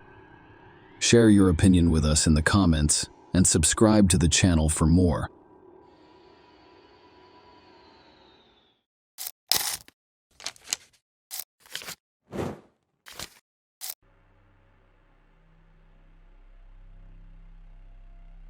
In the tranquil coastal town of St. Augustine, Florida, July 8th, 2010, was a day that those who knew her would never forget. A solitary beach house served as the backdrop for a perplexing mystery. Friends and family struggled to understand the mysterious disappearance of a 45-year-old woman who had been a fixture in their lives. Her presence, last seen at a neighborhood gathering on July 6th, appeared to have faded into the shadows, leaving a trail of unsettling questions. Brittany Tavar, 45, a resident of St. Augustine, Florida, had a heart as big as the ocean and a smile that could brighten even the darkest day. Brittany had a large family with many siblings, but they all lived far away on the other side of the country. They loved her despite the distance, but life's twists and turns had separated them. People who knew Brittany spoke of her fondly. She was known for her kindness, generous spirit, and unwavering respect for everyone she met. Brittany had a talent for assisting others, which defined her in an intriguing twist of fate. Brittany had once set her sights on Hollywood, hoping to discover her dreams amidst the city's glitz and glamour. After her Hollywood venture failed, Brittany returned to St. Augustine, her hometown. She forged a new path here, eventually becoming a photographer and real estate agent. Her camera lens captured the beauty of the town, and her friendly demeanor helped others. Brittany's love of making friends was what truly set her apart. She had a knack for turning strangers into friends, and her network in St. Augustine quickly expanded. People from all walks of life were drawn to her infectious personality. However, life is unpredictable, and Brittany had no idea what was going to happen next.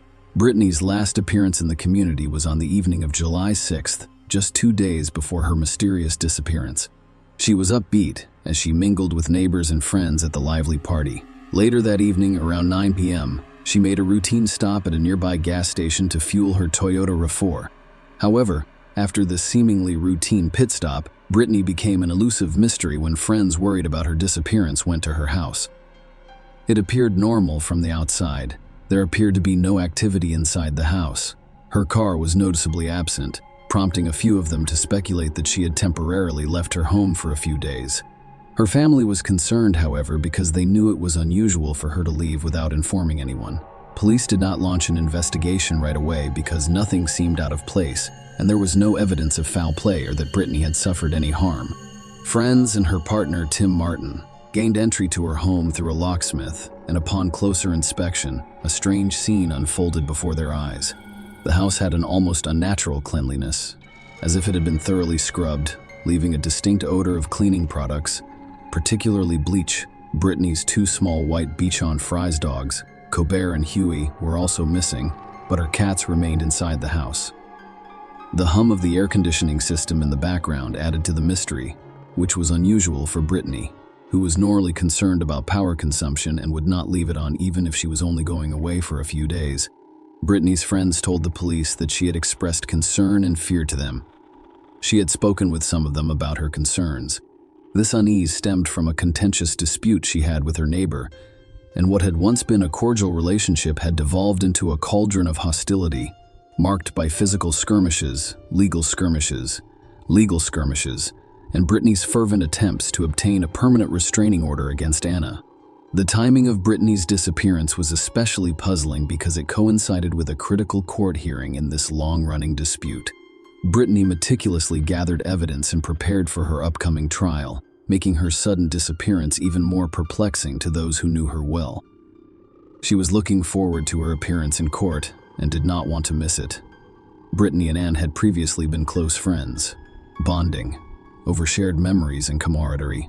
However, Anne's idyllic friendship began to unravel when her boyfriend crossed the Atlantic from Ireland, prompting her to seek accommodations for her roommate in order to make room for her view. Brittany, ever accommodating, agreed to house Anne's roommate, but later changed her mind. This abrupt reversal heightened tensions between Brittany and Anne, laying the groundwork for a contentious dispute. The conflict escalated to alarming proportions, culminating in a shocking physical altercation that resulted in Brittany's arrest on battery charges. Her once welcoming demeanor had changed to one of resolute determination to seek legal protection against Anne's perceived threats. Brittany carried a video camera with her at all times, documenting every interaction with Anne in order to gather irrefutable evidence for the impending court battle. Among these clashes, the day Brittany disappeared emerged as a watershed moment. She had long anticipated the day she would appear in court for the civil suit seeking a permanent restraining order against Anne. She had worked hard to gather evidence and prepare to present her case to her friends and family. The idea of Brittany willingly missing this critical hearing seemed implausible. While Anne naturally became a person of interest in the eyes of investigators, initial inquiries indicated she had a credible alibi. A few days after Brittany's last sighting, her two beloved dogs, Colbert and Huey, were discovered wandering separately in Hopkins, South Carolina, adding an unexpected twist to the case. In the midst of this neighborly feud, another aspect of Brittany's personality emerged, a compassionate spirit who had opened her home to at least 8 different homeless people over the years. Brittany welcomed them warmly, offering shelter in exchange for their assistance with various household tasks. Among them was Joseph Dean Roberts, a 26-year-old who had recently lived with Brittany. Brittany had only met Joseph a few weeks before her mysterious disappearance at a local Barnes & Noble bookstore. Despite their brief interactions, Joseph had shared his harrowing story with her. He had become homeless after losing his job at the Kangaroo gas station on St. Augustine Beach. Brittany, known for her boundless kindness, extended her hand and offered him a place to stay. Joseph's first impressions painted him as an unassuming average young man, which was confirmed by his friends. They saw no reason for concern, believing him to be a typical houseguest. However, Joseph had a tragic backstory, telling Brittany's friends that he had lost his parents and that his living situation had become hostile, prompting him to seek refuge under her roof. Brittany went above and beyond when she moved in by purchasing a computer. They shared ambitions to start a web design business together, which reflected Brittany's adventurous spirit. The police, who were always eager to try new things, became increasingly interested in Joseph as they learned more about his relationship with Brittany and the events surrounding her disappearance. He was pulled over for speeding in Brittany's car in Evanston, Wyoming, the day after her disappearance. Strangely, he was released without being questioned about her location. However, as the investigation progressed, a more sinister pattern emerged, implicating Joseph in the disturbing chain of events as investigators dug deeper into Brittany Genevieve Tavara's mysterious disappearance. Joseph Dean Roberts emerged as a key figure in the unfolding mystery. His actions and connections to Brittany sparked suspicion, leaving a trail of questions that demanded answers. Joseph had become a person of interest for a variety of reasons. First and foremost, he was the last known person to be with Brittany on the evening of July 6th, just before her disappearance. Second, he had been in possession of Brittany's car shortly after she went missing, which was a disturbing fact that could not be ignored. The circumstances surrounding his encounter with law enforcement in Evanston, Wyoming, were quite perplexing. On July 11th, he was pulled over for speeding while driving Brittany's car.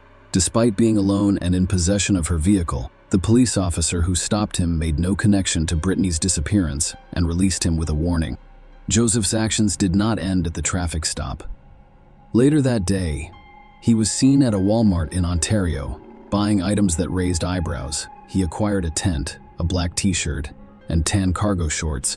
These unusual purchases fueled the growing suspicion of Joseph's involvement in Brittany's disappearance. The investigation took an alarming turn when it was discovered that Brittany's credit card was still being used, despite the fact that she had vanished without a trace. Authorities closely examined the credit card transactions and discovered a troubling pattern. Brittany's card had been used in multiple states, including North Carolina, Idaho, and Oregon.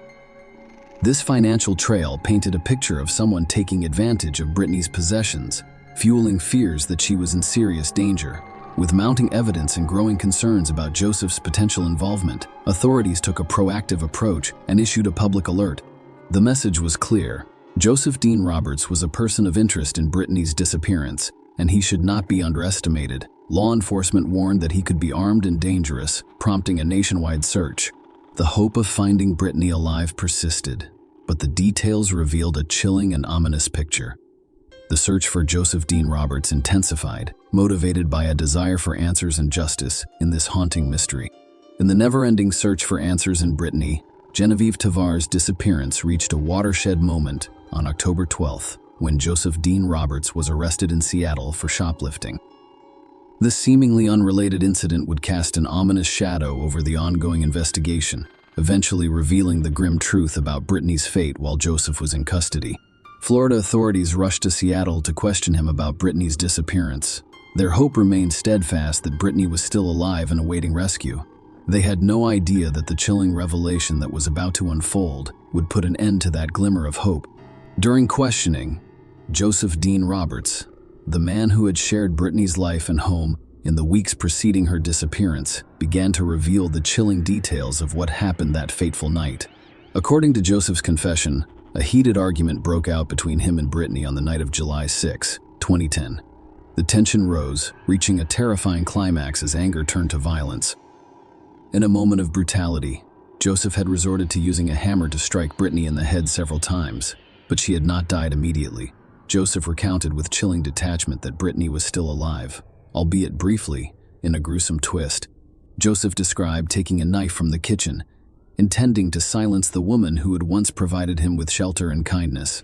Joseph used a sharp object to deliver the fatal blow to the neck. The aftermath of this heinous crime was a scene of unspeakable horror. There was blood everywhere. Joseph needed to act quickly to cover his tracks, so he used bleach and a slew of towels to remove the heinous evidence of his crime. The amount of blood was so large that it required 6 trash bags to contain the aftermath. In a chilling twist of fate, Joseph's original plan was to hide Brittany's lifeless body in the attic. However, he quickly realized that her remains were too heavy to carry up the stairs. Instead, he resorted to wrapping her lifeless body in sheets and garbage bags, leaving her tragically unrecognizable. Brittany's body was then placed in her own car. However, the question remained: why had Joseph chosen to accompany Brittany's beloved dogs on his sinister journey to conceal his heinous crime? Joseph's twisted logic came to light. He understood that leaving the dogs at Brittany's house would raise suspicions. He needed to buy time, diverting attention away from the atrocities he had committed. Brittany's life was ended. Joseph set out on a grim journey with her body hidden in her own car and her once loved pets by his side. He drove Brittany's car, carrying her remains, and abandoned her body in a desolate wooded area near Interstate 95. Joseph attempted to bury her, but the difficult terrain made the effort futile.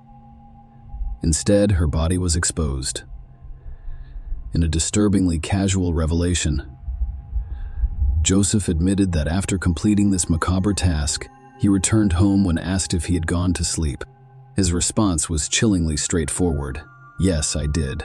Following this eerie interlude, Joseph embarked on a cross-country journey, crossing state lines. While leaving Brittany's car in a Seattle library parking lot, a stark reminder of the disturbing nature of his actions. The release of these gruesome details sent shockwaves through the investigation and the community, which had hoped for Brittany's safe return. Her body, which was severely decomposed, had to be identified using dental records. She died as a result of apparent blunt force trauma. It was a horrifying reminder of the brutality she'd experienced. Joseph Dean Roberts, the man who had shared her home and her trust, had thrown Brittany into a nightmare from which she would never recover. Following Joseph Dean Roberts' chilling confession, the mystery surrounding Brittany and Genevieve Tavar's disappearance begins to unravel. The police discovered that everything Joseph had told Brittany was a lie. He had spent several months living in the woods near the bookstore where they had met.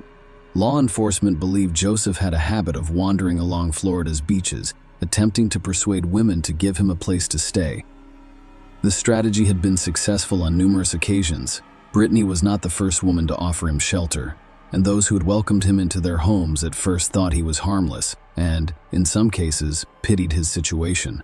However, a troubling shift in his behavior usually occurred soon after moving in. For example, a woman Joseph worked with at the Kangaroo gas station offered him a room to rent in her home. From August 2008 until January 2009, he appeared pleasant and honest at first, despite his inability to afford a motel. He even discussed his mental health issues, such as depression and angry outburst.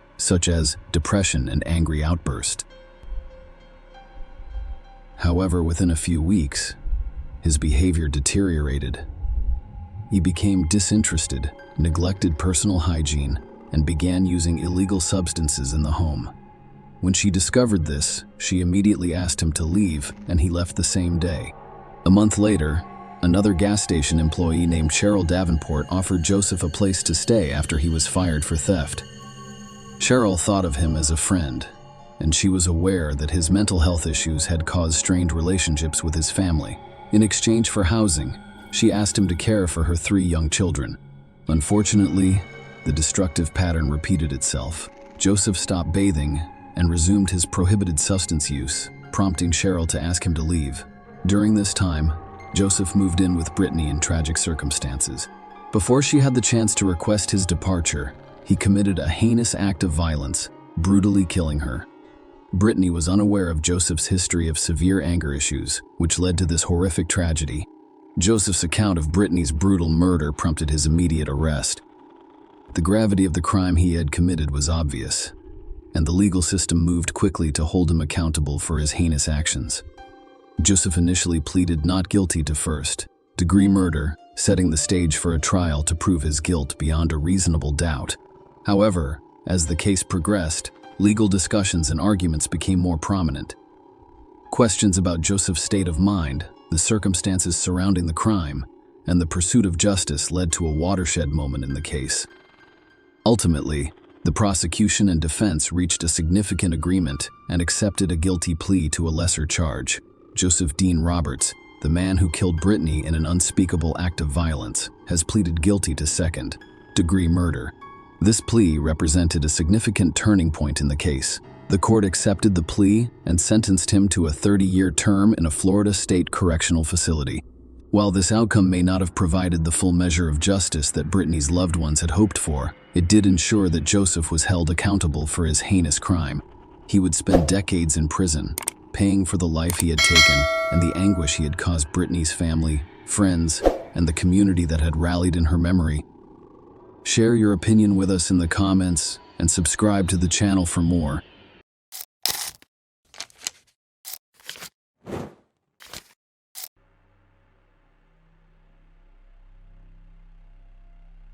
Gail Katz was born March 8, 1956, in Brooklyn, New York. I grew up with 2 other siblings, a sister and a brother. Despite excelling academically as a teenager and graduating a year ahead of her peers, Gail's life took a different turn when she started college. Instead of focusing on her academic success, she became involved in a partying lifestyle, which led to her decision to drop out. This decision deeply disappointed her conservative parents, who held traditional beliefs about life. They believed Gail's only chance for a successful future was to marry a wealthy man. Gail's mother, who worked in the hospital emergency department, strongly encouraged her to pursue a doctor as a life partner, but Gail refused, preferring socializing and dating over a committed relationship. Gail eventually lost control of her life, dealing with depression and attempting suicide several times.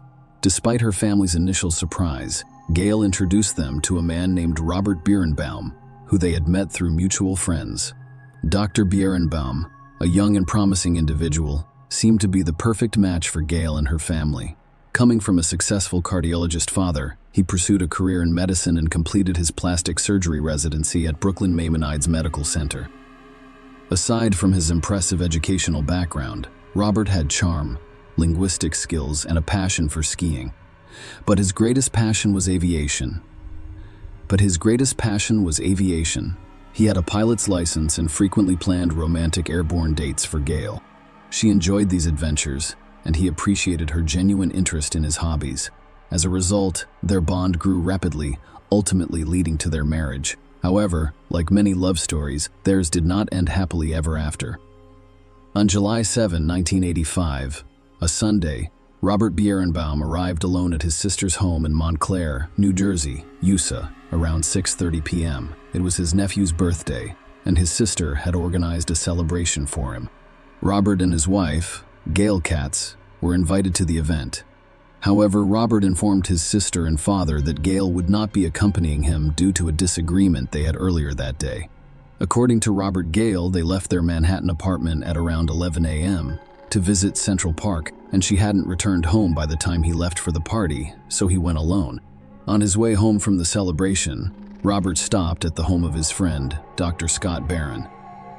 At this point, Robert appeared distressed and attempted to call his apartment's landline several times without success. He told Scott about the morning's argument with Gail, noting that she had left in casual attire and had not communicated with him since. When Robert returned to his Manhattan apartment, he found Gail missing. He contacted her former psychology teacher, Dr. Yvette Face, to talk about the argument. Robert informed Yvette that Gail had left earlier that day to sunbathe at Central Park. Yvette advised him to contact the police and inquire with the apartment complex's doorman about Gail's whereabouts, which Robert agreed to do. The following evening, July 8, at 9 p.m., Robert contacted Detective Virgilio Dalsauce for the first time. He informed the detective that Gail had left the apartment at 11 a.m. He had last spoken with her the day before and had not heard from her since. Robert explained that he waited for Gail at their apartment until 5:30 p.m., but she did not return, so he left for his nephew's party at his sister's house. Robert was the last known person to see Gail. The detective urged him to provide as many details as possible to help find her. Robert mentioned to the detective that Gail had previously attempted suicide. He also expressed concern to friends that Gail may have harmed herself, citing information from her therapist, Dr. Sybil Baran, who allegedly informed him of Gail's suicidal tendencies. The search for Gail began, but the police encountered significant challenges due to a lack of solid leads.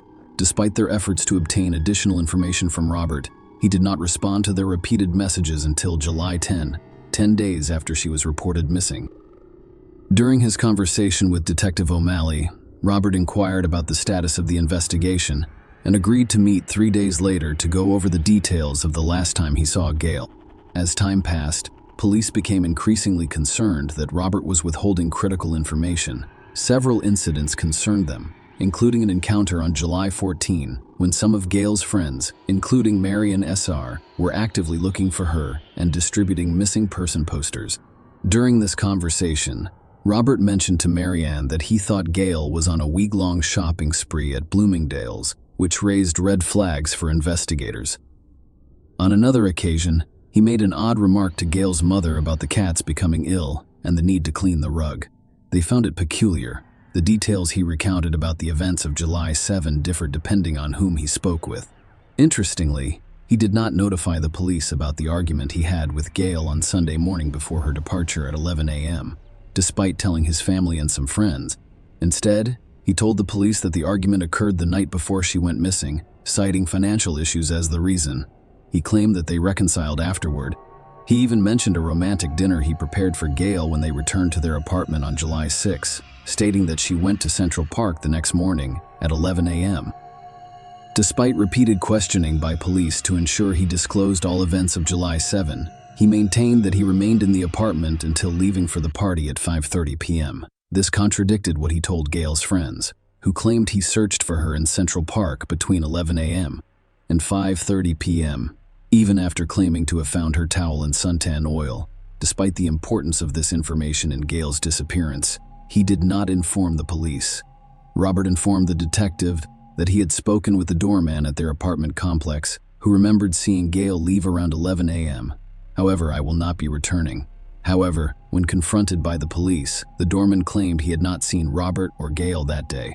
Furthermore, when Detective Dalsauce requested a search of Gail's apartment in July following her initial disappearance report, Robert only responded on September 12 and allowed entry on September 30. However, due to limitations, the police were not permitted to search for blood or hair samples. As suspicions grew about Robert's possible involvement in Gail's disappearance, police investigated their marriage and discovered a far from perfect relationship, described as toxic by acquaintances. The relationship was not always turbulent. They met in the early 1980s while Gail was a college student and Robert was a surgical resident in Manhattan. Robert initially went to great lengths to impress Gail, demonstrating his skills as a pilot and his fluency in multiple languages, which appeared romantic. The relationship was initially described as magical. However, things changed, and they began arguing more frequently in the months preceding Gail's disappearance. Gail's sister, Elaine Katz, told the police that she witnessed Robert forcefully feeding Gail food at a restaurant, which deeply disturbed her. This was only one of several concerning incidents discovered by the police. Both friends and family described Robert as controlling, and Gail confided in a neighbor that she was uncomfortable at home. Gail had previously filed a police report alleging that Robert choked her unconscious after catching her smoking on the balcony. Although Gail stayed with Robert after he agreed to see a psychiatrist, the psychiatrist later sent her a letter warning her that Robert could be a serious threat to her life.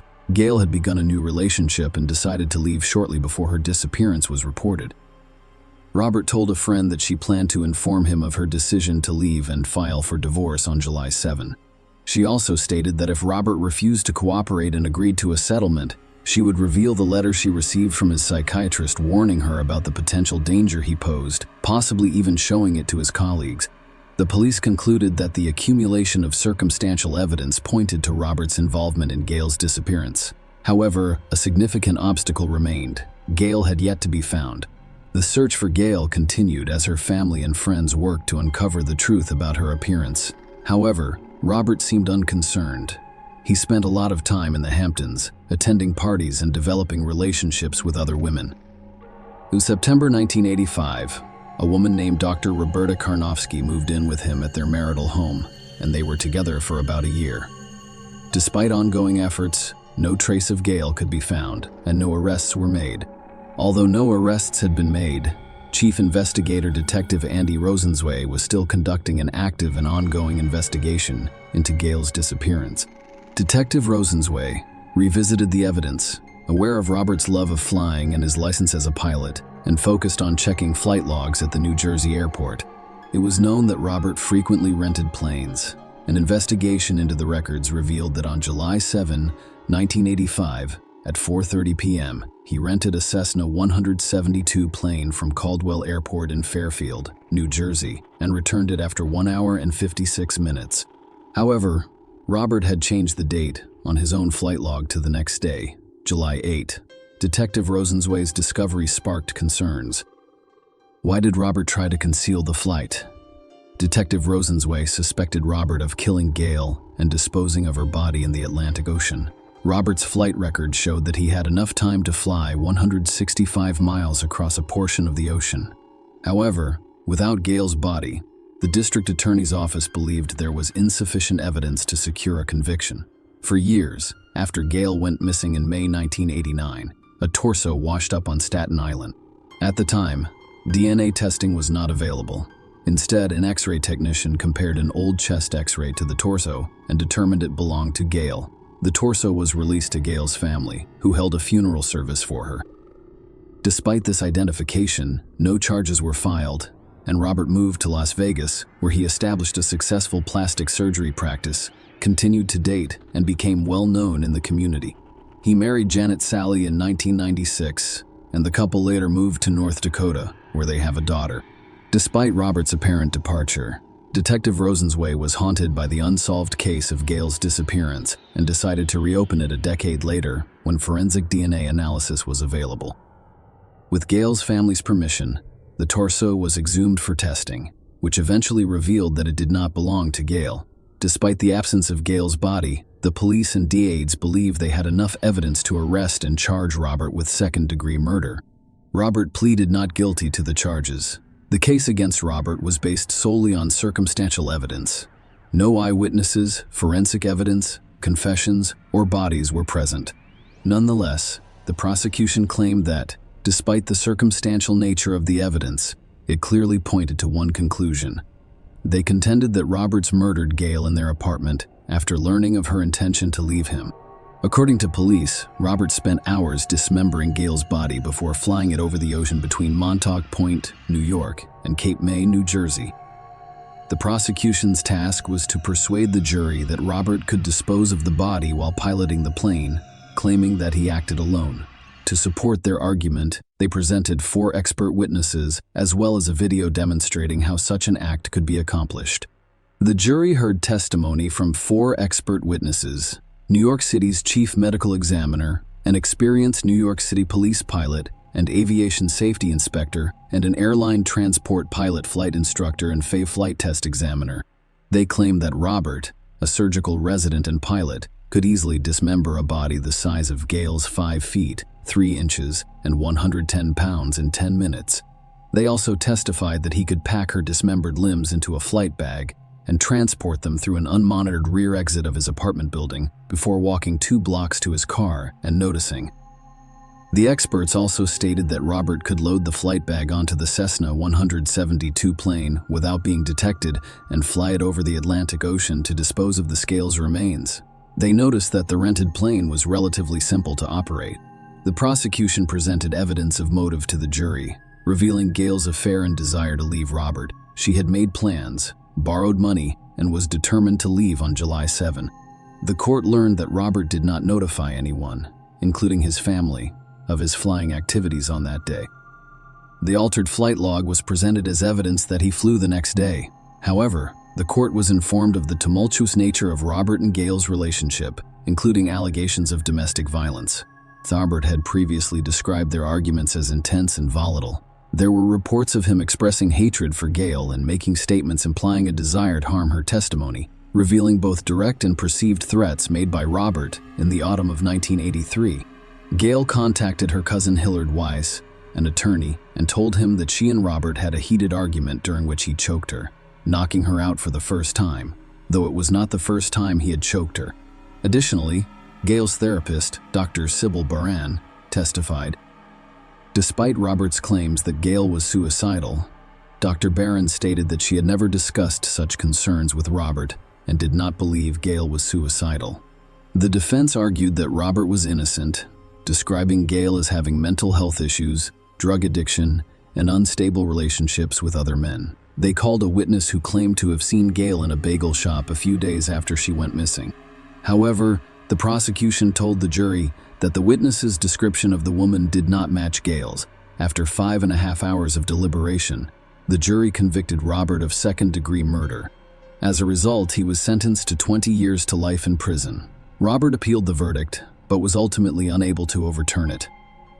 After serving 20 years of his sentence, Robert confessed for the first time during a parole board hearing in 2020. He admitted to killing Gale and throwing her body out of an airplane, which was consistent with the prosecution's theory of events. Robert described how they argued, and he became overwhelmed, eventually attacking and strangling Gale. He then flew an airplane, opened the door, and dumped her body over the ocean. When questioned about his motivation for the murder, Robert blamed it on his immaturity and inability to control his anger effectively. Despite his confession, Gale's body has never been found. Share your opinion with us in the comments and subscribe to the channel for more.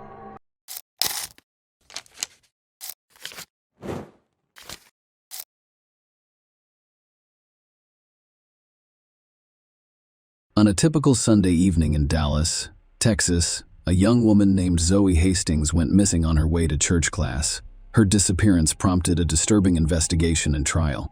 Zoe Hastings was born on November 21, 1996, to Jim and Cheryl Hastings. So she was an excellent big sister, spending a lot of time with her younger brother and sisters. Zoe Hastings' parents described her as someone who made it a daily goal to make others happy. She was extremely talented in the spring of 2014. Zoe Hastings graduated from Booker Washington High School for the Performing and Visual Arts. Her interests centered on visual arts and theater. While studying there, she dabbled in acting and costume design. He was also very proud of her work as a lifeguard at the pool. And by the end of the summer, she had been promoted to supervisor. Zoe Hastings was also a graduate of theological seminary at the Church of Latter-day Saints of Jesus Christ and was deeply committed to her faith. She considered an offer from 6 top Texas universities, which included the opportunity to serve on an 18-month mission trip for the church. She genuinely cared about others, sometimes neglecting her own needs. She liked to give small gifts. Zoe Hastings aspired to be a doctor and to assist people in gaining theoretical knowledge. by watching documentaries and surgical videos. On that fateful Sunday, October 11, 2015, Zoe Hastings set out to attend a Bible study class at the Church of Jesus Christ of Latter-day Saints in Dallas, Texas.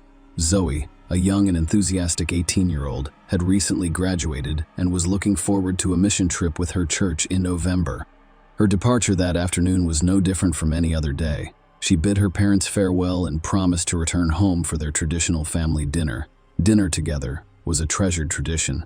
But Zoe's excitement about her upcoming mission trip caused her to prioritize the Bible study class that day. So we left her house around 4:30 p.m., driving the family minivan, with the Bible study class beginning at 5 p.m. Her parents expected her to return around 6:30 p.m. And became increasingly concerned as time passed with no sign of their daughter. Not only was her absence unusual, but she also missed the 5 p.m. Bible study class, which added to their concern. They are anxious. Jim and Cheryl attempted to contact Zoe Hastings via text messages and numerous phone calls. However, their efforts were met with silence. They contacted friends in the hopes of finding out where she was, but none of them could provide any information. To make matters worse, the Hastings family discovered that Zoe Hastings did not show up for the Bible study class. As the hours passed and there was no sign of Zoe, her parents decided to contact the police at 10 p.m. However, by midnight, the authorities had not responded to their call. Fearing for their daughter's safety, they took action and filed a missing persons report while continuing their search. The breakthrough came in the early hours of Monday morning when Zoe's parents discovered she needed to find My iPhone app, which was installed on her phone. They used this tool to track her phone's location, which led them to a nearby creek only a 5-minute drive from their house. They rushed to the scene full of urgency. They found a scene of chaos and concern. Police, paramedics, and flashing lights surrounded the area, which was cordoned off with police tape. Zoe Hastings' minivan was discovered in a precarious and alarming position, nose down in the creek bed, nearly vertically submerged in water.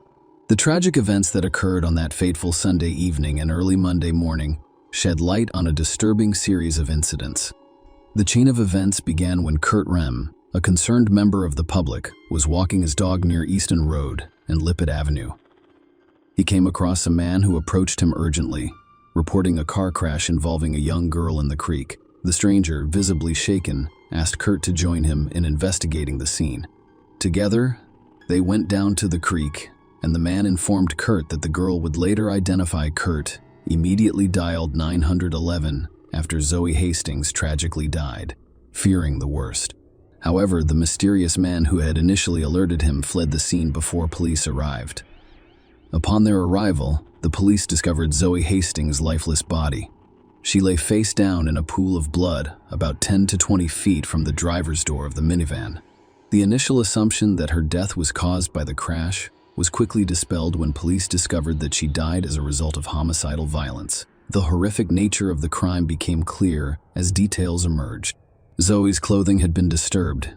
Her dress had pulled up above her waist, and her underwear had rolled down to her mid-thighs, indicating sexual assault. Zoe had several deep cuts on her neck. Throughout their investigation, the police thoroughly searched the area for evidence. All of the minivan doors except the driver's door were locked. They discovered a blood-covered knife at the top of the embankment, which they suspected was used to inflict Zoe's fatal wounds on her neck.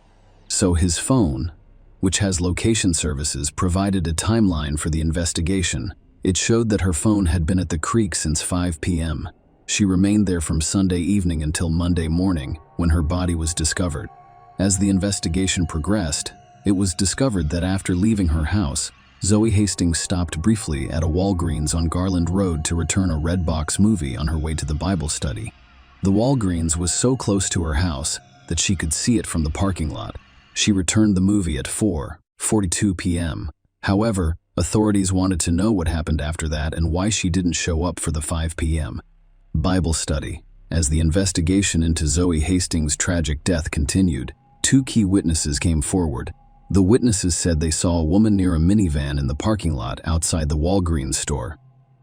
One of the witnesses described seeing an African-American man approach the woman quickly. To their surprise, both people entered the minivan with the man behind the wheel.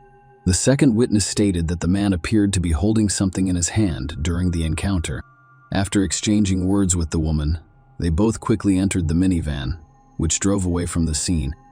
The discovery of DNA on the knife found in the creek sparked a breakthrough in the case. The DNA evidence was linked to a man whose genetic profile had already been recorded in the law enforcement database. This individual was identified as Antonio Cochran. Antonio vehemently denied being involved in Zoe's murder.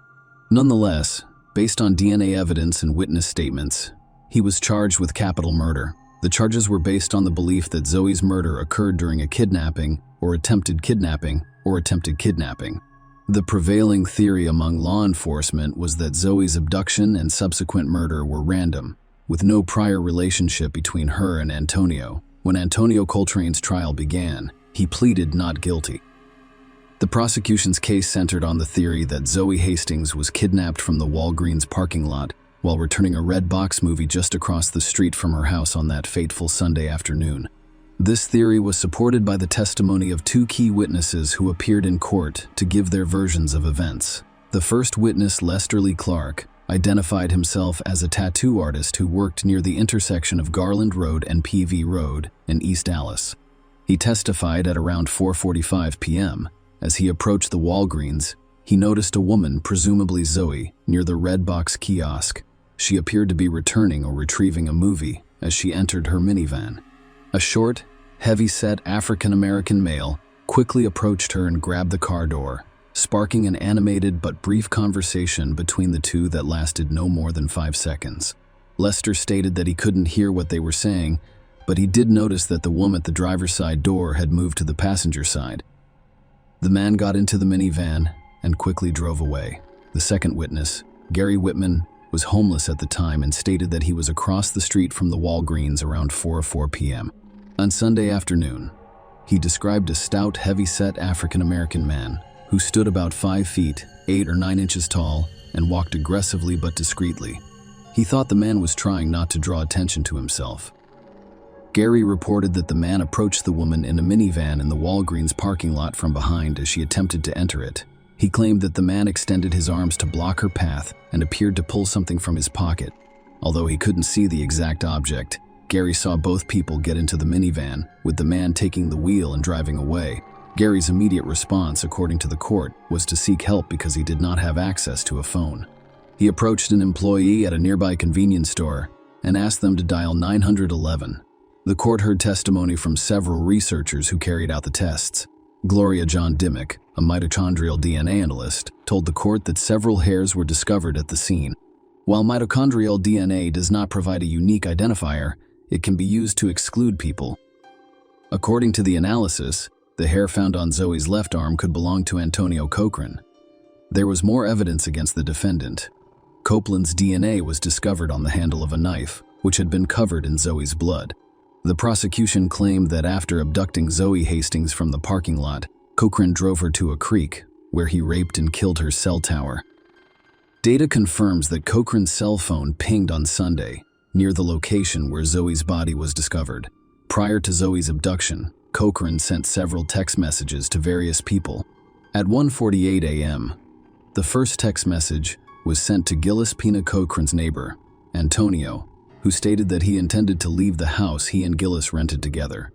At 2 p.m., he messaged his ex-girlfriend, Angie Simon, informing her that Raina, who had been like a mother to him, had died the day before. He also messaged someone named Mimi at 2:25 p.m. and 3:19 p.m., telling her that he had been crying, drinking alcohol, and driving aimlessly around town. At 4:34 p.m., Antonio's cell phone communicated with a specific transceiver on a Dallas radio tower, which covered the Walgreens store. Antonio sent another text message from his smartphone. This time, it was addressed to Frank Torres, Gillis Pina's brother. "I really need you, brother. I'm not sure what's wrong with me, Frank. A lot has happened. I need you, brother." Antonio, according to the court, began working as a checker at a Fiesta Mart grocery store just 2 days before Zoe's murder.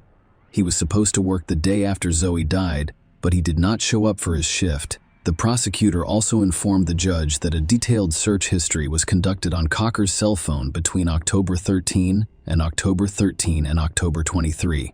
He searched for local and crime news 32 times, 5 of which were about Zoe's death. Prior to that, Antonio had shown little interest in crime stories, having only opened the news once in the previous month with a report on local gang crimes. The defense presented a compelling case, attempting to cast doubt on the prosecution's claim that Antonio Cochran was responsible for Zoe Hastings' murder. They questioned the DNA evidence's validity, as well as the witnesses' reliability. Paul Johnson, Antonio's defense attorney, stated that at the time of Zoe's murder, Antonio was assisting a friend in presenting an alibi that placed him in a different location. He challenged the testimony of 2 key witnesses who claimed to have witnessed Zoe's abduction. Lester's timeline and description of the man involved were called into question, raising concerns about the veracity of his story. The defense also questioned the credibility of the second witness, Gary, who had a criminal record and a history of illegal substance use. Paul Johnson questioned how Gary could have witnessed the events from across the street and suggested that his testimony might be suspect. Despite the potential consequences for himself, Gary insisted that he had come forward to do the right thing and was later apprehended due to an active arrest warrant. The defense's challenge included the DNA evidence. They acknowledged that Antonio's DNA was discovered on the knife handle, but proposed an alternative explanation. They speculated that his DNA could have been on the knife from a previous occasion, possibly while working at a local movie theater and coming into contact with it. Furthermore, the absence of fingerprints on or inside the minivan called into question the witnesses' claims that Antonio grabbed the door during the alleged abduction. The defense also pointed out that the medical examiner found no evidence of sexual assault and that Antonio was not charged with sexual assault, implying that this information was used to incite the jury. Finally, Paul Johnson urged the jury to find Antonio not guilty, emphasizing the importance of making a decision based on the evidence presented, rather than reacting to popular sentiment. He encouraged the jury to do what they thought was right. The prosecution disagreed and urged the jury to find Antonio guilty. The jury deliberated for nearly 23 hours over several days. During this time, they requested additional information and clarification from the judge on 3 specific issues, including a photo of the Walgreens store, mitochondrial DNA, and the timeline of police interviews with the 2 witnesses. Ultimately, the jury convicted Antonio of the lesser offense of murder, rather than capital murder. Antonio was sentenced to life in prison without the possibility of parole, with a $10,000 fine. Share your opinion with us in the comments, and subscribe to the channel for more.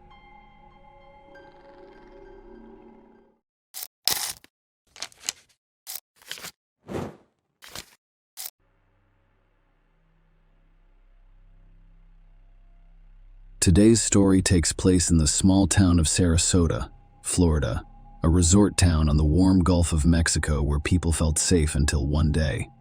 It all begins with Carly's 11-year-old life, which, like any other child's, is full of events. The girl's parents divorced years ago, but she still loved both of them. Every weekend, she flew to New York to see her father. But Carly lived with her mother and stepfather. She was one of the most delightful children, kind and optimistic, and she always tried to convey her eternal optimism to those around her. She was this way because of her father. Carly had blonde hair, blue eyes, and an upturned nose. Friends, relatives, and others recognized her beauty and character. Everyone predicted that she would one day become a well-known model or actress. However, Carly's relatives and she were unaware that this would not occur. January 31, 2004, was an ordinary day. On her weekend, Carly decided to spend the night at a friend's house. When the girls spent the night at each other's house, they did everything that any girlfriend would. They painted one another's nails, listened to music, and gossiped about their classmates. The girls were so engrossed in their visits that they didn't realize it was already evening. As is customary in all families on Sunday nights, the entire family gathered to watch the Super Bowl game. Carly desperately wanted to get home by then, so she informed her friend's mother that her parents were waiting for her at home and that she could go home alone. The friend's mother was concerned, but Carly insisted on going home at 6 p.m. for 13 minutes. That is how long it took to get to the street with the Bruches. It was just 750 meters. After Carly left, the friend's mother contacted the parents because she was concerned and informed them that Carly had left alone. Susan, Carly's mother, was very concerned about her daughter, who had gone alone, despite the fact that the distance was only 2 blocks. So a concerned Susan asks Stephen, her husband's stepfather, to come out and meet her. Stephen immediately goes outside to meet Carly. They were to meet halfway and enter the store. Stephen was always spoiling his stepdaughter, and the night before the match, he promised to buy her a bunch of sweets. Stephen walked the entire route several times but could not locate Carly. She vanished. Carly and her parents' lives are plunged into horror from that point forward. The feelings of concern and excitement were not futile, because in the future, they anticipated events that would shock the entire city. Stephen searched for Carly for more than an hour. He drove past the route a few more times, hoping that he and Carly had simply diverged. However, it was clear that something had happened to her. After all, the distance between the houses was manageable, and everyone was familiar with the route. Susan and Stephen set out again to find Carly. They walked the streets and drove through neighborhoods, shouting and searching for the girl by name. They looked through all the suspicious areas, including a wooded landing, and then noticed something strange. A red tow truck was driving slowly past them, so they decided to follow. Susan and Stephen continued to follow the tow truck and discovered that it was headed to Carly's friend's house, which surprised them. The same red tow truck that they had seen earlier was parked outside her friend's house, where Carly had exited a few hours before and vanished. It was parked outside Carly's friend's home. The red tow truck struck the parents as unusual. Susan calls 911 after realizing Carly is nowhere to be found. When an adult goes missing, police typically wait 24 hours before conducting a search. Searching for children always necessitates immediate action. As a result, the officers immediately divided into teams and began interviewing Carly's friend's family and Carly's own parents. Steve and Susan. Detectives investigate the route in the immediate area. However, she could not be found. Stephen and Susan are desperate and have no idea what to do. During the search, friends of Carly's family can find flyers with a photo and the inscription "Missing Carly" on all of the city's walls and poles. When people began to doubt Stephen, Carly's stepfather, while he was handing out flyers at a local company, he asked one of the employees if he could buy illegal substances for him. The employees were suspicious because his stepdaughter had only gone missing for a few days. Employees reported the incident to authorities. The detectives also kept an eye on Stephen, believing he was suspicious. The police decided to bring Stephen in for questioning. During the interrogation, Stephen stated that he had been with Susan at home the entire time, which she confirmed. Furthermore, while walking down the street to meet her from a friend, he was on the phone with Susan the entire time, as phone records show. Stephen reported that he did not find Carly despite walking her route for more than an hour. Stephen remained a suspect even after his alibi had been thoroughly investigated. However, Stephen remembered a suspicious red tow truck that he and Susan had seen the day it went missing. Its owner was Ron Shokit. Ron had been dating his friend Carly's mother for months. Stephen told police that he saw the truck driving slowly near a wooded area shortly after Carly's disappearance, and then stopping near Carly's friend's home. Investigators began testing that theory as well. They called Ron in for questioning. Ron stated that he had left for work before Carly did and had noticed nothing unusual. The police also tracked Ron's movements that day, checked his alibi, and ruled him out as a suspect because he was at work when Carly went missing, as confirmed by his employer and surveillance cameras. The day after Carly's disappearance, the police decided to contact Susan again. She claimed to the police officers that her daughter had never run away before, and she had no reason to believe Carly would have run away. However, the information provided by Carly's friends differed significantly from Susan's version. Carly's friend reported to the police that she had been extremely depressed and upset the day before. In her conversations, she expressed reluctance to return home, claiming that she had too many responsibilities. This new information prompted law enforcement officials to consider the possibility that Carly had left voluntarily. However, given her young age, investigators cannot completely rule out the abduction theory.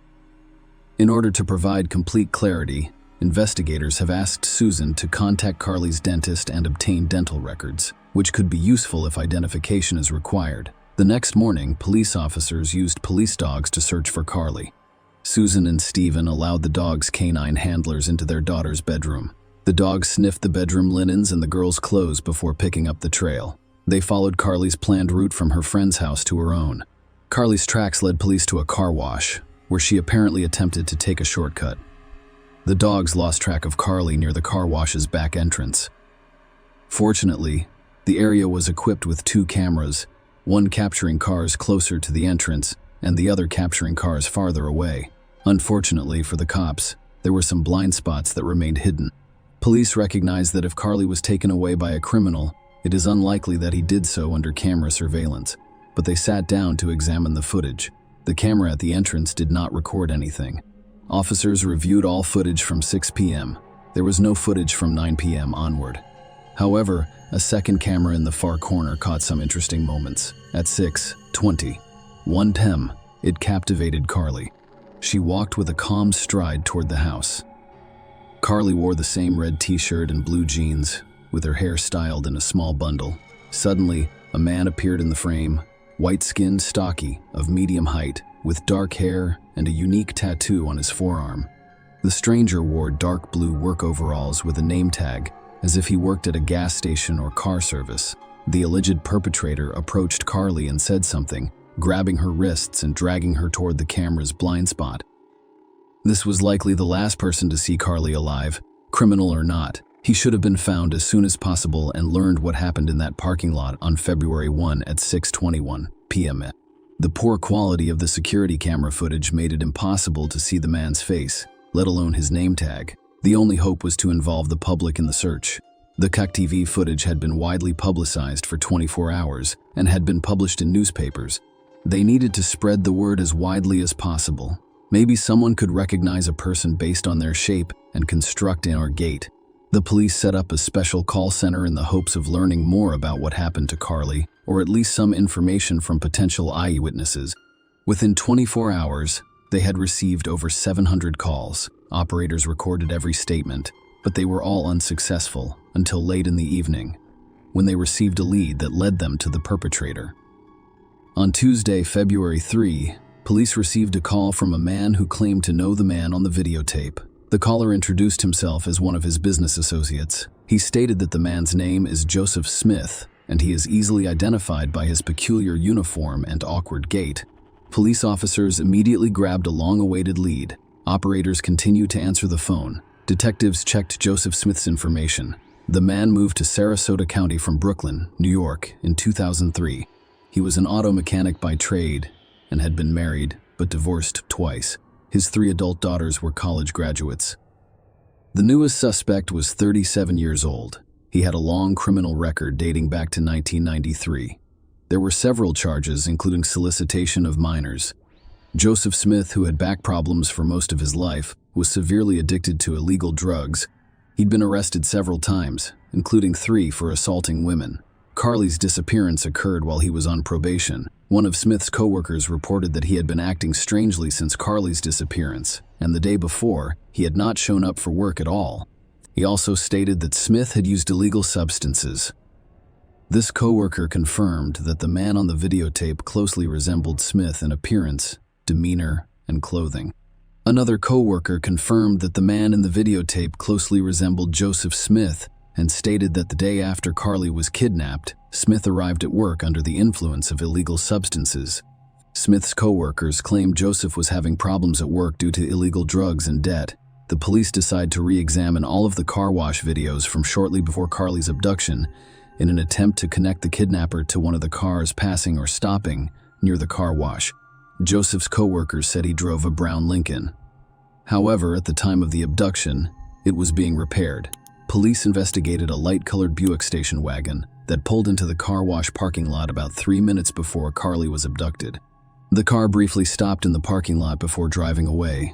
The quality of the video footage prevented the police from determining the license plate number or identifying the driver.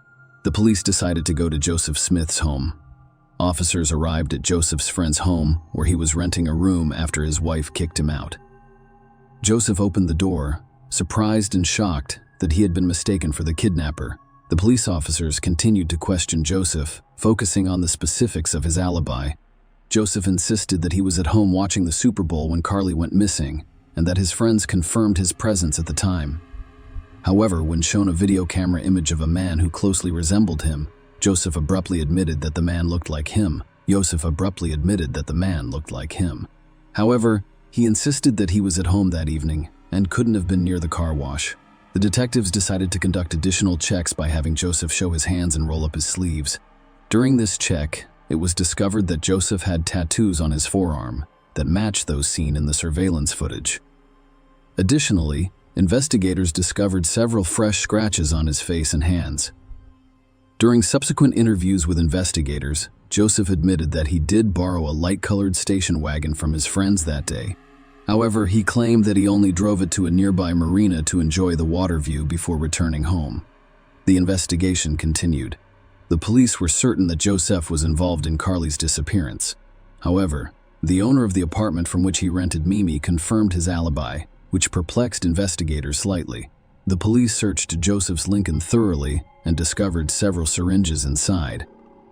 Joseph was arrested for using illegal substances and spoons, as well as violating his probation terms. A few hours following Joseph's arrest, Jeff Pincus, Joseph's friend and Mimi's husband, contacted police and informed them that Mimi had mixed up the dates in her statement. They stated that they had indeed lent him their car, but that he had not returned in the evening as promised and had not arrived until shortly before dawn. They also testified that before Joseph left, they checked the odometer, and when Joseph returned, they discovered that it had traveled more than 300 miles, and the car inside appeared shabby. The back seat was down. The officers then asked Joseph's friends if they remembered what Joseph was wearing when he left the home. Jeff replied that he was wearing a mechanic's uniform.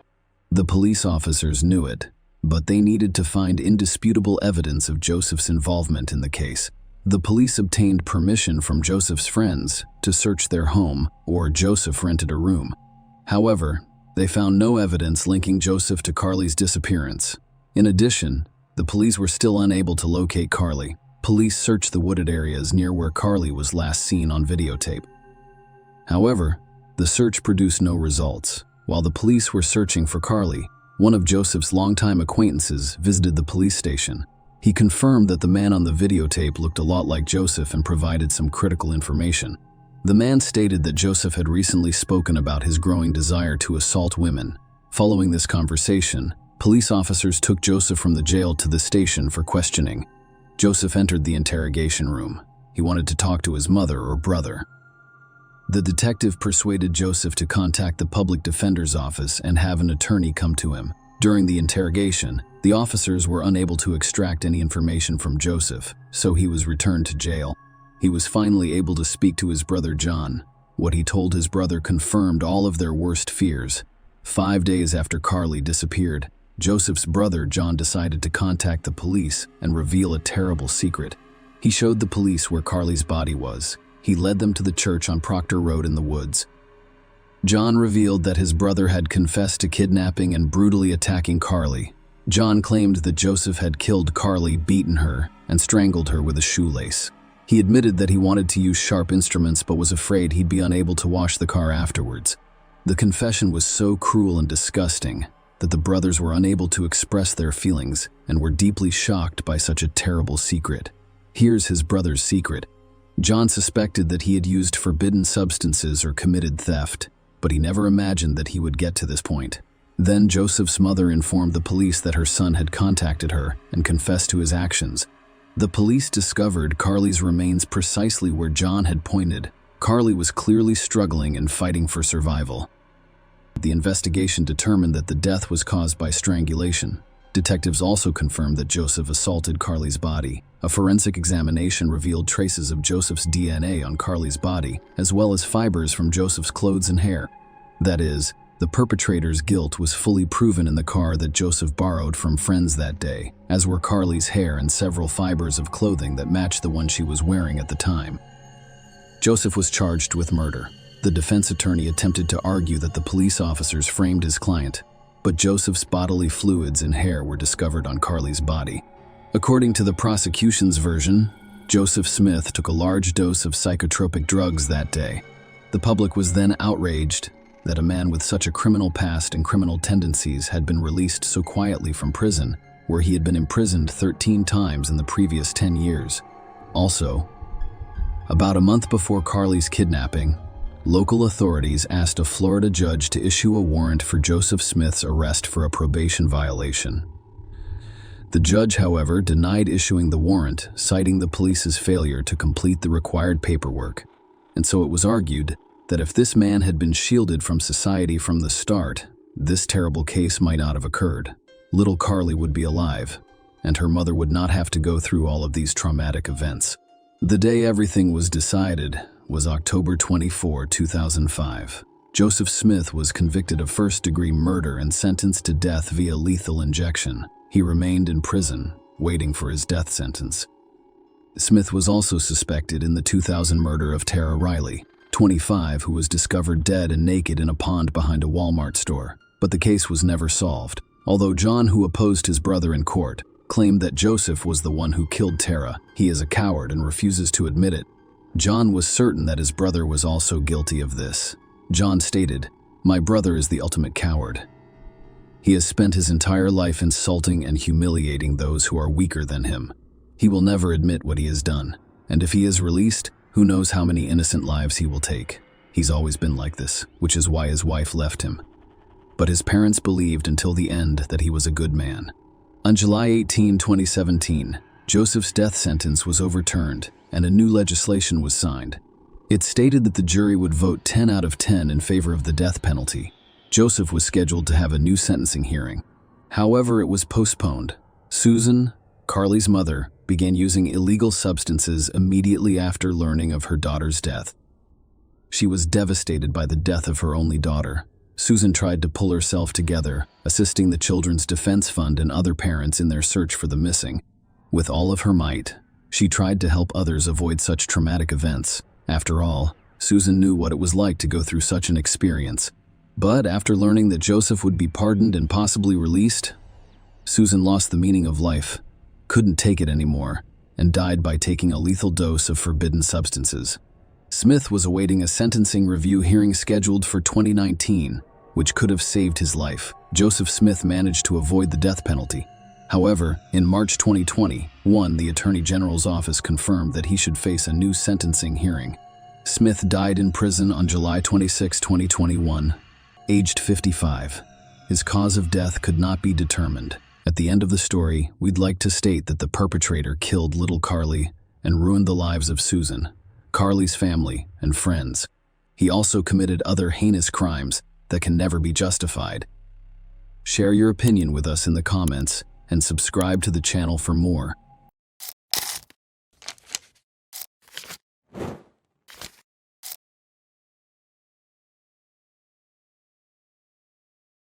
The case of Jennifer Sabina. Why would a loving husband mutilate his wife? Many of us have heard about the severe psychological condition known as post-traumatic stress disorder, PTSD, but few have considered what lies behind those three words. The term refers to mental disorders that develop as a result of a single or repeated exposure to a severe traumatic event, violence, accidents, disasters, wars, and so on. This type of disorder is frequently found in military personnel who have been involved in combat and witnessed the deaths of others over an extended period of time. Even after returning home, they have difficulty adjusting to civilian life. According to a World Health Organization report, 1/3 of soldiers returning from conflict zones experience some level of PTSD. Tragically, their loved ones suffer as well, desperately attempting to assist them in overcoming the crisis and resuming their normal lives. The family of Benjamin Sabina, an Iraq War veteran, struggled with this issue for many years. Unfortunately, the disease proved insurmountable, and Jennifer Simon's case shook the peaceful town of Wauwatosa, Wisconsin, with its brutality. Furthermore, this was the first time a police officer was killed in the line of duty in the town's history. Behind it all was a tragic story that lasted nearly a decade and resulted in the death of a young woman. Let's start at the beginning to make sense of the situation and see if there was any way to avoid such a dramatic denemia. Jennifer and Benjamin Sabina, before they met Jennifer Louise Sabina. Nate Miller was born in 1982 in Milwaukee County, Wisconsin. She was the oldest of 2 children in her family and grew up with her younger brother Jacob, with whom she maintained a close relationship. When Jennifer started school, her parents decided to split up and file for divorce, after which her father moved to another state and stopped being involved in his children's lives. Her mother worked hard to provide for the children, but Jennifer was always her primary helper and supporter. She kept the house in order, cooked meals, and looked after her younger brother, while their mother worked tirelessly. Jennifer excelled in school and aspired to a career in law enforcement. Benjamin J. Sabina, also a Milwaukee native, was Jennifer's age and went to the same school. Despite the coincidence, they did not know each other personally. After graduating from high school, Benjamin joined the United States Marine Corps and served 2 tours in Iraq. He was honorably discharged in 2005 after suffering a severe concussion and numerous injuries to his body and limbs, which is how the couple met. While serving in Iraq, Benjamin signed up for Facebook, a new and rapidly growing social networking site. He searched for his hometown and came across the profile of Jennifer, a charming, smiling girl. After looking up her information, he discovered that they had attended the same high school, but he could not remember her. After some thought, Sabina decided to approach the attractive girl. He greeted her, informed her that he was currently serving in Iraq with the Marine Corps, and asked how she was doing. Jennifer did not respond immediately, but did write briefly that she was doing well. It was clear that she was not eager to communicate with a stranger, but the young man was not perplexed. Benjamin began writing to her every day, even when she did not respond. Gradually, he drew the beauty's attention, and they began to talk casually about various topics, remembering the school where they wanted to study together and trying to figure out why they hadn't met before. A mutual liking developed between them, and they even began planning a reunion when Benjamin could return home. Jennifer had graduated from the police academy, had received specialized training, and had successfully passed all of her exams before becoming a police officer in her hometown of Wauwatosa, Milwaukee County, Wisconsin. It had been her dream job since high school, and she was extremely proud of it. Jennifer expressed her joy to a pen pal who sincerely congratulated her on her accomplishment, severe injury, and return home. Benjamin was expected to return home in November 2005. However, in February of that year, he and several of his comrades were targeted by mortar fire. Almost all of Benjamin's comrades were killed that day, and he miraculously survived, albeit severely wounded. His kneecap was almost shattered. His left arm was nearly severed by shrapnel and held together by a few tendons and a piece of skin, and he sustained shrapnel wounds to his chest and head, as well as a severe concussion. The Marine was transported to a military hospital, where he was carefully picked up piece by piece, and, once his condition stabilized, he was transferred to Germany for treatment and rehabilitation. His arm was saved. Although it had lost sensation and function, his knee was in far worse shape. Doctors were skeptical that Benjamin would be able to regain his footing. During this time, Jennifer, with whom he communicated on a daily basis, was extremely supportive and encouraging.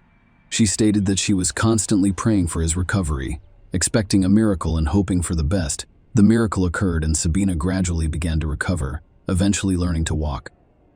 A few months later, the demobilized Marine was transferred to California, where his military unit was stationed. After completing the necessary paperwork, he returned to his hometown of Wauwatosa as a combat veteran, and among the disabled veterans were his parents and Jennifer, with whom he had grown close through correspondence. We were waiting for him. By then, Benjamin had resumed his rehabilitation program, which was producing positive results. The muscles in his damaged limbs recovered and strengthened, and he began to exercise, eventually being able to use his left arm normally and, contrary to the doctor's predictions, beginning to walk and run. When they first met Jennifer, they realized they didn't want to park for a day. The couple spent all of their time together discussing everything in the world, and it appeared that they had known each other their entire lives. A passionate romance blossomed between the two young people. Jennifer saw her lover as a hero, surrounded him with care, and supported him in everything. Benjamin was extremely grateful to her for this. And at the end of 2005, he offered to make her his lawful wife, which she gladly accepted. They registered their marriage right away and married on New Year's Eve of 2006. Severe post-traumatic stress disorder. The young man's time spent in war zones left him with not only scars, but also deep psychological trauma. Benjamin suffered from complex post-traumatic stress disorder, PTSD, which included all of the typical symptoms such as nightmares, increased anxiety, psychotic experiences known as flashbacks, depression, and suicidal ideation. For the former Marine, any loud noises, popping fireworks, or even the sound of a passing airplane could trigger memories of his horrific experiences.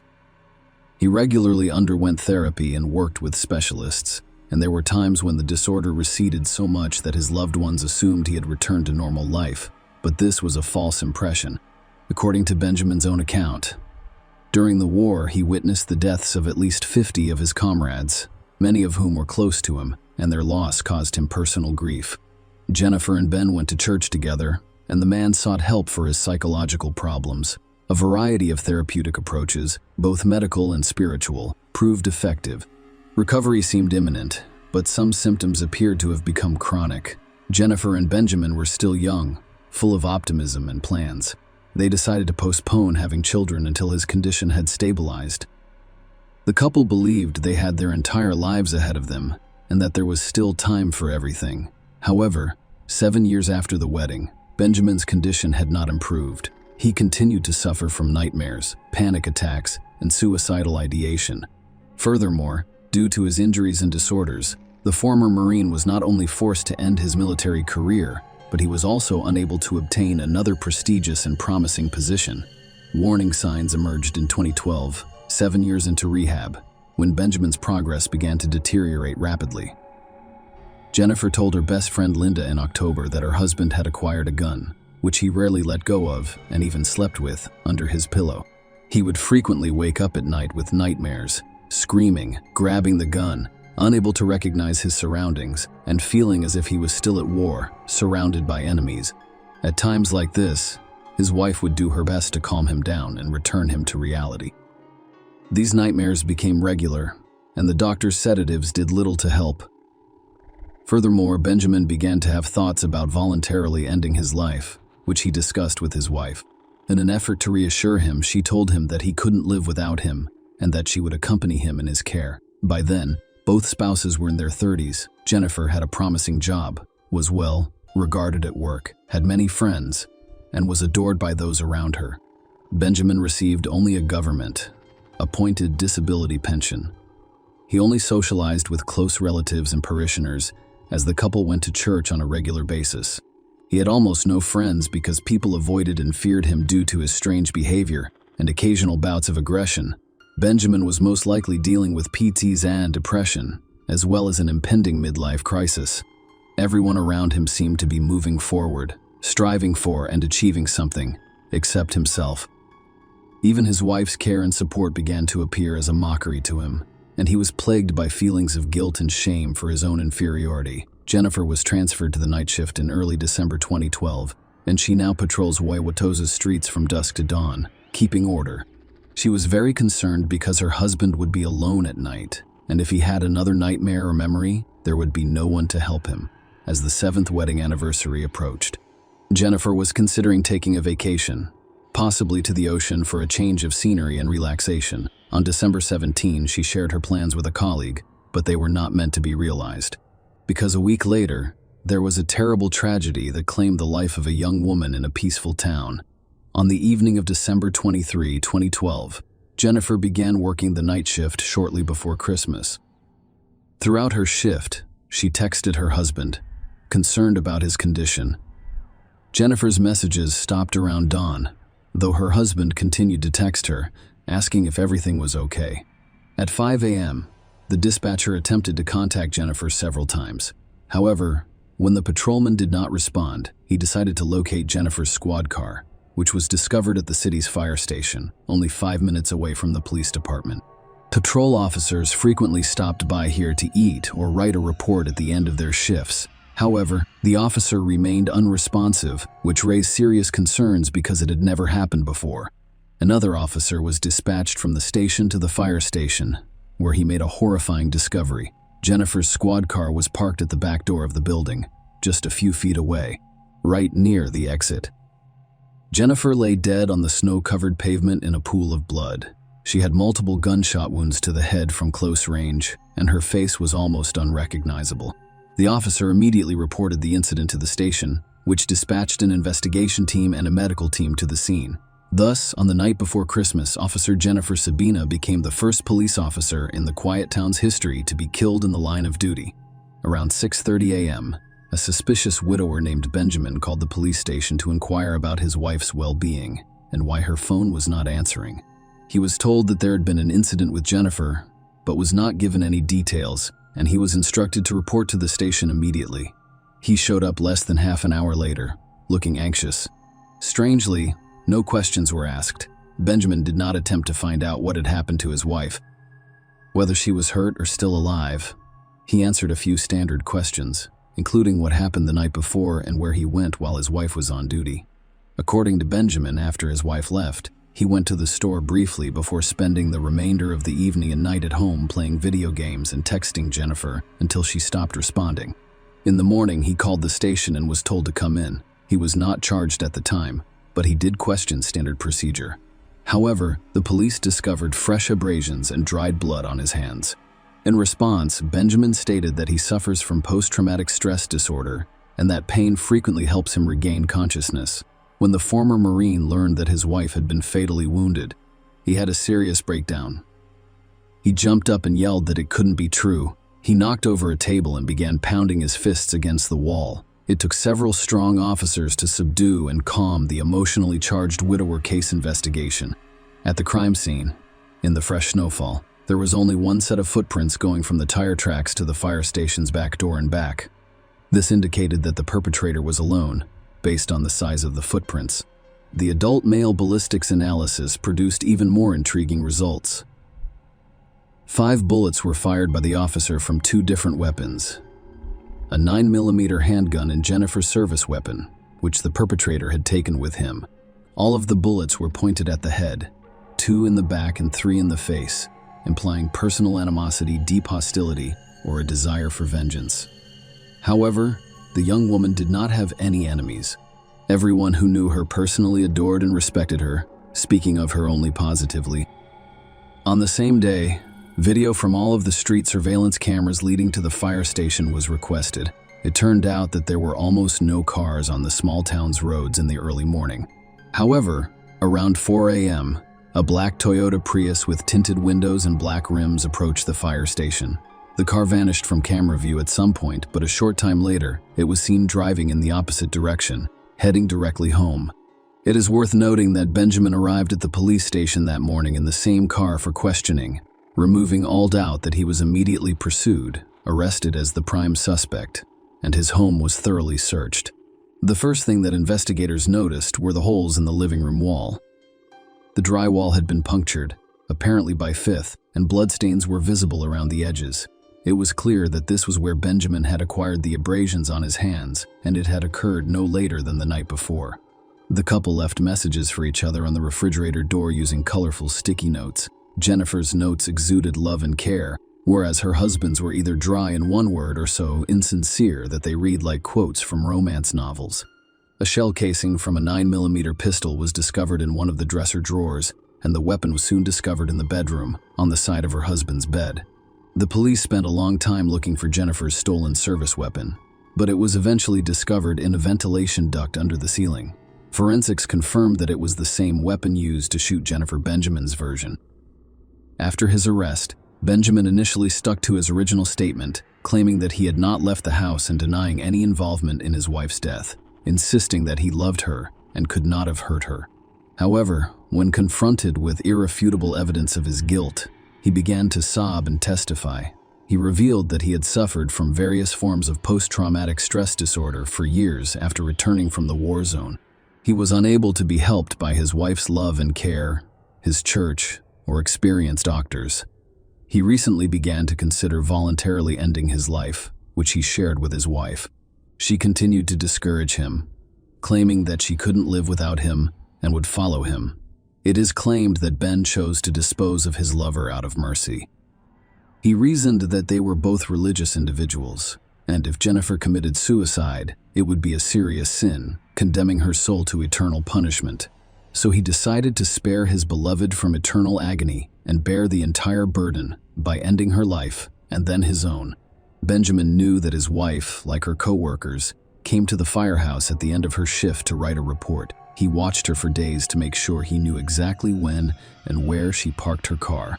That fateful evening, he arrived on time, about 15 minutes before his wife emerged. He waited for her at the door, then fired 2 shots to the head with a pistol he had brought from home.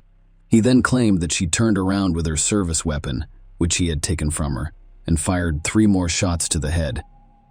However, experts believe that the first 2 shots to the head were fatal, and she was unable to turn around or reach for the gun. Furthermore, the entry wounds revealed that the last 3 shots were fired into her body while she lay on the ground. Furthermore, it was unclear why Ben shot her 5 times in the head, severely disfiguring her face and necessitating a closed casket funeral, trial and sentencing. In the end, Benjamin pleaded guilty but blamed his actions on a severe mental disorder, claiming that he was unaware of his actions. As a result, a psychiatric evaluation was ordered, which revealed that despite having severe complex post-traumatic stress disorder, the man was fully aware of his actions. Furthermore, Sabina planned the crime in advance, attempted to cover his tracks and hide evidence, and continued to send messages to his now deceased wife's cell phone to avoid suspicion.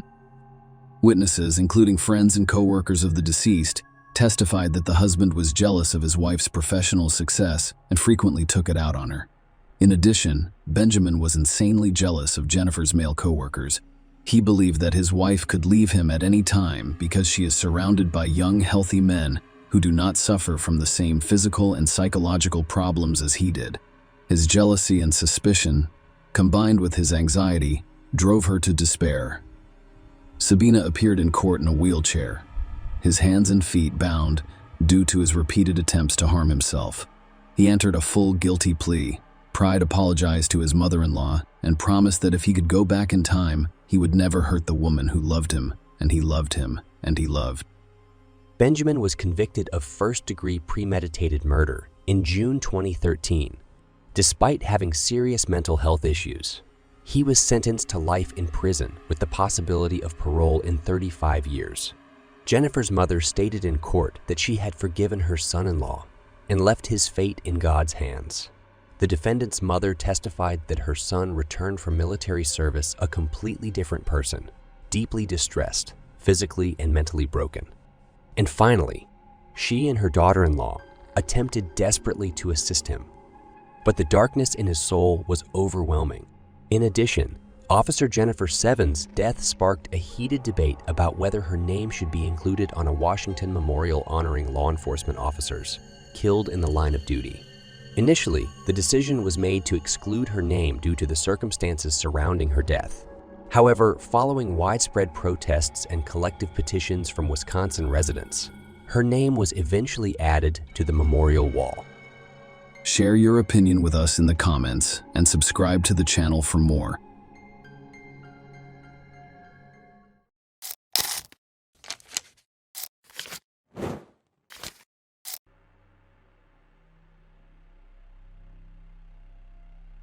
The Beverly Liggett case exemplifies madness by inheritance when a favorite son becomes an executioner. Unfortunately, genetics is inextricably linked to a wide range of inheritable diseases. These include some mental illnesses.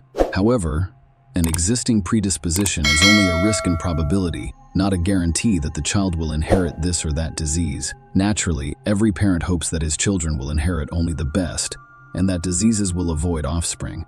Many experts believe that there are no specific genes for the transmission of mental illness, meaning that no single gene is necessary or sufficient to cause the disease.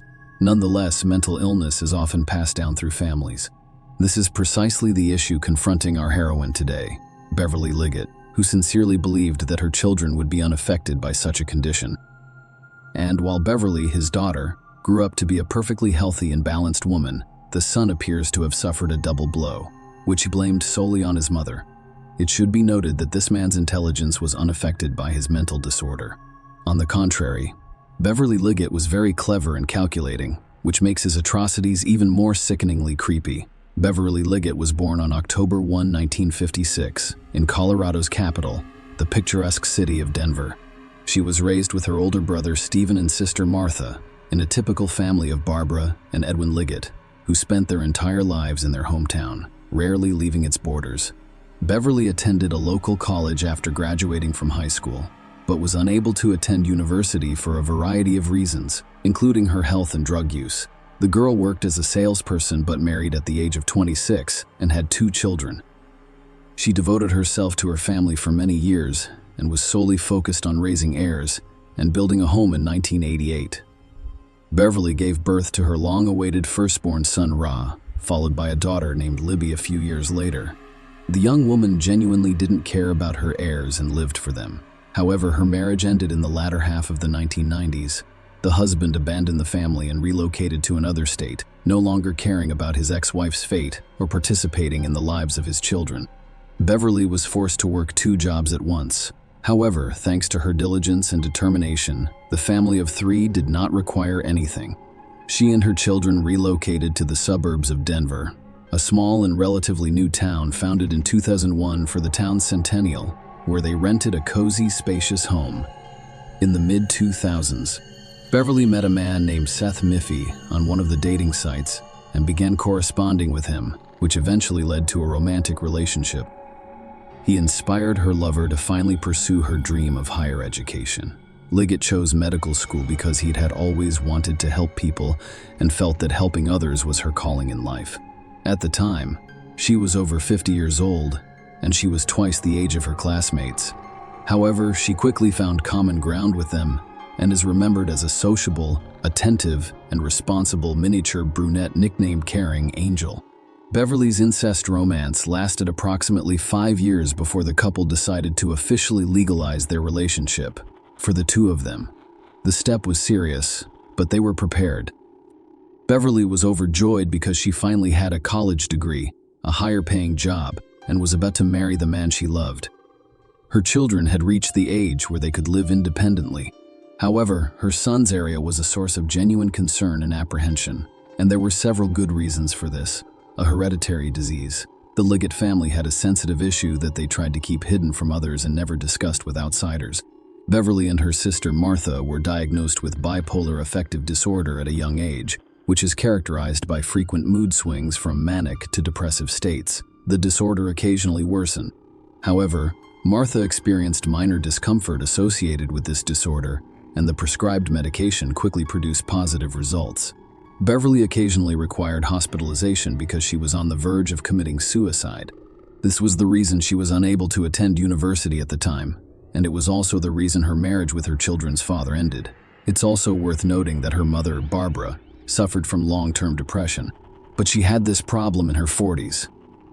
After that, no one provided qualified assistance to the woman at the time. As a result, she spent almost her entire life fighting her illness alone. Beverly was certain that the mental disorder in their family was passed down exclusively through the female line, because the disease manifested itself in her mother, herself, and her sister, while her brother, Stephen, remained completely normal. In this regard, Beverly feared for the health of her daughter, Libby, but just the daughter of the disease bypassed, hitting with redoubled force on Ra, the special child from early childhood area with a rather strange withdrawn boy prone to tantrums at the age of 5. He was diagnosed with autism, and later a whole host of other mental disorders and abnormalities were added. He could withdraw into himself and completely abstract from what was going on around him. But he was particularly fond of chemistry and physics. The boy solved complex problems quickly, performing the majority of his calculations mentally. His intelligence was above average, but his social and communication skills were virtually non-existent. Flatmates avoided or mocked the strange and unsociable Pierre. Ari had no friends, was uninterested in learning about the world around him, and was aggressive and violent, resulting in animal cruelty and attacks on other children. The boy was repeatedly hospitalized and given medication to treat his condition. However, at home, he frequently stopped taking the prescribed medication and quickly returned to his previous state. His parents attempted to persuade him to take the necessary medications, but as he grew older, it became more difficult for him to ask or speak calmly, and he always got his way with tantrums. The boy could isolate himself and not speak to anyone for weeks, but he could talk for hours to himself or to an imaginary interlocutor. When things get bad, he became dangerous to others, and his relatives occasionally insisted on his mandatory hospitalization as a dangerous teenager. As a teenager, I learned that his mother and grandmother also had mental health issues, and his mother had to be hospitalized on occasion. During that time, Barry despised his mother and blamed her for all of his problems. He believed she had given him a disease that was ruining his life. The young man grew increasingly uncontrollable. He threatened his loved ones with violence and was constantly perplexed as to why his own sister's family curse had been ignored. Being with him under the same roof became dangerous, and the first couldn't stand the head of the family. He filed for divorce and literally fled. Despite his diagnosis, Ra was able to enter university with a high passing score. However, he was expelled in his first year after bringing a homemade firearm to campus and threatening a fellow student with death. At the time, he was arrested for the first time, but was only sentenced to an educational talk, the confiscation of the weapon, and expulsion from the university. Beverly contacted the police about a year later and requested that they come to their home right away to apprehend her son, who was threatening to kill her and her daughter, and appeared to be very serious. However, the police handed over the violent young man to psychiatrists, who, after a brief hospitalization, released him home and prescribed medication. Ari, of course, did not accept the hateful stepfather. Ari was 18 years old when Beverly met and started dating Seth. The couple quickly decided to live together, but Ari immediately took his mother's new chosen one in the bayonet. He tried everything he could to get him out of the house, including threats, scandals, and even fights. The appearance of another man in the house, which his mother perceived as a personal insult and betrayal, prompted him to do his best to support his beloved. He looked for a specialist who could assist the young man in paying for his clinic treatments, but the more he tried, the longer he despised him. The thought of this man becoming his stepfather and a member of their family, combined with his fear and depression, makes him aggressive and dangerous. That Missy repeatedly told his wife that her son was old enough to live independently. He could study or work normally if he took his medication correctly. Beverly Leggett was well aware of this, but she loved her son and could not abandon or take him out, so she continued to endanger her own life through her obsession with guns. The young man's hobbies evolved over time, becoming increasingly bizarre, sophisticated, and dangerous. He had a weakness for weapons, and more specifically, he was obsessed with them. In the basement of his own home, he gathered homemade firearms, literally from improvised materials, on his knees, demonstrating once more that the man was very smart, clever, and enterprising. However, Ari was not limited to a single weapon and came up with the idea of creating an explosive device. He found all of the information he needed on the internet and purchased or ordered the components he required, as well as the substances he couldn't find. He made the decision to synthesize at home himself. Using his extensive knowledge of chemistry, Beverly was suspicious when she found her son in the backyard of the house, and because he refused to answer questions and behaved strangely, she immediately called the police. As it turned out, she did it just in time, because the police discovered an almost ready bomb in the house during their search. In addition, they discovered and seized a modified rifle, several pistols assembled from various model parts, a silencer, and a large number of spare weapon parts. Our computer search history from the previous few months was reviewed and studied. The FBI became seriously interested in the young man because they suspected he was planning a large-scale crime. In Ari's room, there were also numerous jars of poisonous substances on the shelves, such as arsenic and potassium cyanide. He could not explain why he bought them. The young man was arrested the same day, but he was only charged with misdemeanor possession of weapons and careless handling of dangerous chemicals that could result in death or serious injury. However, he pleaded guilty, cooperated with the investigation, and received only a 1-year suspended sentence, after which he returned to his home and resumed terrorizing his mother and sister, citing the threat of reprisal and the medical profession's indifference. Ari became enraged and hateful following his arrest and suspended sentence. Not a day went by without him threatening to kill his family in their sleep or burning down their home after locking everyone inside. He was then hospitalized again, this time for 3 months, in a psychiatric hospital. In addition to previous diagnoses, doctors found signs of schizophrenia and acute psychosis in the young man. Following another course of treatment, the young man became quiet for a while before returning to himself. He didn't talk to anyone, spent most of his time in his room on his computer, and appeared to take his prescribed medication faithfully. However, only a month later, he had another breakdown, triggered by the news of his mother and Seth's impending wedding. Ari also overheard his mother and stepfather discussing their plans to buy a house in another state, relocate, and restart their lives. Libby's sister had already moved out with her boyfriend, leaving Ari on his own. The 25-year-old man was upset about it. The young man went completely crazy. He threw a tantrum at his mother, screamed her, waved a knife in front of her, threatened to kill her, and ensured that the body was never discovered. Beverly immediately called the psychiatric hospital, told them everything, and asked for her son to be forcibly hospitalized again. But the attending physician dismissed her request, believing that there was no reason to do so and that the previous course of treatment had yielded positive results. So he did not believe that Aria posed a threat to others. Beverly had one last conversation with Seth that evening, who was working in another city and couldn't get to her right away.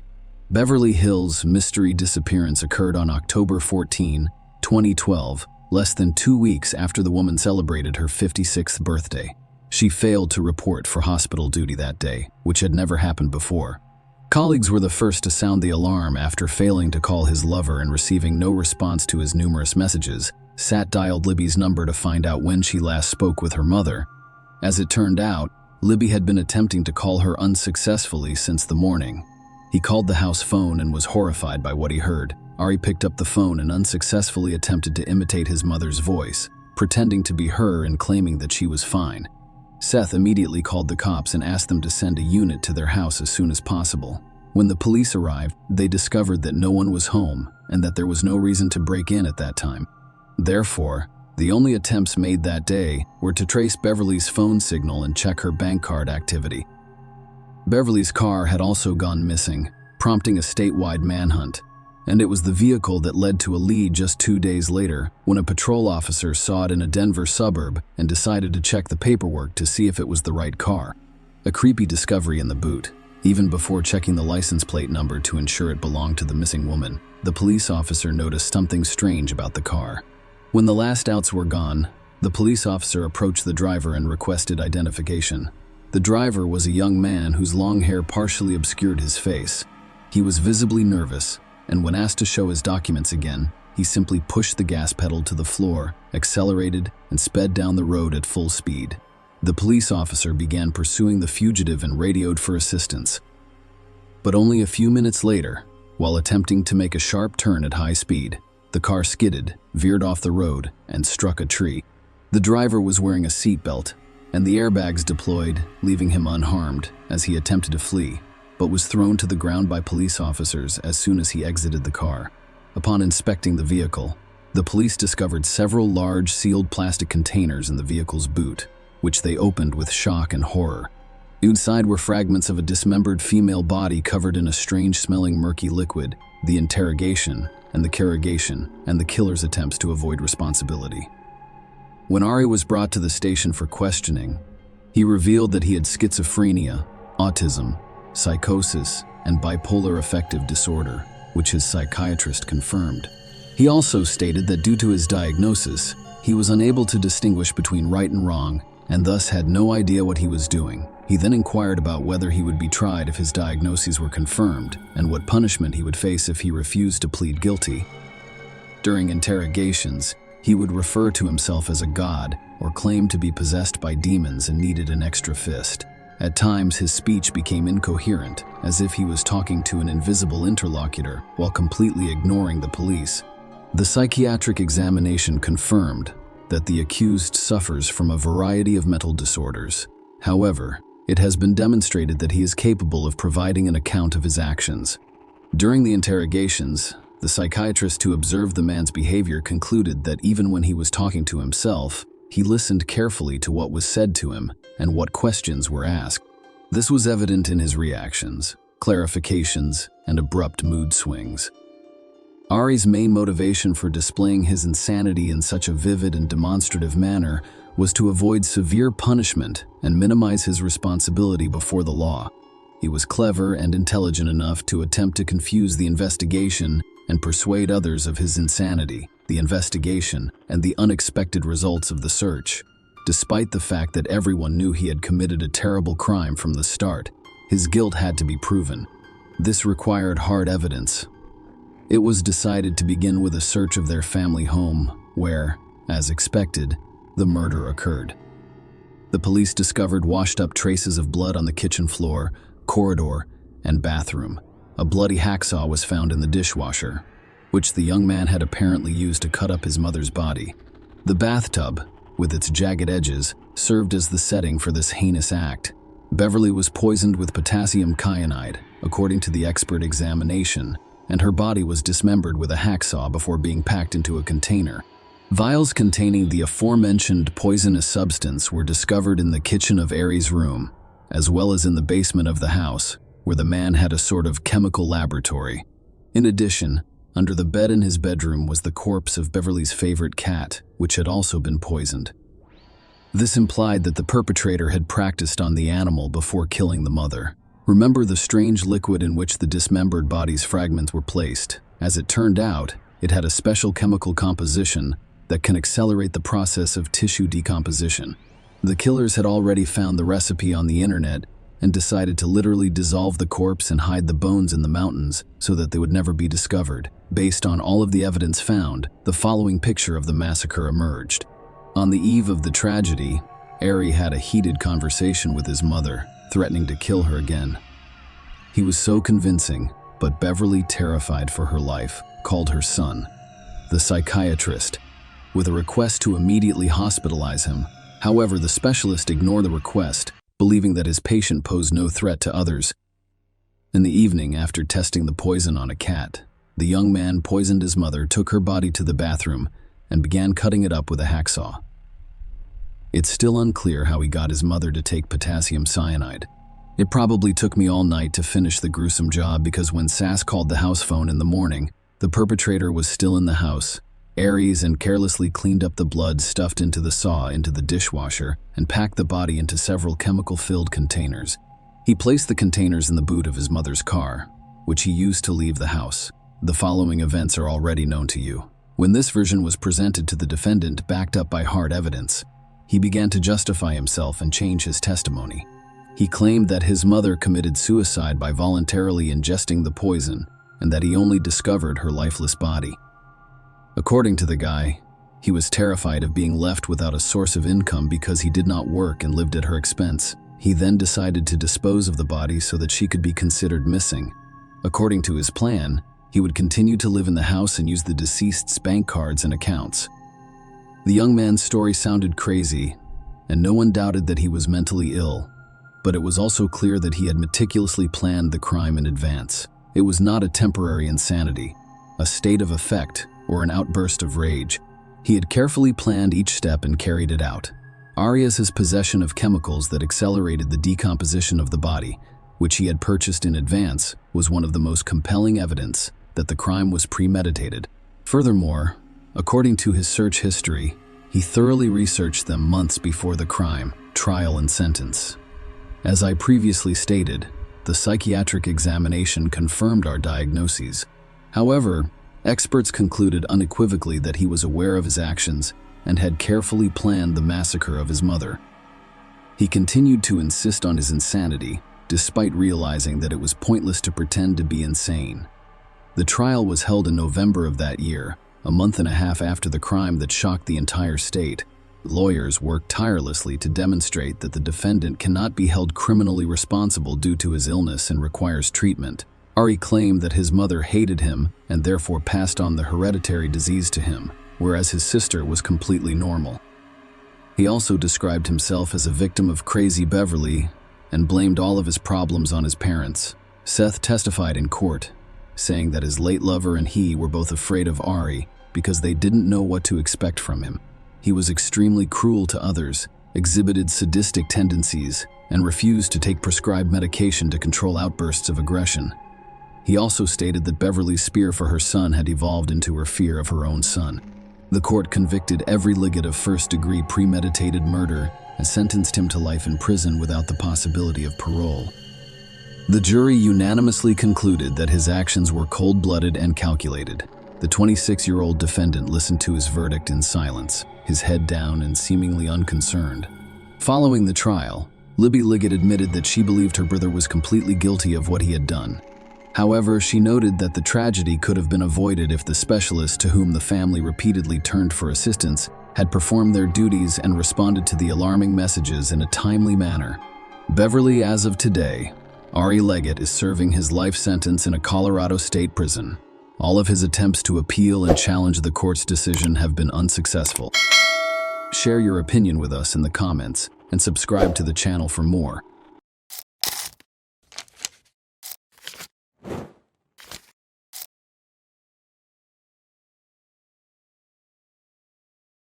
Suzanne Pilley's mysterious disappearance sent shockwaves through her community, causing serious concerns among her loved ones. Suzanne, a 38-year-old bookkeeper, was scheduled to start work at 9 a.m.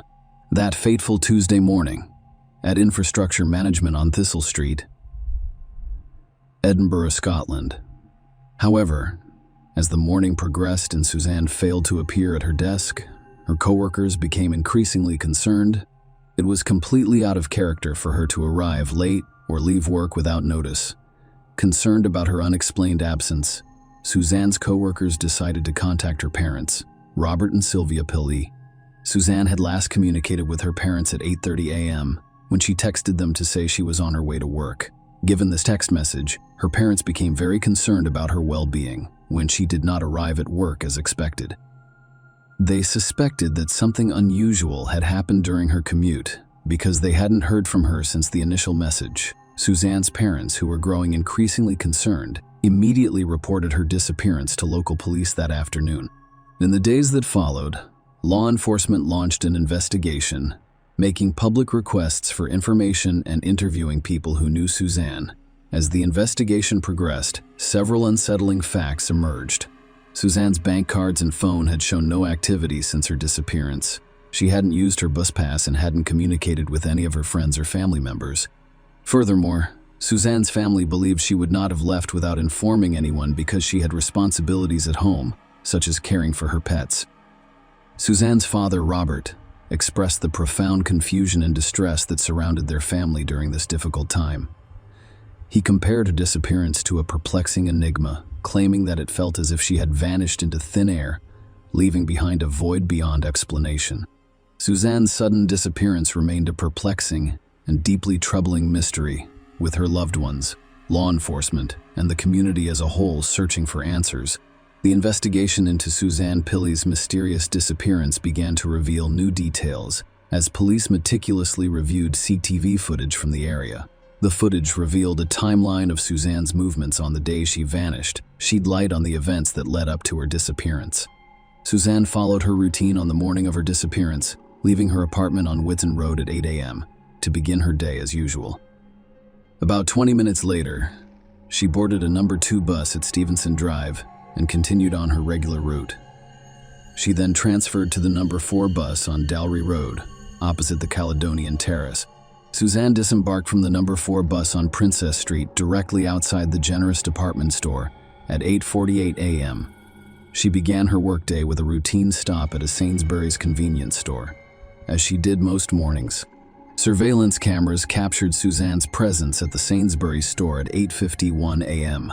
After finishing her errands, she headed to her workplace, which is Infrastructure Management on Thistle Street. Suzanne's last known footage was captured by a CCTV camera near the building at the corner, only 50 meters from her office front door. At this point, she appeared to vanish from sight, leaving authorities with a perplexing mystery to solve. The investigation revealed one potentially significant detail. At 8:55 a.m., a black cab stopped in the area where Suzanne was last seen. Although law enforcement did not believe the cab driver was directly involved in Suzanne's disappearance, they did issue an appeal to the driver to come forward and help with their ongoing investigation. This development raised questions about whether the cab driver witnessed anything unusual or had information that could help solve the mystery of Suzanne Pilley's disappearance. As the investigation into Suzanne Pilley's disappearance progressed, law enforcement began to look into her personal life in an attempt to better understand the circumstances surrounding her disappearance. Their investigations led them to what appeared to be a complex love triangle, which shed light on a possible motive for the crime. Suzanne, a single woman, had recently been in a romantic relationship with a coworker, David Gilroy. However, the relationship ended in December 2009. David, who was married and had his own family, had decided to return to his wife and children in an attempt to reconcile with them. He told the police that Suzanne had been dating other men since their breakup, implying that their romantic relationship had ended amicably. Several weeks after Suzanne's mysterious disappearance, David Gilroy reported a break-in to police. He claimed that someone broke into his home while he was sleeping, stealing both his mobile phone and laptop. According to David, his wife discovered the broken back door when she woke up, despite the fact that they had heard very little noise during the intrusion. When asked if he thought the break-in was connected to Suzanne's disappearance, David responded with uncertainty, saying, "I don't know." The investigation took a darker and more ominous turn when authorities began looking for the driver of a silver car that had apparently stopped in a remote forest area. They expressed their interest in the vehicle movements on the afternoon and evening of May 5, the day after Suzanne's last sighting. The police were especially interested in anyone who saw the car between 1 p.m. and 3:30 p.m., as well as around 7 p.m. and 9 p.m. In a significant development, authorities publicly announced the shift from a missing person case to a murder investigation. They revealed that they believe Suzanne was murdered and that her body was either disposed of or concealed about 90 miles from her last known location. The search was expanded to cover approximately 400 square miles of rural Gill and Butte. The investigation centered primarily on the Rest, Be Thankful, and Argo Forest regions. Despite extensive searches, no trace of Suzanne was found at this time. As the investigation progressed, police focused their search on a 5-square-mile area. They suspected Suzanne's remains could be hidden in Glen Crow, Argill, and Butte. They continued their determined efforts to solve the mystery of her disappearance. Despite the absence of Suzanne's body, the authorities believed they had gathered sufficient evidence to charge David Gilroy with her murder. The investigation into this enigmatic case was meticulous and painstaking.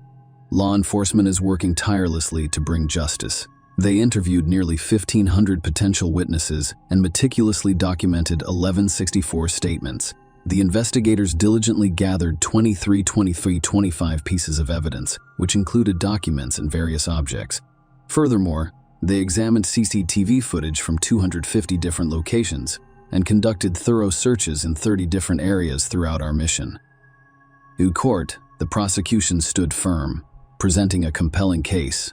Their arguments revolved around the notion that, despite the absence of Suzanne's body, a wealth of evidence pointed to her being the victim of a heinous crime, with David as the primary suspect. The prosecution revealed the intricate tapestry of Suzanne and David's relationship, which began at work. However, their turbulent love story had taken a dark turn when Suzanne chose to end the relationship shortly before her mysterious disappearance, a decision attributed to her newfound involvement with another person. During the trial, Suzanne's mother, Sylvia, testified, providing a moving glimpse into her daughter's life. Sylvia recounted Suzanne's marriage in 2004, followed by a divorce. Suzanne had taken a significant step toward independence by purchasing her own Edinburgh apartment, which became David's residence in 2009. Sylvia made it clear that he had left his wife and was seeking a divorce. Suzanne did not cause the breakup. The courtroom remained rapt as the prosecution continued to unravel the complex narrative. David's obsession with Suzanne became a central theme in their case. The prosecution revealed that David sent an astounding 400 text messages in the month leading up to Suzanne's disappearance, indicating that he was unwilling to accept the end of their relationship. Phone records provide a vivid picture of David's persistent attempts to communicate with Suzanne. In the days leading up to her disappearance, he sent her over 50 texts per day. His final communication with Suzanne was on May 3, the day before she went missing, and consisted of 15 text messages and 1 voicemail. The prosecution's case took an unsettling turn when it painted a vivid and sinister picture of what happened on May 4. They claimed Suzanne had followed her usual daily routine, going to work as she had done countless times before. In a chilling scenario, the prosecution claimed that David waited for Suzanne to arrive at the office building and strangled her almost immediately, possibly luring her into the basement.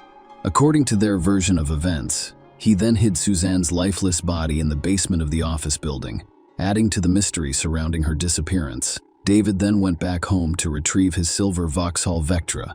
That would quickly become an important piece of the puzzle in this haunting case. The prosecution claimed that Suzanne's lifeless remains were hidden in the car's trunk, away from prying eyes.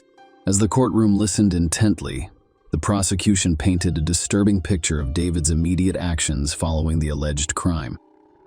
He bought air fresheners, most likely in an attempt to mask any odors associated with his unpleasant activities. Furthermore, he made numerous visits to the basement and garage areas of the infrastructure management offices, despite having no legitimate reason to be there. Following these ominous activities, David went about his day seemingly unaffected, attending a school presentation with his wife and sharing a meal at Victoria on Leith Walk, while immersed in the gripping courtroom drama surrounding Suzanne's disappearance and presumed murder. New details emerged that sent chills down the spines of everyone who followed the case. The night of May 4 was pivotal in the prosecution's narrative.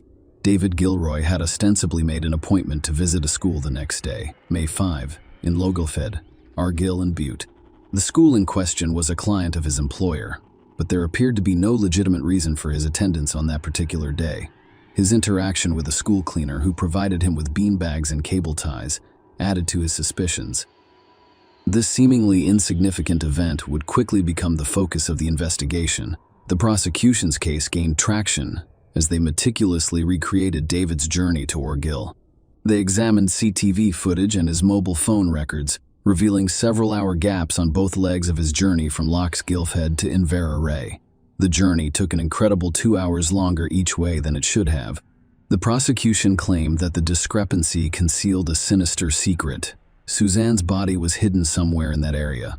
David was intimately familiar with this region. I've previously gone on walking holidays there with Suzanne. When investigators examined David's car, they made chilling discoveries. Vegetative matter was discovered on the vehicle, and 3 fractured coil springs suggested that it had been driven off-road. Things become even more complicated. The court learned that David had turned off his phone at some point during his journey, which added to the evidence against him.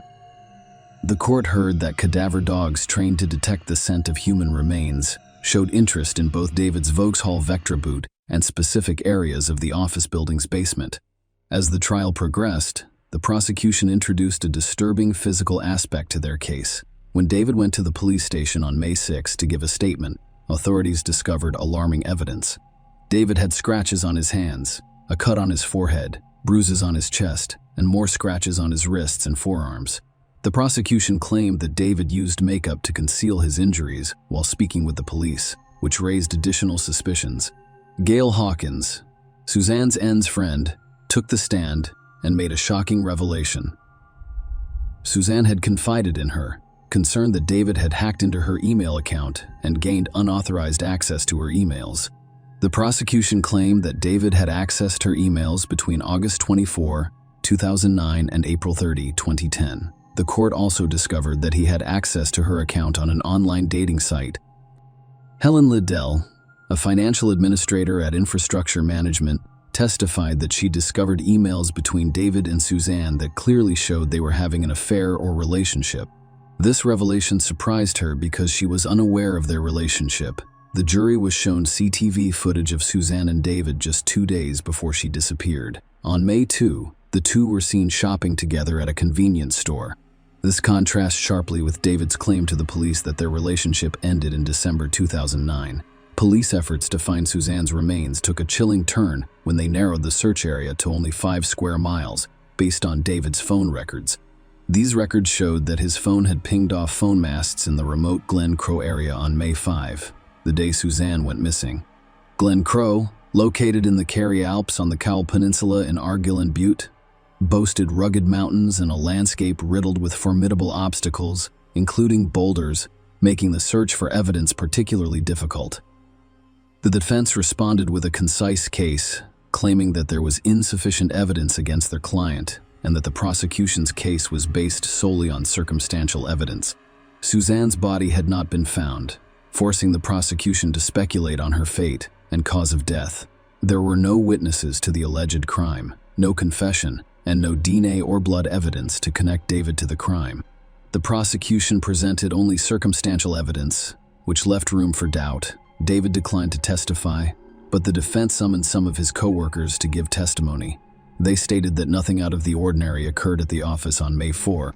After 2.5 days of deliberation, the jury reached a split decision. The court accepted a majority verdict, and David was convicted of murder.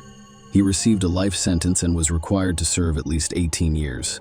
David Gilroy maintains his innocence. On April 27, 2012, he filed notice of intent to appeal his conviction. However, on December 2012, the Court of Criminal Appeal in Edinburgh dismissed the appeal. In June 2017, the Scottish Criminal Cases Review Commission concluded its investigation of the case. Share your opinion with us in the comments and subscribe to the channel for more.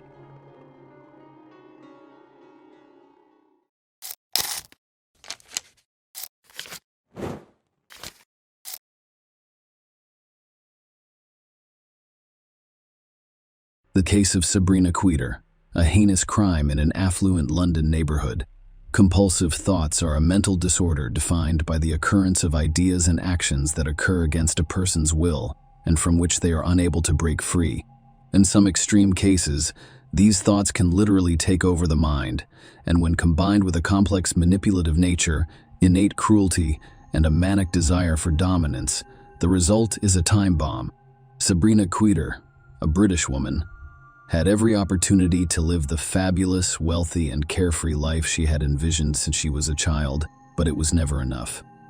No partner was good enough for her, and she always felt like she was born for fame, attention, and luxury. Her unrealized ambitions and obsessive fantasies eventually led to delusions and violent outbursts. Unfortunately, Sabrina discovered a defenseless man on whom she vented her rage. This case became one of the most notorious and high-profile in British history. An innocent girl who cared for her children was the victim of a deranged situation. Sabrina Queeter, her early years. Sabrina Queeter was born on December 5, 1982, in a London suburb, with a distinct blend of French and Algerian heritage from her parents. This unique combination most likely contributed to her striking appearance and fiery personality.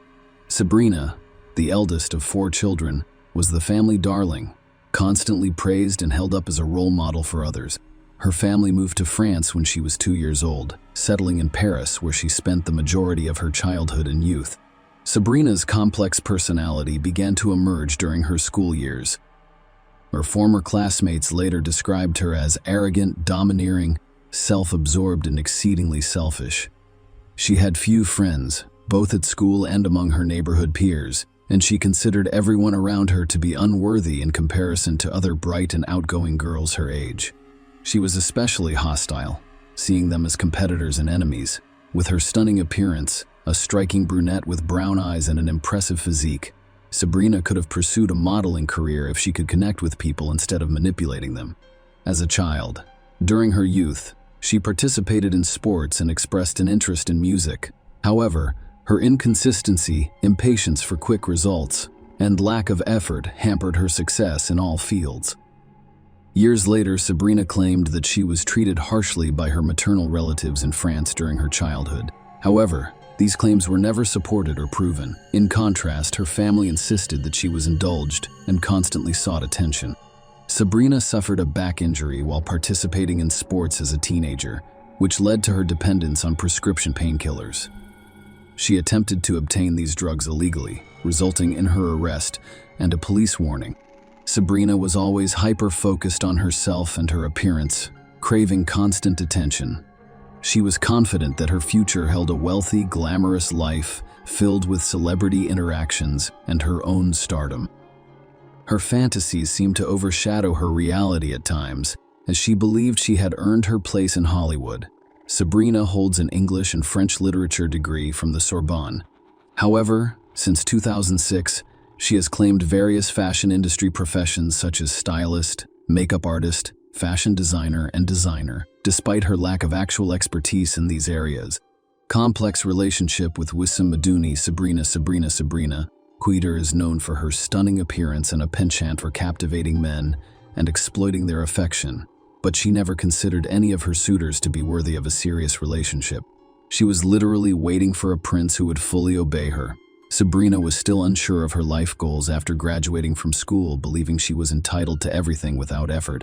Nonetheless, she enrolled at the prestigious Sorbonne University while also working at a sweet shop for financial support. At the age of 18, she met Wissam Madouni, who was 6 years her senior, worked as a manager at the headquarters of a major French company, and attended one of Paris's most prestigious universities.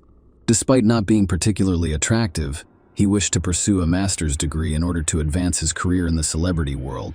He fell deeply in love with Sabrina and was willing to satisfy all of her desires and fantasies. Sabrina found Meduni appealing, seeing him as someone she could manipulate as well as a ticket to a wealthy life. He was ambitious, capable of great professional success, and eager to pamper and spoil her. The couple started dating in 2000 and decided to live together after a few months. Sabrina quickly revealed her true nature, attempting to control my duties in every way. If her demands were not met, she resorted to tantrums, threats, and even physical violence. Furthermore, she soon began openly cheating on Meduni, with no attempt to hide or justify her actions. She could have flings with anyone, from a random acquaintance to Meduni's best friend or colleague. Despite numerous attempts to end the relationship and leave her, Meduni always returned, unable to let go of his deep love for Sabrina. Meduni received his master's degree and a significant promotion in 2001, and he began earning a substantial income, which he lavished on Sabrina's expensive clothing and entertainment. Its family owned several properties in Paris, and he managed them, giving Sabrina all of the rental income. Meduni, who also had Franco-Algerian roots, saw Sabrina as a kindred spirit. According to some reports, the couple married in a special Muslim ceremony in the fall of 2001, as evidenced by a certificate issued by a mosque in Argentina. However, the religious ceremony was insufficient to establish the union as official and legal. The couple had a son, whose paternity Madonia officially acknowledged. However, years later, a Frenchman named Anthony Francois claimed to be the child's father, and a witness in Quitter's trial described her as volatile, unpredictable, promiscuous, and manipulative during her relocation to London. The global financial crisis hit hard in 2008, causing the company where Youssef Meduni worked to go bankrupt, costing him his high-paying job. Around this time, Sabrina Quitter developed a strong desire to move to London. She made the decision without consulting her partner, leaving her with few options and hoping for a new career in one of the world's major financial hubs. Meduni followed her to London, where he found employment in a major English bank. However, Sabrina has struggled to establish herself in the fashion industry. Her ambitions to be a designer, model, or makeup artist were stifled by a lack of skills, experience, and formal education in these areas. Consequently, she had to lower her expectations. She worked in a variety of positions over the years, including nanny in a call center, cafe, and even network marketing. Sabrina Quitter's search for love took an unexpected turn when she rekindled her teenage passion for music, adding the titles of musician and composer to her resume. Despite her enthusiasm, Sabrina struggled to secure professional opportunities in the music industry. She attended a number of auditions and social events in the hopes of making valuable connections. Sabrina was fortunate to meet Mark Walton, a well-known musician, songwriter, and one of the founding members of the popular Irish boy band Boyzone. After leaving the group, Mark went on to become a successful producer and music mogul, working with Jennifer Lopez, Jessica Simpson, and Lady Gaga. By 2016, his net worth had surpassed $1 billion. Mark was exactly the type of person Sabrina had hoped to meet on her way to a life of fame and luxury. She impressed Mark with her beauty and charisma. He was captivated by her and openly admitted to falling in love at first sight, unable to think of anyone but the beautiful woman. Their relationship grew quickly, and Sabrina worked hard to remain pleasant and endearing, eventually ending her relationship with modernity because she saw a bright future with Mark. His previous relationship and child did not deter her. Within weeks, the lovers had moved in together to a luxurious home in an affluent area of London. Mark covered all of Sabrina's expenses, including the rent for the lavish house she chose for several months, in order to bring and live the opulent life she had long desired, which included socializing with celebrities, attending elite events, wearing couture clothing, and even appearing in glossy magazines. Sabrina found it difficult to manage Mark because she was afraid of losing him. She couldn't control her nature for long, and soon began to be jealous of every woman around Mark. Sabrina's demands grew over time, requiring more gifts and luxury. Mark spoiled her with designer clothes, jewelry, and trips to upscale restaurants and clubs. But it wasn't enough for her. The couple's home had a high turnover of staff and nannies, as Sabrina's paranoia led her to believe they were either stealing or trying to seduce Mark.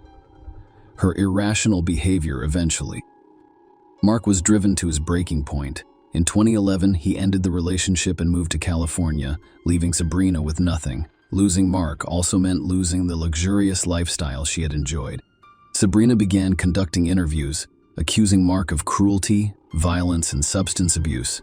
She called him crying, begged him to return, and even threatened to commit suicide. But none of these tactics brought him back. Who is the father of the second child? After realizing she had lost Mark Walton, Sabrina Queter contacted her ex-partner, Wissem Madouni, who was a successful bank executive, and immediately forgave and accepted her back, despite still having feelings for her. They resumed living together. Sabrina discovered she was pregnant shortly after her reunion with Madouni. She quickly notified Walton, who, through his lawyers, expressed a willingness to provide for the child and Sabrina by offering a monthly allowance. However, Walton insisted on a paternity test after delivery to confirm his fatherhood. Sabrina's refusal to take the test, which could have resulted in substantial regular payments, indicated her uncertainty about the child's paternity. Instead of agreeing to the test, she demanded that Walton double the proposed allowance. After his refusal, she declared war on the musician. Sabrina took to social media to spread false claims that Walton was obsessed with her, insanely jealous of modernity, and physically threatening them. She accused Walton of breaking into their home, assaulting Madouni, frightening the children, and sexually assaulting her in an unnatural manner. However, she was unable to back up her claims because Walton had a solid alibi and had been in the United States since their breakup. Sabrina temporarily stopped accusing her ex-boyfriend after Walton filed a defamation lawsuit and the police threatened her with legal action. She settled in Wimbledon, southwest London, with Madouni and their 2 children, leading a seemingly peaceful existence as the conflict appeared to be resolved. Sabrina Queter, a French nanny who was used to handling household chores but found it difficult to manage 2 children, decided to hire a nanny who could also help with housework. She advertised a job online and conducted interviews in person. The majority of candidates failed to meet her expectations, and those who did not last long in her household. Sophie Leonette, a young French woman, responded to the advertisement. At the time, Sophie, 19, was in her provincial hometown in France, so the interview was done via video call. This modest, unassuming provincial agreed to all terms including childcare, housework, and cooking, in exchange for a symbolic weekly salary of £50, which included full board and lodging with the employer. Sophie was born on January 7, 1996, in the small town of Troyes, near Alex, and her parents, Catherine and Patrick Leonette, were simple workers with a modest, if not poor, lifestyle. Sophia graduated from school with a diploma in childcare but did not want to work in her province, preferring to relocate to a larger city, known for being shy, quiet, and unassuming in appearance, but extremely kind and open-hearted. Sophie was loved by those who knew her despite her poor vision. She wore glasses, which she was slightly self-conscious about, and their conversation made her realize that Sophie, the plain Gain, would be an ideal target for her manipulations. Furthermore, Sophie was eager to gain experience and good references, so she was willing to work for the minimum wage. Sophie thought Sabrina seemed like a serious and reliable employer, which she told her parents before leaving for London. Kind employers rose to a sophisticated status. Initially, Sophie Leonette seemed to be doing well, believing that working for the Tweeters would be a great way to start her nanny career. She quickly bonded with the children, completed household chores as required by her contract, and had enough time and resources to improve her English and explore city attractions. This peaceful period lasted several months, and everything seemed fine. Madouni lost his job, and the family's only reliable source of income became Walton's monthly child support payments. To bring it back, Walton was asked to pay more money, which prompted him to request a DNA test to confirm his paternity. The family faced serious financial difficulties, including high rent and basic living expenses. Of Sabrina, unwilling to cut back on her luxuries and desperate to maintain her socialite lifestyle, she became irritable and aggressive, frequently venting her frustration on the young nanny. The couple tried to start a bakery with their last funds, but it failed. Sabrina then turned to Walton and asked for a large sum of money to start a clothing line, only to be met with a categorical refusal, resulting in tears and complaints about poverty. Sabrina frequently complained to Lynette about her ex-lover, and the nanny attempted to console her employer. What happens next varies according to the source. According to one version, who either devised a scheme to use Sophie as a weapon to blackmail Walton. She intended to portray Sophie as Walton's, an accomplice and lover who was allegedly planted in their home to disrupt their lives and endanger the children. Sabrina claimed that the provincial fool was in love with Walton and used her as a tool for vengeance. She believed that recording and presenting the nanny's confessions to the police would be sufficient evidence to seek restitution from Walton for his heinous act. Sophie refused to make false statements on camera.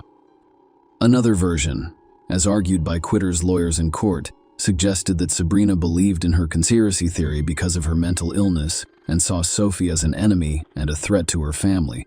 She allegedly did not force the nanny to give false testimony, but she truly believed Sophie was Walton's accomplice who infiltrated their home to harm them. Regardless of the truth, Sophie's life quickly devolved into a living nightmare, a torture chamber in the basement of a wealthy home. Sophie Leonette, a young French woman, was initially burdened with extra work that did not correspond to an increase in her meager salary.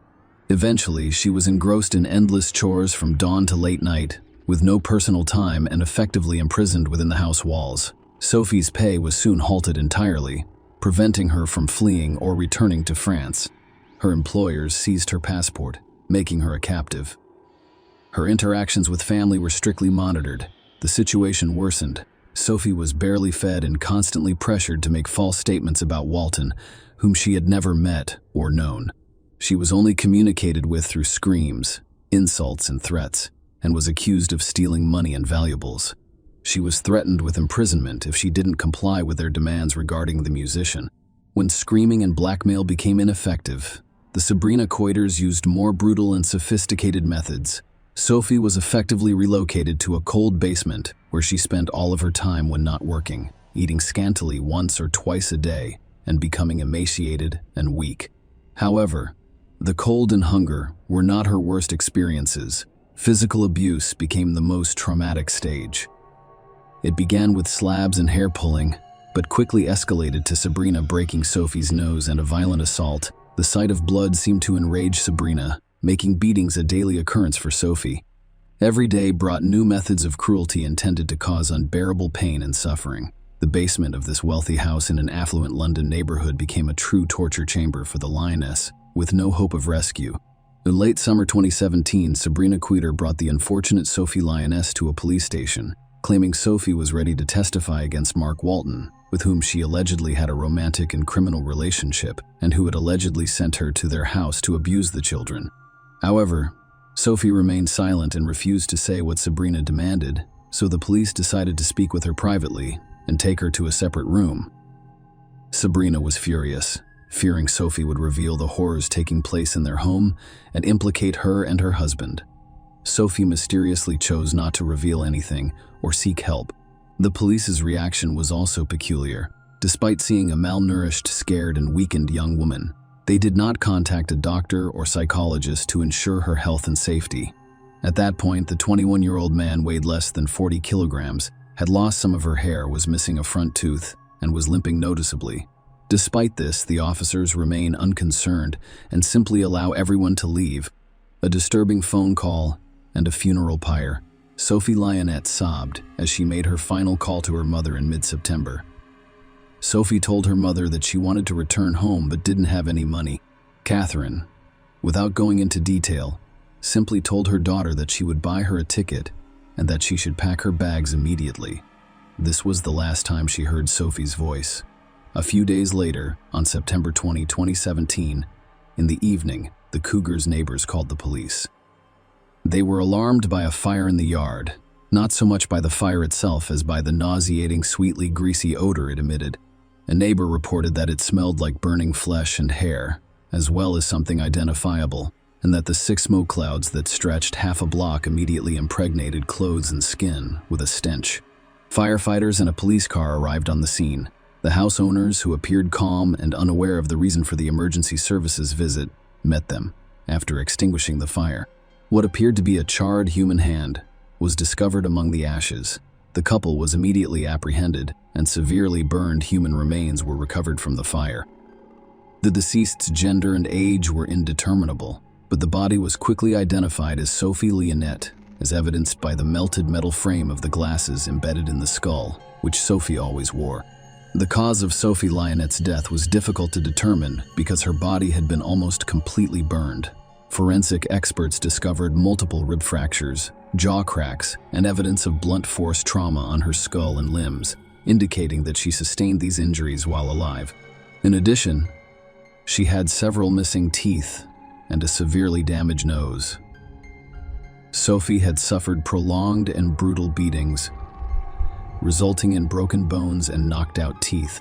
However, the extent of the fire damage made it impossible to assess the state of her internal organs and identify any penetrating wounds.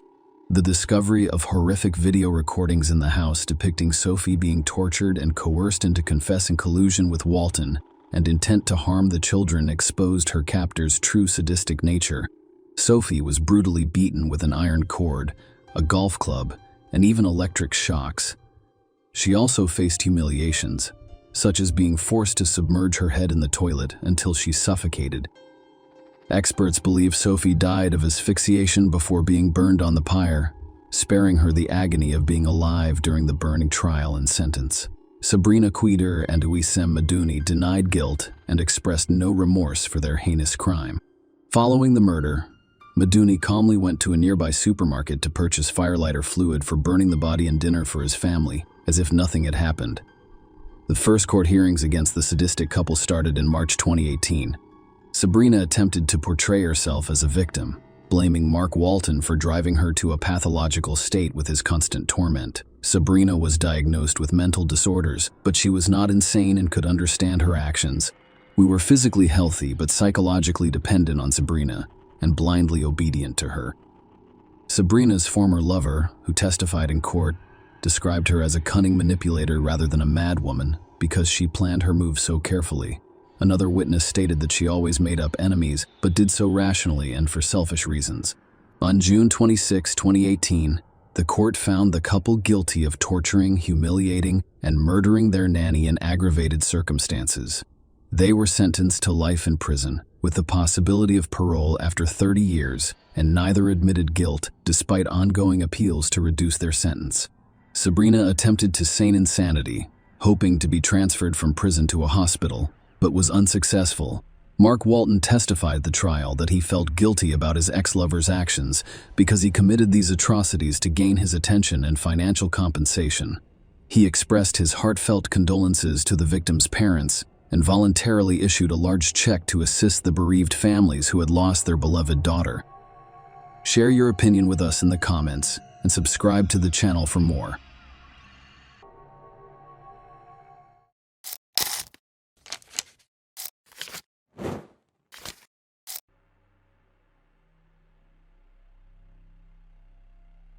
Hey guys, welcome to my channel, and today we're going to take a look at another horrible case with you. The West family case involves the mysterious death of a glamorous housewife. Have you ever wondered what lies beneath the surface of an apparently perfect family? According to psychologists, the more people try to portray an ideal, happy, and prosperous family life, the more serious the underlying relationship issues become. Typically, such people are preoccupied with societal perceptions, constantly seeking approval and validation. Resentments can build up over time within these perfect family units, often erupting in unexpected and drastic ways.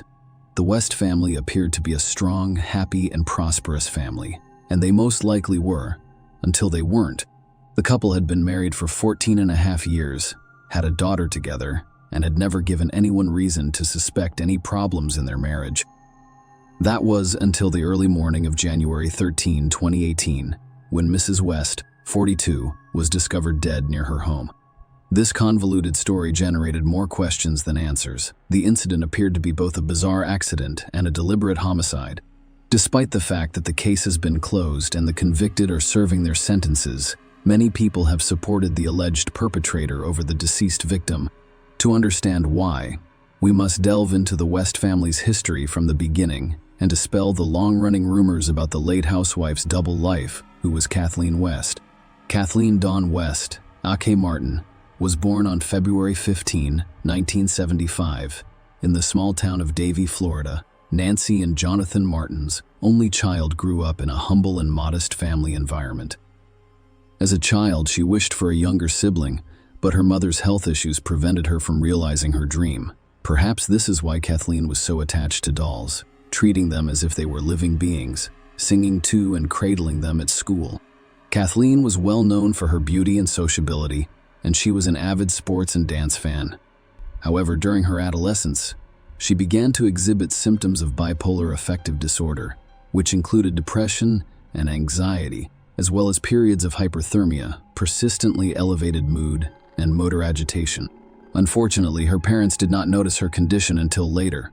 Kathleen had already turned to alcohol to cope with her emotions. In her 20s, the root cause of her problems was only discovered while she was receiving alcoholism treatment. Kathleen was able to overcome her alcoholism. However, managing her bipolar disorder proved more difficult, necessitating several potent medications with complex drug interactions and side effects. Finally, the disorder was brought under control. Although she had to continue taking medication until her untimely death, Kathleen wished for a family, marriage, and children, but her personal life was fraught with difficulties, possibly due to her psychological disorder and alcoholism. Nonetheless, the attractive blonde had many admirers, as she was the life of the party and enjoyed being in the spotlight. Kathleen wanted to be a model when she was younger, so she went to castings and experimented with different looks. Marilyn Monroe, the iconic 50s movie star and style icon, piqued her interest especially. She watched Monroe's films several times, collected posters, and emulated her style and image. It's worth noting that Kathleen bore a striking resemblance to her idol, which she proudly exploited and treasured, even though Kathleen's dream of becoming a famous model never came true. Her photographs were frequently published in local magazines, earning her some recognition, a fan base, and the odd mention on the streets of her hometown. At 28, she finally met William West, the man with whom she planned to start a family. William Jeffrey West, better known by his middle name, was born in 1970 in Alabama to a typical family. He aspired to work in the military or law enforcement from a young age, was a hard worker in school, and was an avid sports fan. He was strong, fit, and very focused. William joined the U.S. military in the early 1990s, starting as a military police officer. His dedication led him to work as a military recruiter, enlisting people in the Army and Navy. Eventually, he became the head of the recruitment division. William dedicated 2 decades of his life to military service. William chose to further his education while continuing his military career. He holds a bachelor's degree in public relations from the University of South Carolina. He pursued further studies in criminal justice and disaster and emergency management, eventually obtaining a master's degree. William was intelligent, composed, and goal-oriented, albeit modest and introverted. He preferred quiet gatherings to loud parties and generally avoided the spotlight. He married young and was the father of 2 children. He was regarded as a dedicated family man and a responsible parent. Following his military retirement, William worked as a corporal in a university town's police department. He was tasked with ensuring the safety of the campus community and approached his duties with seriousness and responsibility. Despite receiving a service firearm, he never had to use it during his career. Kathleen and Jeffrey, an odd but happy couple, had their paths crossed in the mid-2000s. Jeffrey was still in the military at the time, and he was married to his first wife. It appeared unlikely that the stern, quiet military man had anything in common with the flamboyant, bold, attention-seeking blonde, but they felt an instant mutual attraction. Their 5-year age difference, Jeffrey's existing marriage, and Kathleen's periodic struggles with alcohol, which he constantly battled, did not deter their relationship. Jeffrey quickly filed for divorce with his new love. They unexpectedly married in a Las Vegas chapel after meeting for less than 5 months. In 2005, the couple welcomed their only child, a daughter named Lola. They moved to Calera, Alabama, Jeffrey's home state, and settled into a cozy custom-built home. Kathleen personally designed their bedroom. Neighbors praised the West's home, which was decorated with portraits of her idol Marilyn Monroe. and described them as a happy couple. Despite being diametrically opposed, Kathleen always strives to look stunning and attractive, wearing bold makeup, stylish hairdos, and Barbie-like outfits. She enjoyed catching people's attention and receiving compliments, always appearing cheerful and smiling. Jeffrey, on the other hand, seemed overshadowed by her presence, appearing reserved, serious, and highly disciplined, a reflection of his long military career and the double life of a blonde as homemaker and kitty cat. Despite her best efforts and striking appearance, Kathleen was unable to establish a successful modeling career. After marriage and the birth of her daughter, she concentrated on making a comfortable home and raising her child. However, the mundane life of a homemaker was insufficient. She desired attention and recognition. With the rise of social media in the late 2000s, she started actively posting pictures online. Initially, these were innocent Barbie or Marilyn Monroe-themed photographs. However, they gradually became more provocative and daring. According to close friends, her husband not only supported her new hobby but also frequently served as her personal photographer. It appeared harmless at first, but it eventually turned into a profitable venture for Kathleen thanks to paid subscribers. They purchased a variety of ready-made seafood dishes from a popular local restaurant, a bottle of fine brandy, and absinthe from the supermarket. Kathleen had chosen aromatic candles from a nearby store to set a romantic mood, and they appeared happy and carefree, smiling and joking, with no hint of the impending tragedy as captured on surveillance cameras at each location. After returning home with their purchases, the couple ate dinner and drank alcohol. Kathleen, who had previously struggled with alcoholism, was transformed by it into her online alter ego, a kitty cat. She asked Jeff to do a hot photo session, first in lingerie and then without any clothes. Jeff, who was not opposed, took several revealing photos, which were posted on Kathleen's private profile, only for fans by around 10 p.m.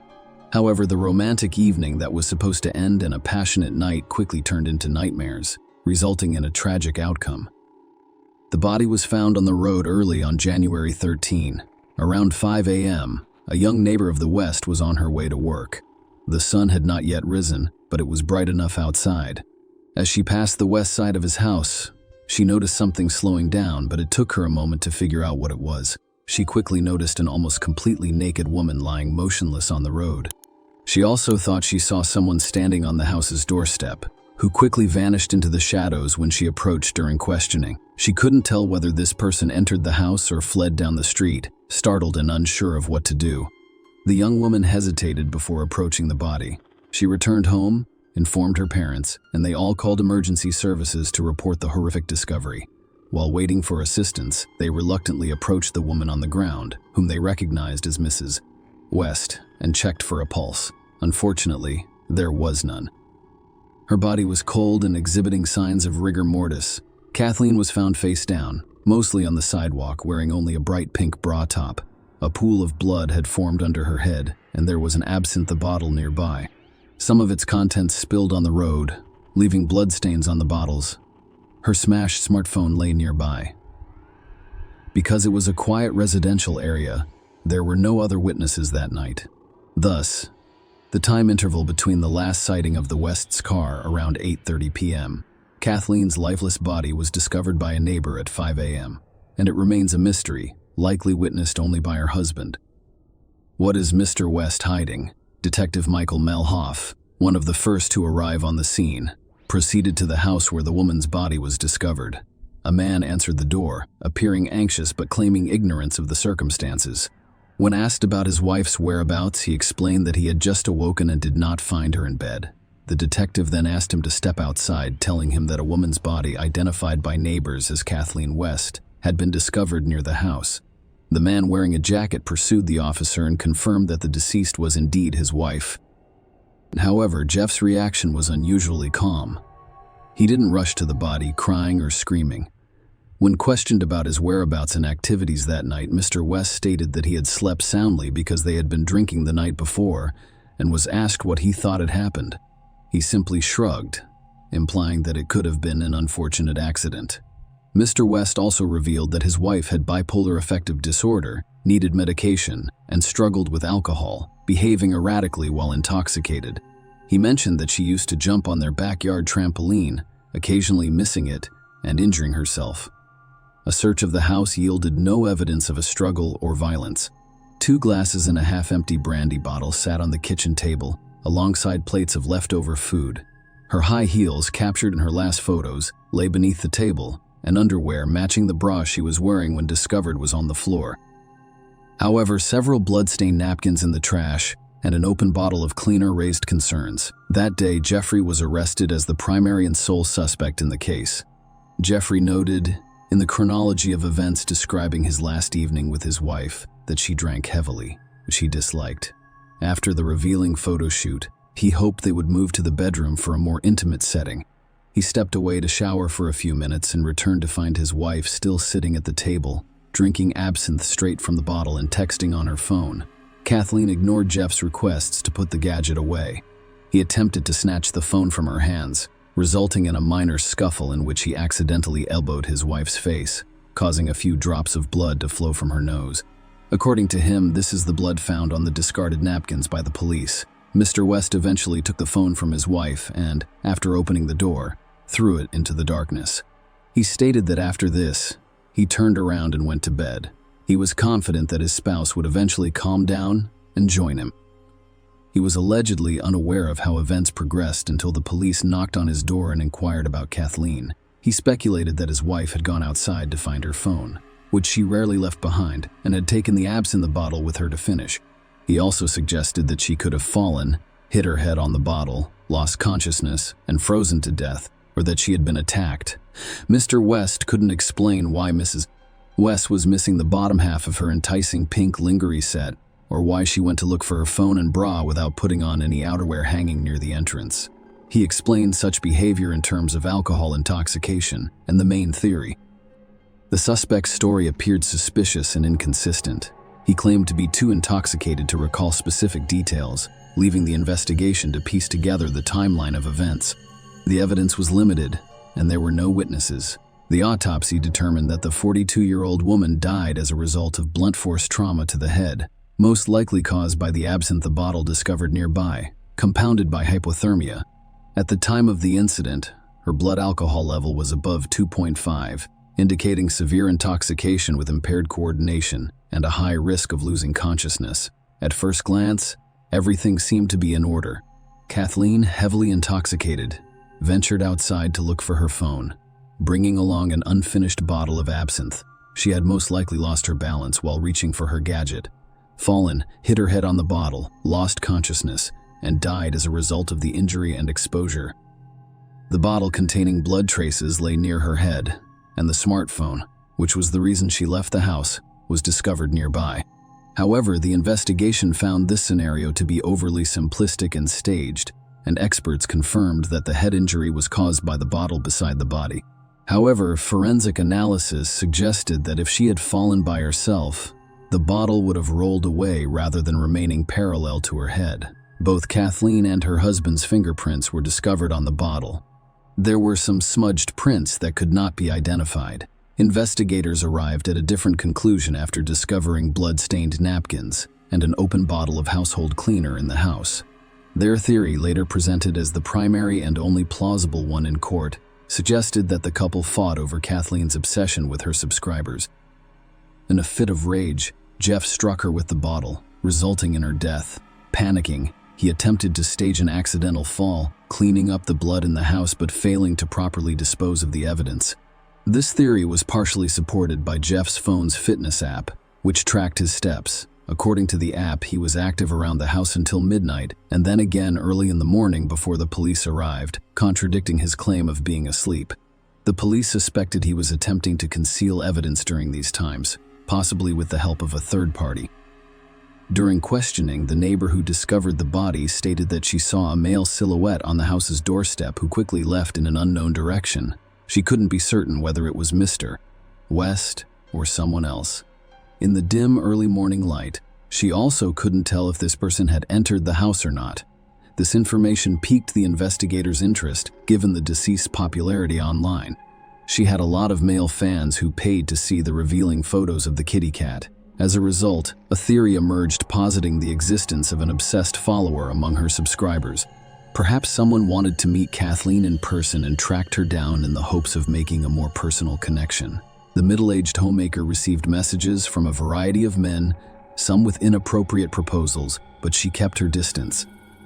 No explicit threats or harassment were discovered in the communications. There are a few devoted fans. Living in other states with credible alibis, was quickly eliminated as a suspect. Nonetheless, footprints found on the doorstep did not belong to the homeowners. These prints vanished on the lawn, leaving their origin a mystery. Could Mr. West have hurt his wife? His neighbors, friends, and family described the couple as happy and thriving. Jeffrey was aware of his wife's unusual online activities, but regarded them as harmless entertainment. Meanwhile, Kathleen's social circle was unaware of her alter ego, the kitty cat, and the majority of her followers were unaware of her true identity.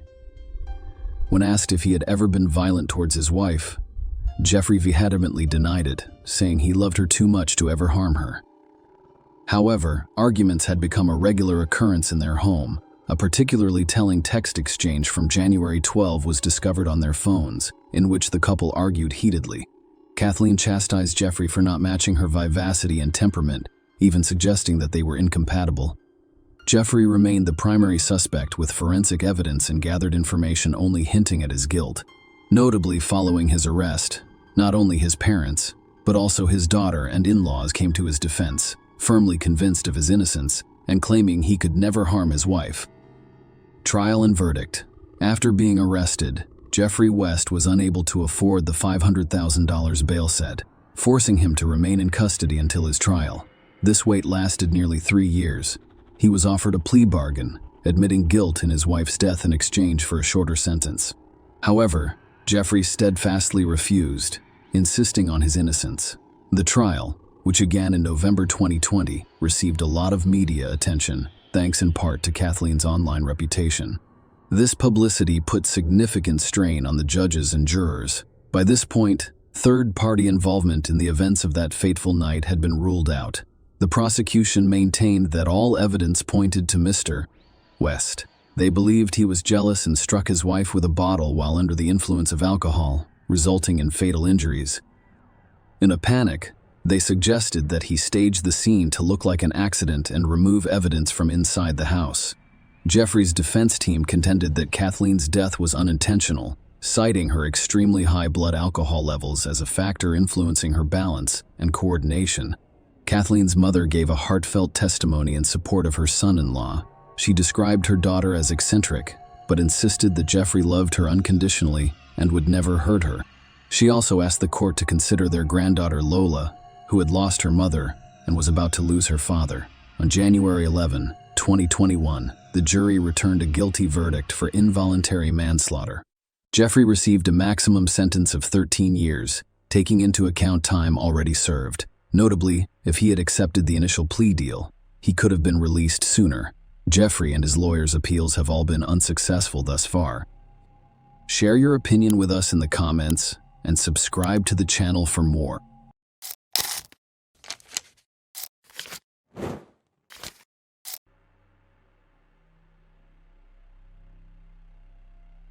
According to psychologists, teenagers typically commit crimes for 3 reasons: a desire to assert themselves and gain authority among their peers, an addiction to alcohol or illegal drugs, and, most importantly, a sense of impunity. Even for the most serious crimes, minors frequently face lenient sentences due to their young age.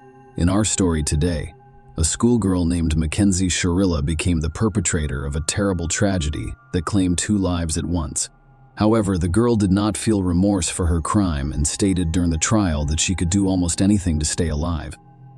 However, she does not consider herself cool. Mackenzie repeatedly changed her testimony, blaming everything on a lapse in memory, and appeared to be confident until the very end that she would get away with it. But the judge's verdict literally stunned the young criminal and her mother, who was desperately defending her daughter. But let's get to the bottom of this. Who is Mackenzie Sharilla? Mackenzie Sharilla was born in August 2004 in the quiet town of Strongsville, Ohio. As the family's 3rd child, her parents, John Gorilla and Natalie Stevens, tried to raise their heirs with love and care, providing a good education and encouraging all endeavors. The youngest daughter was the family's favorite. She was forgiven for many pranks as a child, and even serious misdemeanors were frequently overlooked. Mackenzie grew up to be a capricious, demanding, and selfish girl. She was accustomed to the fact that her parents always did what she asked, and she was also confident in her own impunity no matter what she did. The girl's classmates and teachers observed that she was a pleasant and open child when she was younger. However, as she grew older, her character and behavior deteriorated. If something went wrong, she would throw a real tantrum, act impudently and impatiently, swear, and even get into a fight. Mackenzie did not consider anyone else's opinions except her own. Her words should always come last, and she prioritized her own interests above all else. The girl's personality deteriorated during adolescence, but her parents saw nothing wrong with this, believing that her daughter is in a transitional period and should be treated with understanding and patience. However, bad character was far from the worst of the issues. Mackenzie was addicted to alcohol during high school and occasionally dabbled in illegal drugs, but she got away with it. Often the girl's actions were reckless and posed a direct threat not only to herself, but also to those around her. Parents continued to ignore or refuse to acknowledge the obvious problem. Mackenzie, like many of her peers, was an avid social media user who rarely took her smartphone out of her hand. She frequently posted provocative photos of herself smoking or drinking alcohol on her account, with equally provocative comments. Mackenzie's friends were exactly like her. They vandalized organized pogroms, fought, stole, and were repeatedly apprehended by the police. However, the young people were only given warnings and educational talks, reinforcing their belief in their own impunity. Dominic Russo, a young man, was also a Strongsville native. He was born in September 2001, the fourth of 7 children for Frank and Christine Russo. The boy grew up with 3 brothers and 3 sisters, with whom he was always very close. Dominic excelled in school, was an active participant in sports from a young age, and strived for a healthy lifestyle, despite having grown up in a large family. He and his brothers and sisters were not denied parental love, attention, or care. Frank and Christine were moderately strict with their children, while also encouraging their overall development. Dominic always had a lot of friends. He was accustomed to being the center of attention and became the heart of any business. The young man had a bright and attractive appearance, was trim and interesting, and he had many admirers from a young age. He tried to avoid fleeting romances, instead focusing on serious and promising relationships. Rousseau enrolled in a local university after graduating from high school, where he chose to specialize as a performing arts producer. He aspired to be a well-known music producer. In addition to being talented and versatile, Dominic writes and performs his own songs. By the age of 20, the man already had his own small business, so he purchased a car and rented a separate apartment in a desirable neighborhood. At the same time, he continued to participate in sports and was regarded as one of the university's top students. First love. Dominic and Mackenzie first met as members of the graduating class. It happened at one of the parties in the company of mutual friends, and this unintentional encounter proved fatal for both of them. Young people were diametrically opposed, and opposites attract. Mackenzie was immediately drawn to a handsome, curly-haired young man with a strong musical background. He was very different from the guys she usually hung out with. He was well educated, polite, and interesting, and he could hold a conversation about anything. Mackenzie had a striking appearance and a slim figure. She dressed well and knew how to make a good impression. She used all of her charm to get the guy she like's attention, and she was successful fairly quickly. The couple began dating in the fall of 2021, and they almost immediately introduced the chosen one to their parents. But while Mackenzie's parents were overjoyed with her choice and thought Dominic was an excellent couple for their daughter, the guy's parents had mixed feelings about his passport. On the one hand, the girl appeared innocent and attempted to make a good impression on them. However, something in her immediately alerted Frank and Christine Russo, Cheryl's friends and family members. We are confident that Mackenzie fell in love for the first time in her life, and sincerely hope that the relationship with the chosen one would positively affect her character and behavior. Nobody could have predicted the tragedy that would bring this useful romance to an end. The couple began to appear everywhere together, holding hands and openly expressing their deep affection for each other.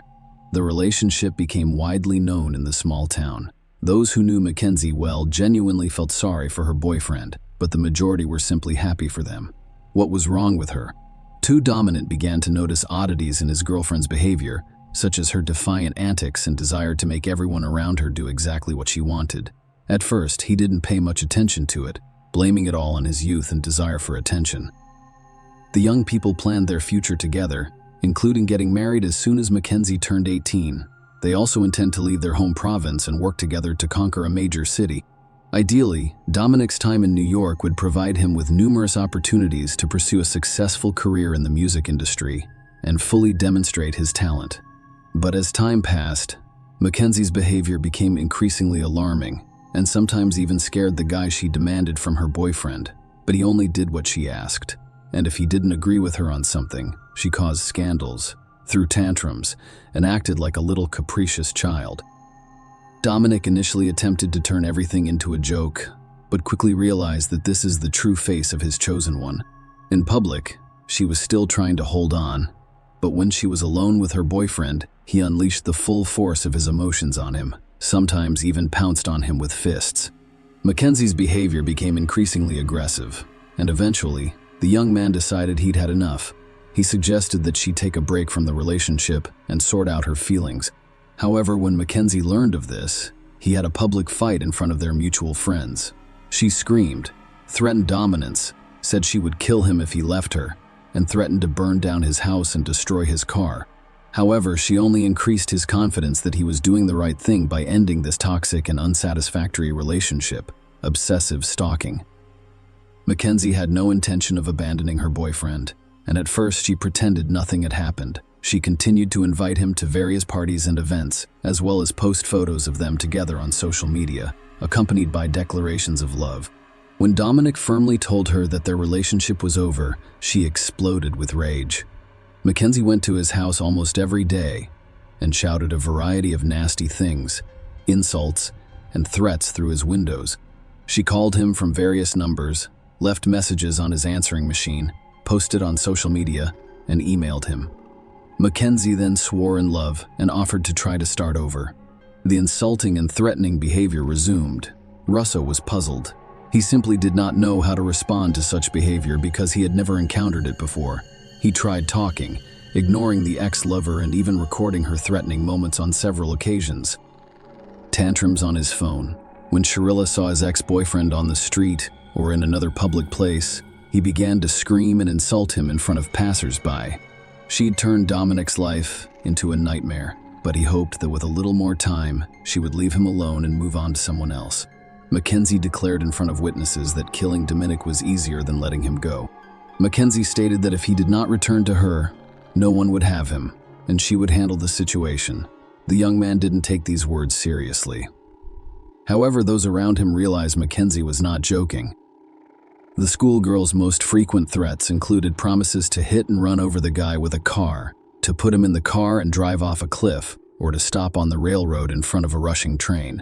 Each option sounded terrifying, and Mackenzie described each one in detail, as if she had it all planned out long ago and was just waiting for the right time and unexpected reconciliation. When Mackenzie realized that threats and insults would not help her get Dominic back, but would only alienate him, she decided to change her tactics. Mackenzie became sweet and charming again, stopped pressuring and harassing her ex-boyfriend, and instead tried her hardest to pretend that she realized her mistakes and wanted to change for the better. She discussed her upcoming enrollment, asked for help getting to university, claimed to have gotten smarter, and was most concerned about the final exams. Such changes pleasantly surprised Dominic D., who despite everything still had tender feelings for his former girlfriend and decided to assist her with university enrollment. As a result, they resumed contact and communication with one another. Gradually, the couple grew closer again. Dominic began to invite Mackenzie on dates, desired to spend all of his free time with her, and believed she had changed, matured, and become more serious and responsible. He didn't notice how he fell in love with her again, and all of his previous offenses remained in the past. However, this time around, the young people were not in a hurry to inform all of their friends and acquaintances about their reunion. Their meetings were more like secret dates, where they simply enjoyed each other's company while avoiding the close attention of others. When Dominic's own brother Angelo learned about what was going on, he predicted that nothing good would come of it, but the young man in love ignored his words, a devious plan. While Dominic naively rejoiced at being reunited with his girlfriend and the changes he believed had occurred to her, Mackenzie devised a terrifying revenge plan against the young man. She became so fascinated by the concept of a car and a spectacular car crash that she began to plan out the scenario in detail. In her spare time, she spent hours driving around the city, looking for a location suitable for the execution of her plan. However, there were no high and steep cliffs nearby, and she thought going out on the tracks while waiting for a train was a bad idea. One day, she drove into a nearby industrial area, which was fairly secluded with no cameras and few cars. The schoolgirl's attention was drawn to a massive brick wall, and her vivid imagination immediately devised a new, no less heinous plan.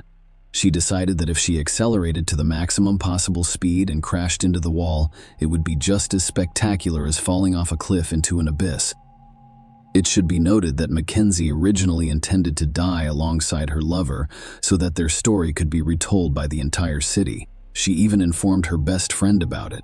But her friends simply did not believe in the seriousness of her intentions because Mackenzie had previously entertained such delusional ideas, but everything was limited to empty conversations, a disastrous execution of the plan, and an unintentional victim. At the end of July 2022, just a week before her 18th birthday, Mackenzie suggested to Dominic that they attend an upcoming party hosted by their mutual friends. It would be a good opportunity to have fun, unwind, and let everyone know that they were back together and loved each other dearly. The young man readily consented. He still didn't feel threatened by Mackenzie and trusted her sincerity and intentions. The event was scheduled for Saturday, July 30, and Dominic and Mackenzie appeared in the middle of the party, holding hands, drawing the attention of everyone present. They appeared happy, smiled, and openly expressed affection and feelings for one another. Friends were overjoyed with their reunion, remarking that they are a stunning and harmonious couple. The young people had a great time all evening and night, willingly being photographed and kissing in public without China's permission. But no one expected such a terrible tragedy to end this party. The couple drank a little, as did everyone else at the event, but Mackenzie secretly took a dose of illegal drugs for courage so as not to change his mind, and did not hit the brakes at the last minute. In the morning, Russo and Sharilla said their goodbyes and drove away. But then a friend of the guy, Ivan Flanagan, followed them and asked for a ride home. Mackenzie tried to object, claiming that they had their own plans, but Dominic saw nothing wrong with giving his friend a ride. Mackenzie agreed to sign Damien's death warrant because he did not want to fight, raise suspicions, or change plans. Despite her lover's objections, Mackenzie drove the car. Her boyfriend sat beside her in the passenger seat, and her friend sat behind him. The car started and slowly moved away from the party venue, embarking on its most recent journey. Mackenzie drove quietly down the main street, staying within the speed limit and trying not to draw attention to herself. She came to a complete stop at a traffic light, although the road was empty. Mackenzie reconsidered her strategy as their passengers dozed off. She later claimed that she wanted to die in the accident, but the perpetrator was clearly lying because she had fastened her seatbelt during the last stop while their passengers remained unbuckled. When the light turned green, she accelerated and then made a sharp turn onto a poorly lit secondary road leading into an industrial area. Obviously, the guys did not immediately realize what was going on. The car accelerated to top speed, almost as if the devil himself had possessed the driver, but Mackenzie continued to press hard on the gas pedal, steering the car into a blank brick wall, a bystander, and a miraculous rescue. There was no one in the industrial area early Sunday morning, so no one noticed the accident or rushed to help. Only one woman who lived on the outskirts, not far from the accident site, heard the bang and wasn't too lazy to go outside to investigate. She noticed smoke, and as she got closer, realized there had been a car accident, so she ran back inside to call emergency services. Medics arrived on the scene about a half hour after the accident, but the two men in the car could not be saved. They died on the spot. The girl behind the wheel was alive. Her seatbelt and airbag saved her life. Mackenzie was unconscious and her legs were trapped inside the mangled car, but she was breathing and her pulse was clearly palpable, giving her hope for survival. She opened her eyes several times while being released from the car, but she was clearly unconcerned about what was happening around her. Mackenzie was immediately transported to the hospital, where she was diagnosed with multiple fractures and internal organ damage. Blood tests revealed that she was under the influence of both alcohol and drugs. However, the doctor believes that is what kept her from dying of painful shock. While help was on its way, the investigation leads to a confession. When the police received the results of Mackenzie's test, they assumed that she was under the influence of illegal substances and did not realize what she was doing, possibly trying to drive through the wall or not seeing any obstacles in her path.